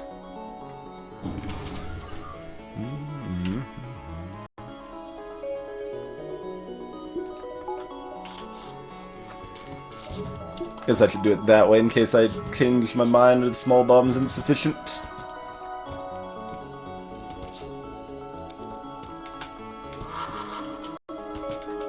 Level 2 medbay looks like. Not good enough. Hey, another free halberd beam. Good deal.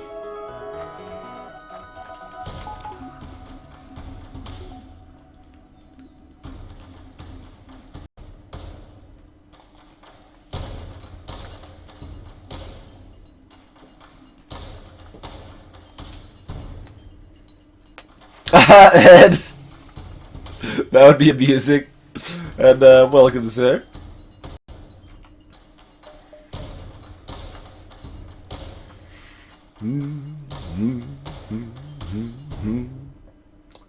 See, I don't know if I even want to do double halberd, though, is the thing. I kind of want to hack their med... Well, then I could do that in the later phases, though. Just hack their medbay, kill off the crew early. And, double halberd from there. Maybe. Maybe. Got options. Got options. Doesn't matter too much what we do, but... Yeah, 4-man teleporter is ridiculous. There. Oh, that doesn't connect over here. So if I want to go to that store, I gotta go now.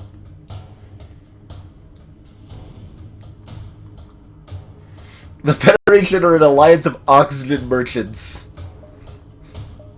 That doesn't seem inaccurate to the story that I'm portraying, I suppose. It's like, this is scarce. You can't just waste this oxygen. Yeah, alright. That's probably worth it.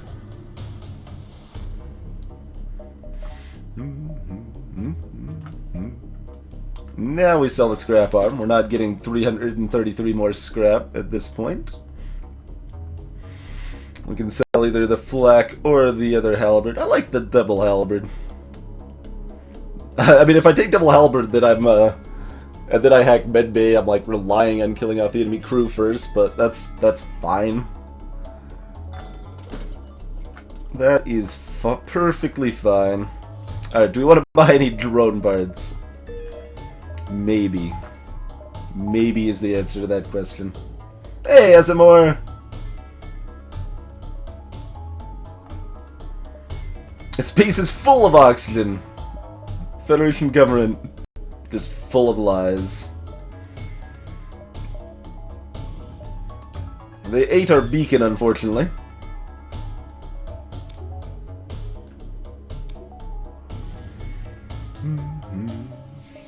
That's entirely too much oxygen. Let's turn that back off.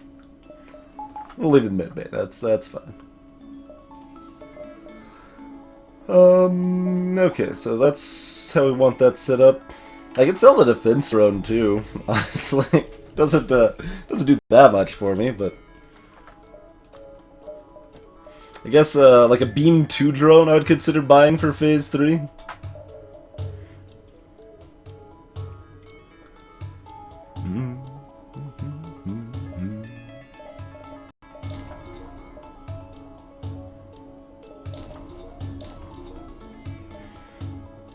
Starting to get all the upgrades in here. We got all the standard subsystems fully upgraded now.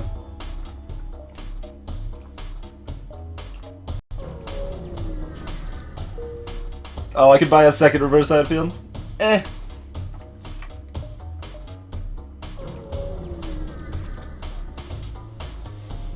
It's not even very good. And it's 45 scrap, that's not upgrading my other ship systems.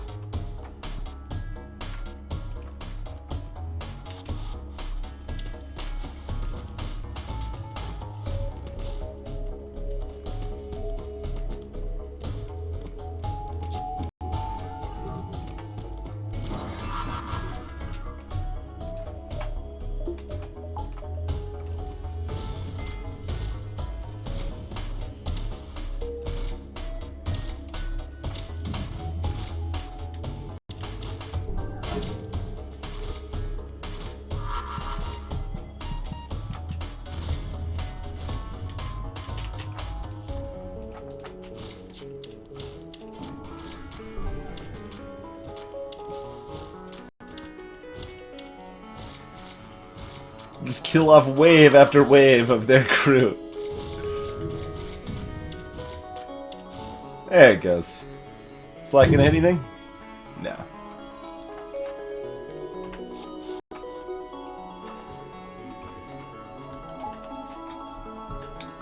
Jump back to this door. No, we're not doing it.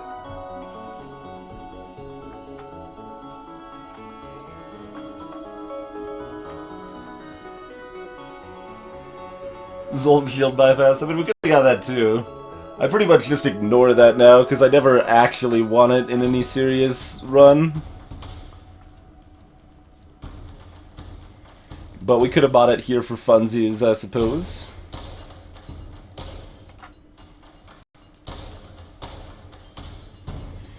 Iropads, welcome to the chat, sir. So there's not really much benefit to repairing this breach. I mean, it's...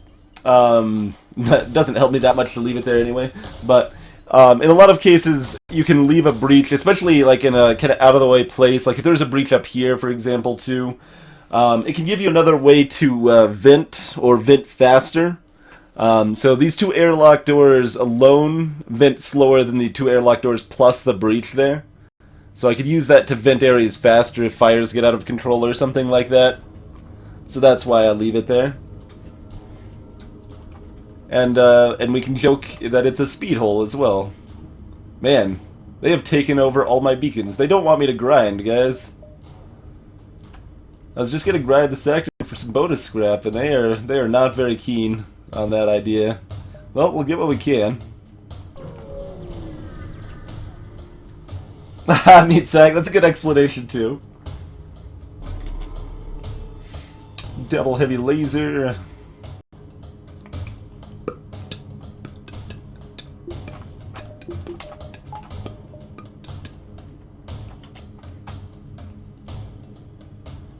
Ah, Spain. That's fair. Maybe we should fix up that hole by the end of the run, so he can claim we never took any damage. Clearly, that's believable. I should have already activated that. Crap. I think we still got time.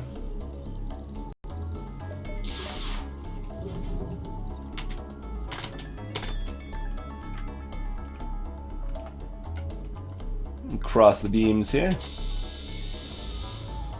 Gotta love the double halberd build. Delicious.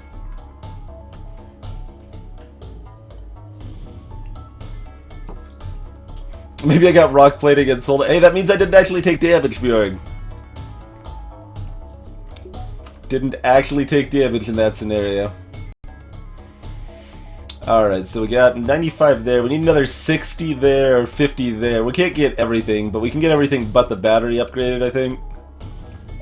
Or, you know, we can buy something actually useful and upgrade our weapons so we could have the small bomb online. I don't know if we're going to bother doing something useful, though. I think it actually was... No, that one wasn't a breach from a boarding drone. The other two breaches I fixed were from boarding drones, though.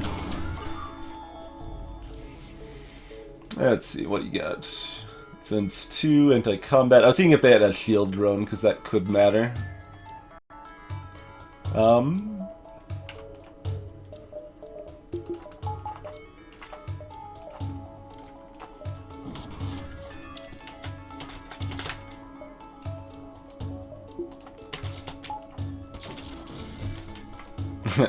Thought that was going to get ionized by that, but it could potentially sneak through after it. It's a coin flip now. Hey, win the coin flip. Nice.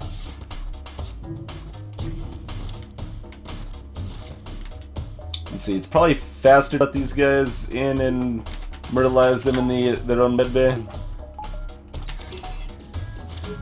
There we go. That is not what we wanted, the free ion bomb, because that means we actually get less scrap to buy the silly stuff we wanted to buy.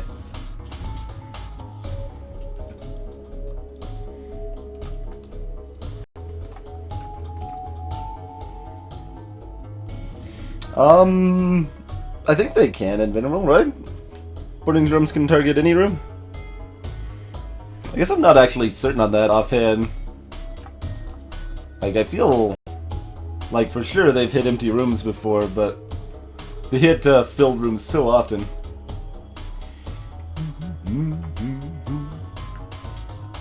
I think I missed it, but catch you later, Devin. That's something I'm going to test when I look at, do research for difficulty level differences. Because targeting does depend on the difficulty, but I'm not sure if it depends on the difficulty for where they teleport to, where boarding drones go, or where drones aim. I'm not sure if any of those things depend on the difficulty. Standard weaponry targeting does depend on the difficulty. Although I haven't yet confirmed it varies between normal and hard either.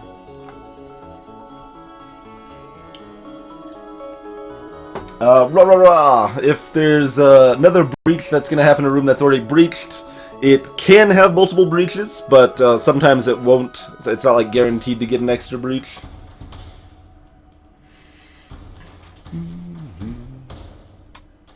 ST3 Threech, welcome to the chat.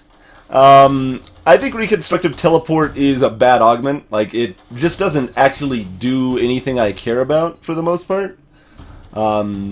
It speeds up your healing if you have a med bay, but that doesn't matter for the cost. You can just have a higher level med bay or teleporter to make up that difference if you need to or want to, which often is not even very necessary. And if you have a clone bay, killing off your crew to heal them up is perfectly fine and easy way to go about it. They only lose 1 point of skill when they of a melee combat skill when they die off, so teleporter doesn't really help in that regard either. The only place that I think Reconstructor Teleporter isn't bad is on the Slug B if you buy that instead of a clone bay or a med bay. But otherwise, I think it's just a bad augment that is highly, highly overrated. Alright, do we buy something useful? Or do we...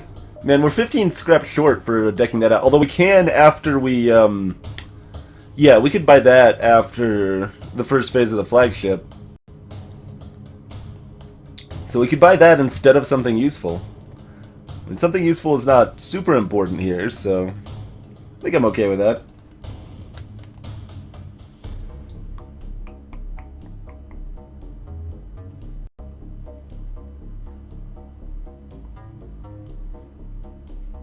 Then I should hide my small bomb at the end, like pretend we don't even have it. Make everything look nice and clean at the end, right?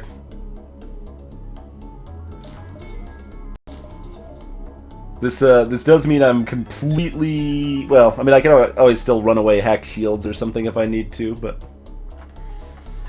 I'm mostly relying on my crew to kill their crew off, and that should be fine, really.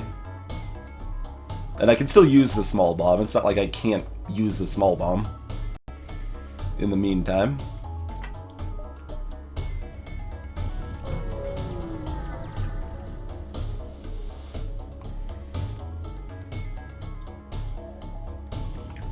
I know, right, Invenerable? That's how I feel. It's like, I can't actually think of a specific time that happened or didn't happen, but it's gotta be able to happen, right? I should have actually already upgraded Teleporter to level 3. That might have actually done something, I guess, but...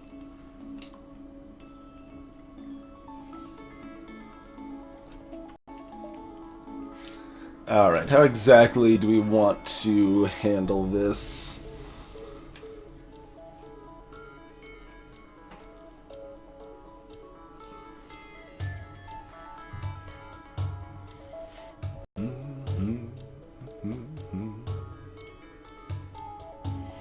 I suppose we could also board their side weapon compartments and take those out if we really wanted to, but not terribly necessary, especially when we've got one reverse ion field.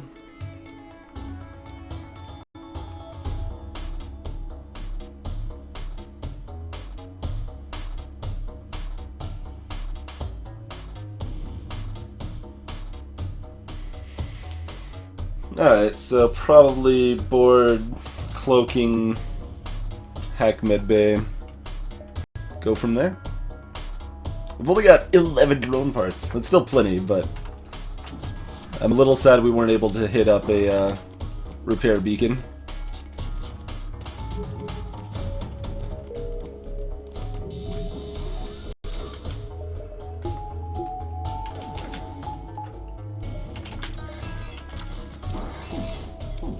Alright, that is several crew dead. Actually, you guys can just kind of finish off the crew at this point. Do you need to port back or not? Now's the time to port back if you need to, but like that one's gonna be dead. I should have done level 3 hack, I guess, to keep that disabled for longer, but this guy's gonna run back and then die. So yeah, we're just gonna kill almost everybody off, but not quite. I think that's fine.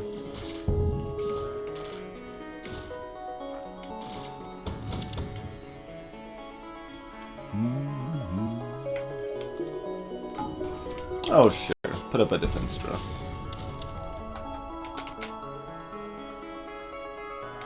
I guess we'll just punch down cloaking in the meantime.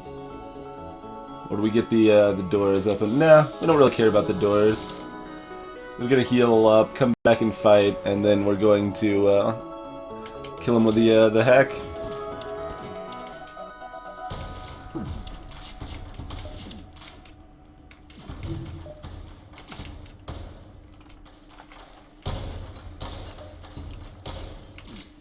That actually happened faster than I wanted it to, so we can't, we gotta wait for the door to come back before we can hack him.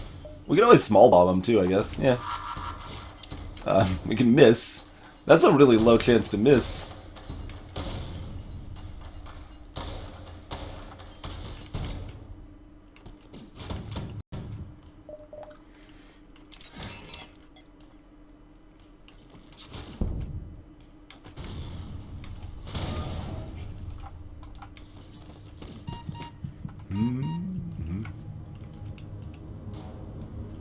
Oh, they're actually healthy enough and all fighting me at once.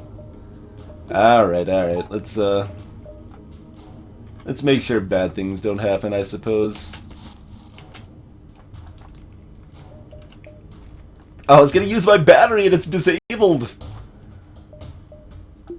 Oh, the humanity.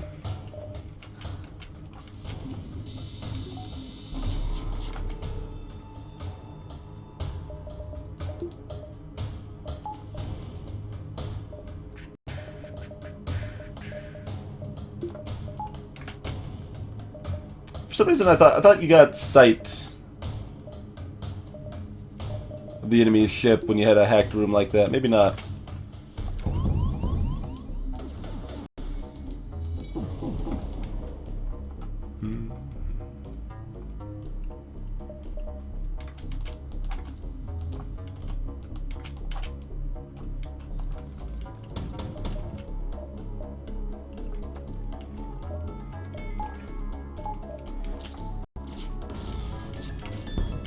Look at that level 3 hacking, or oxygen actually doing something.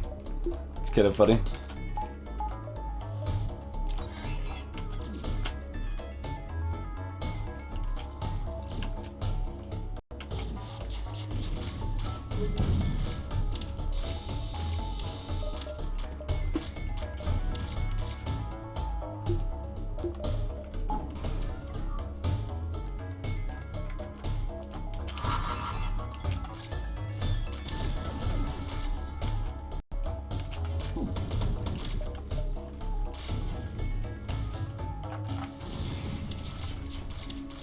There we go.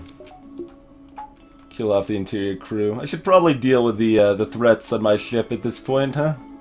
Things kind of are on fire and burning and such. Shields are actually kind of hard to get back up here, with them having it hacked and all.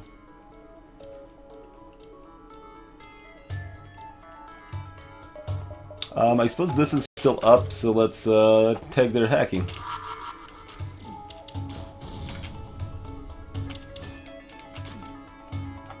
Alright.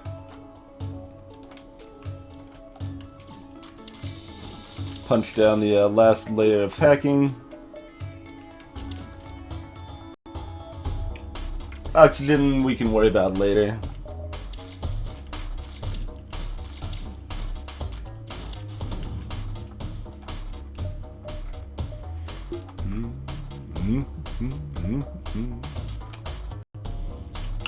Do we have enough value from one more defense drone? Do you want to Yeah, that's fine. We got plenty of drone parts. Hey, look, another speed hole, guys. Alright. You got that fixed up. Let's get the oxygen back online. Oxygen's a cool dude. On occasion. On occasion.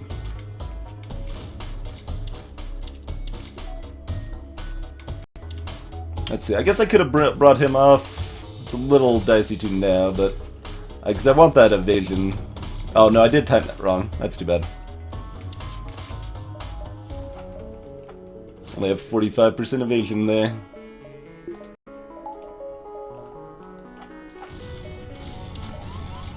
So everything hits. Of course it does. Of course everything hits.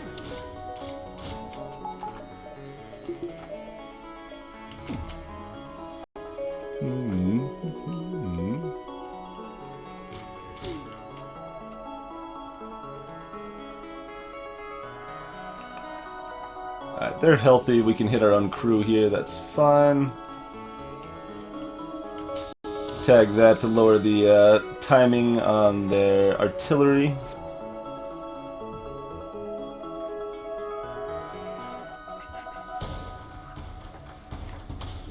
So we need both halberd beams to fire to finish them off here. Alright, let's probably pull our guys back, finish fixing up the ship a little bit. They're not going to do a whole lot more up here. I don't think they can break through to this room in time to really matter. Oh, maybe they can. Maybe they can. If we could prevent them from firing another volley, that would be helpful.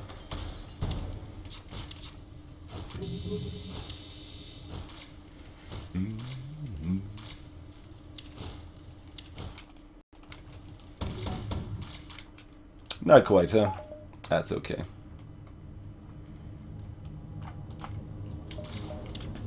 Alright, get out of the way.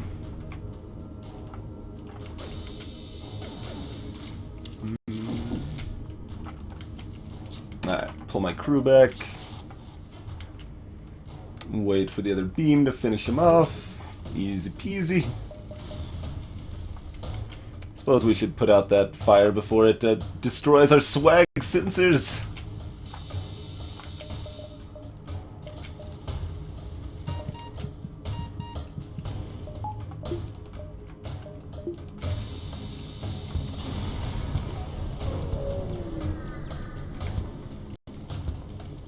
Oh, it's still gonna. Oh no, we made it just in time. Nice, nice. Sad didn't get hurt that entire time. It's mildly impressive.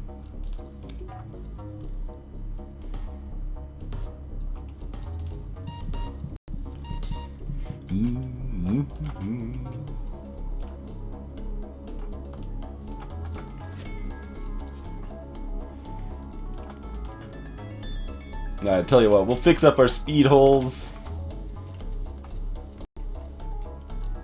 Make everything nice and clean on our ship here.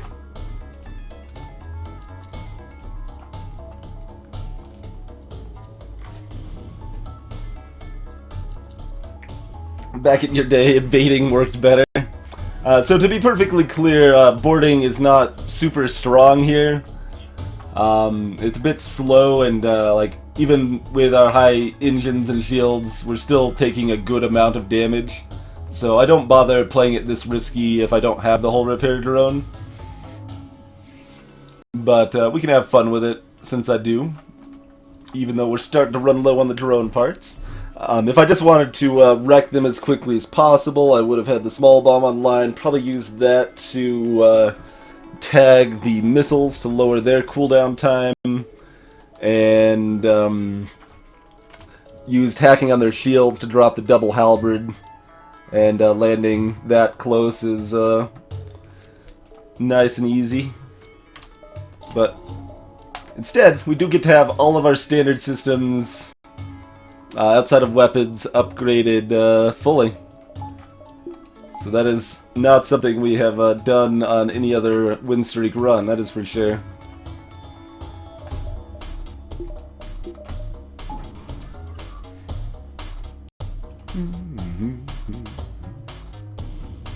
Yep, Cloakers. 23rd ship in the win streak right now. Love this music so much. I'll probably never get tired of this.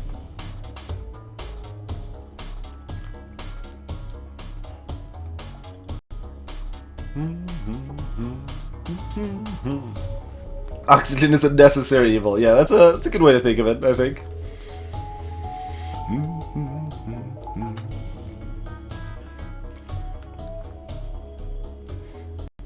I guess we don't really want to board them, do we?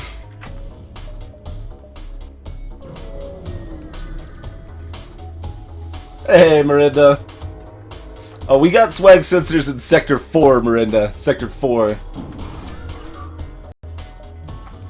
Threech, my favorite ships are generally ones that are not the worst ships, but that are, challenging, like harder to play than average ships, but still like have enough strength behind them that they aren't tedious. So I like the Stealth A and the Zoltan C and the Slug B, stuff like that. The hard ships that are still not the weakest ships, basically. I kind of like the Stealth C too, even though that one's terrible.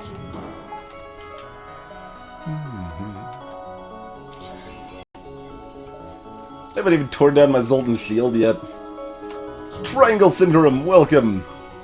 The Rock A is my least favorite ship. That ship can go straight to hell. It's both bad and terribly unfun, so let's go ahead and take out their missiles before they have a chance to ever fire any. That sounds pretty good to me. Mantis crew, go stab that boarding drone. Counteract the breach with our oxygen here.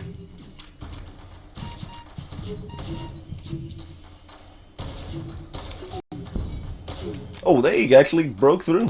That's kind of crazy.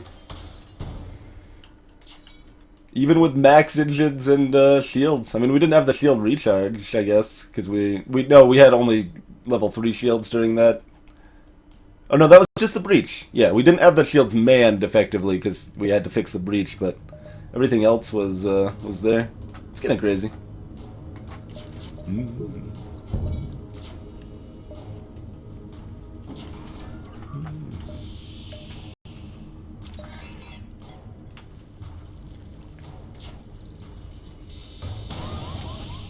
Damn it. When I do that, it's gonna happen, but... And Virus, go punch him in the face too. I mean, you can't be too surprised, Brett. It is the Mantis B here.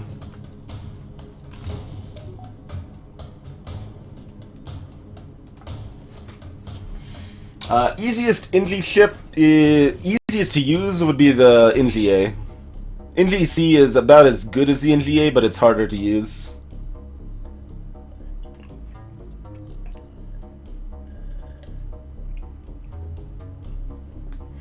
Extra tricky. Why don't we want to board them in phase 2 and 3? It's slow and it doesn't really do much for me.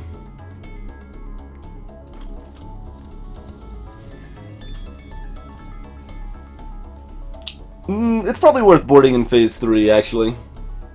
It's probably worth boarding in phase 3. Basically, yeah, like if you notice, I took out their missiles before they fired here. I guess I could have... No, it still would have been correct to board them, though.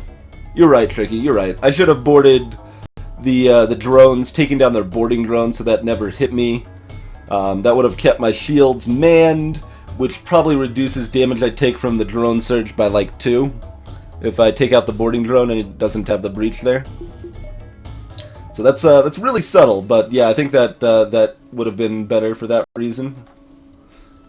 And I potentially could have taken down one of the combat drones before they power surged as well.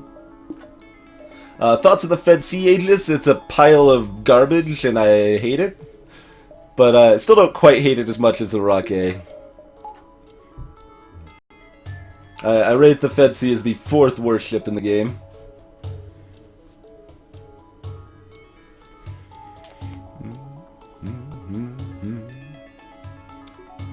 Hey, Zuki.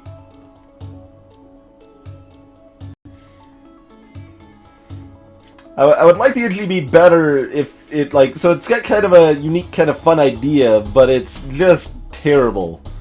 If the heavy ion wasn't such a steaming pile of garbage, then I would like that ship a little bit more, you know?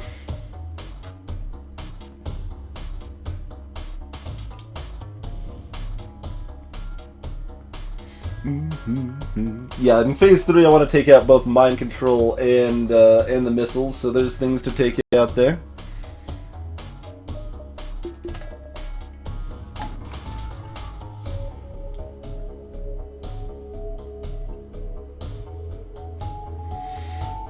I mean, I especially don't like how dumb the artillery flak is. It's just so long before it does anything. It's even worse than the artillery beam. Palingo, worst ship I think is the Stealth C. It's just got such a terrible, terrible defensive game early on. Even the anti-drone drone is not very good against drones, which is especially sad. The other contenders for worst ship include the Rock A, the NG B, and the Federation C. Those are the 4 worst ships in the game. Marinda, the top ships are the Crystal B and the Lanius B. Those are the top 2. I could bust out the tier list and we could talk about it a little bit if people want.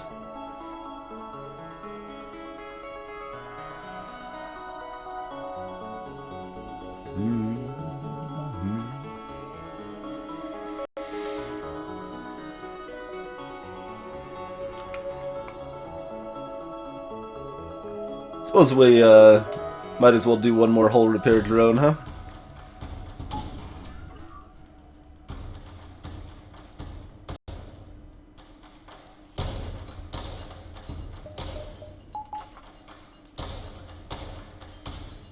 Yeah, Casual Bear, you can't aim it. It just kind of randomly hits across their ship. Hey, Unmasked Gamer, welcome. Some kind of super weapon. The crew is dead, so an AI is taking control. Fancy that. This would have been a good time to have the small bomb up, too. Really good time. I guess we'll turn that up on the after the second volley. Although if it misses, well, then we still got the beam anyway, so whatever. We should also probably have this up. Oh no, that does more than I was thinking it does. Right. That's gonna do 6. Yep, okay. So, small bomb not actually terribly useful here. Oh, don't hit the pilot.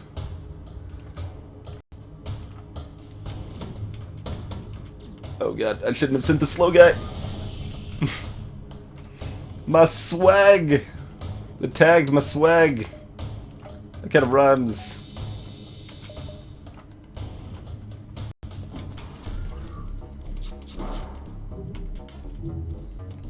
Also, I shouldn't have launched the defense drone, I guess, because that was my penultimate drone. That's okay, though.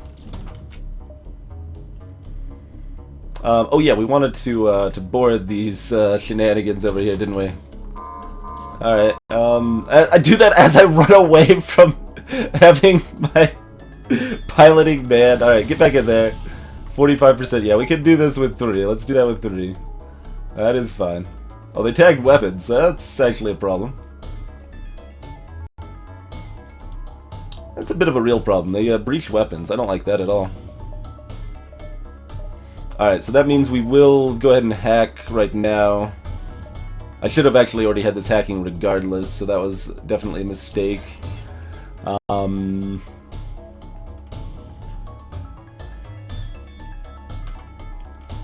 I haven't played Hand of Fate yet, Marinda, no.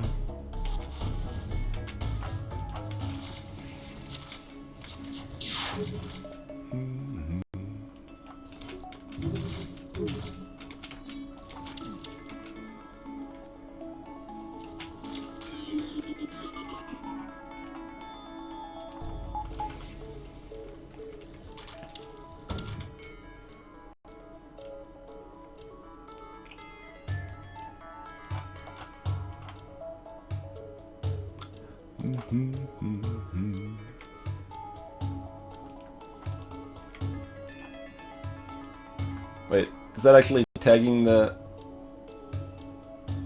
Can I not hit the teleporter there? It's not a big deal, it's just like, if I could tag it I might as well, sort of thing. Oh well, that's fine. Tag those guys. Mind control is down.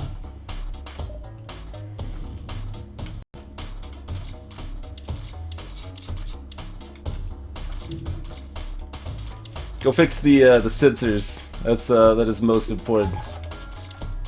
Also, I didn't repower my my other weapon, did I? That's okay. That's actually plenty of time for the hack, anyway.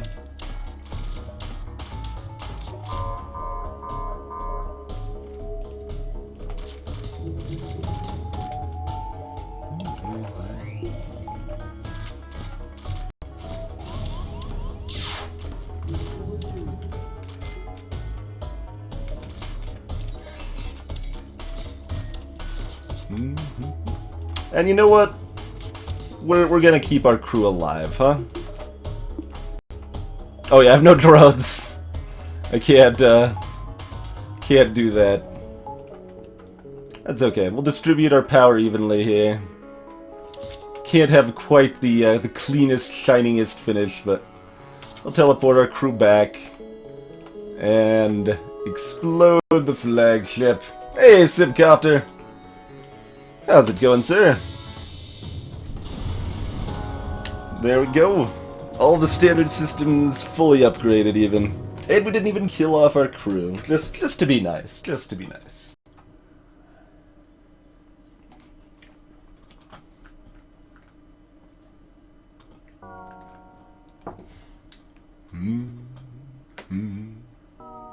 Hey, Laylasite. But yeah, there's some slow parts in the middle with lots of side conversation. The run itself went pretty smoothly and quickly, but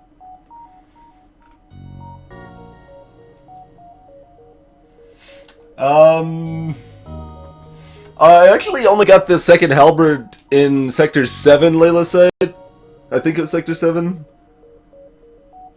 And the first halberd I got Sector 5, maybe? Something like that.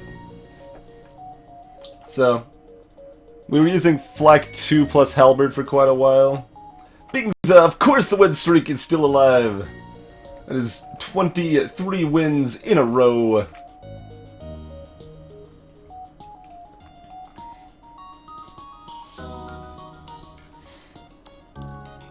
I bought the small bomb fairly early, like Sector 3 or something like that, as a boarding support option. I'm doing well, Simcopter.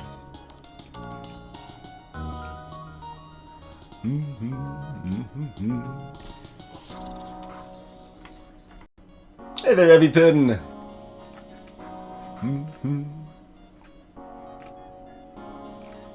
Anvar, welcome. Still didn't even enter the high score. I told you guys, like, a lot of that extra scrap doesn't count for the score there. It is our highest Mantis B run, though. I guess we haven't really played that since Advanced Edition much, though. We did once. Previous win streak there. Yeah, see, only 1978. That is only slightly higher than average on the in-game screen.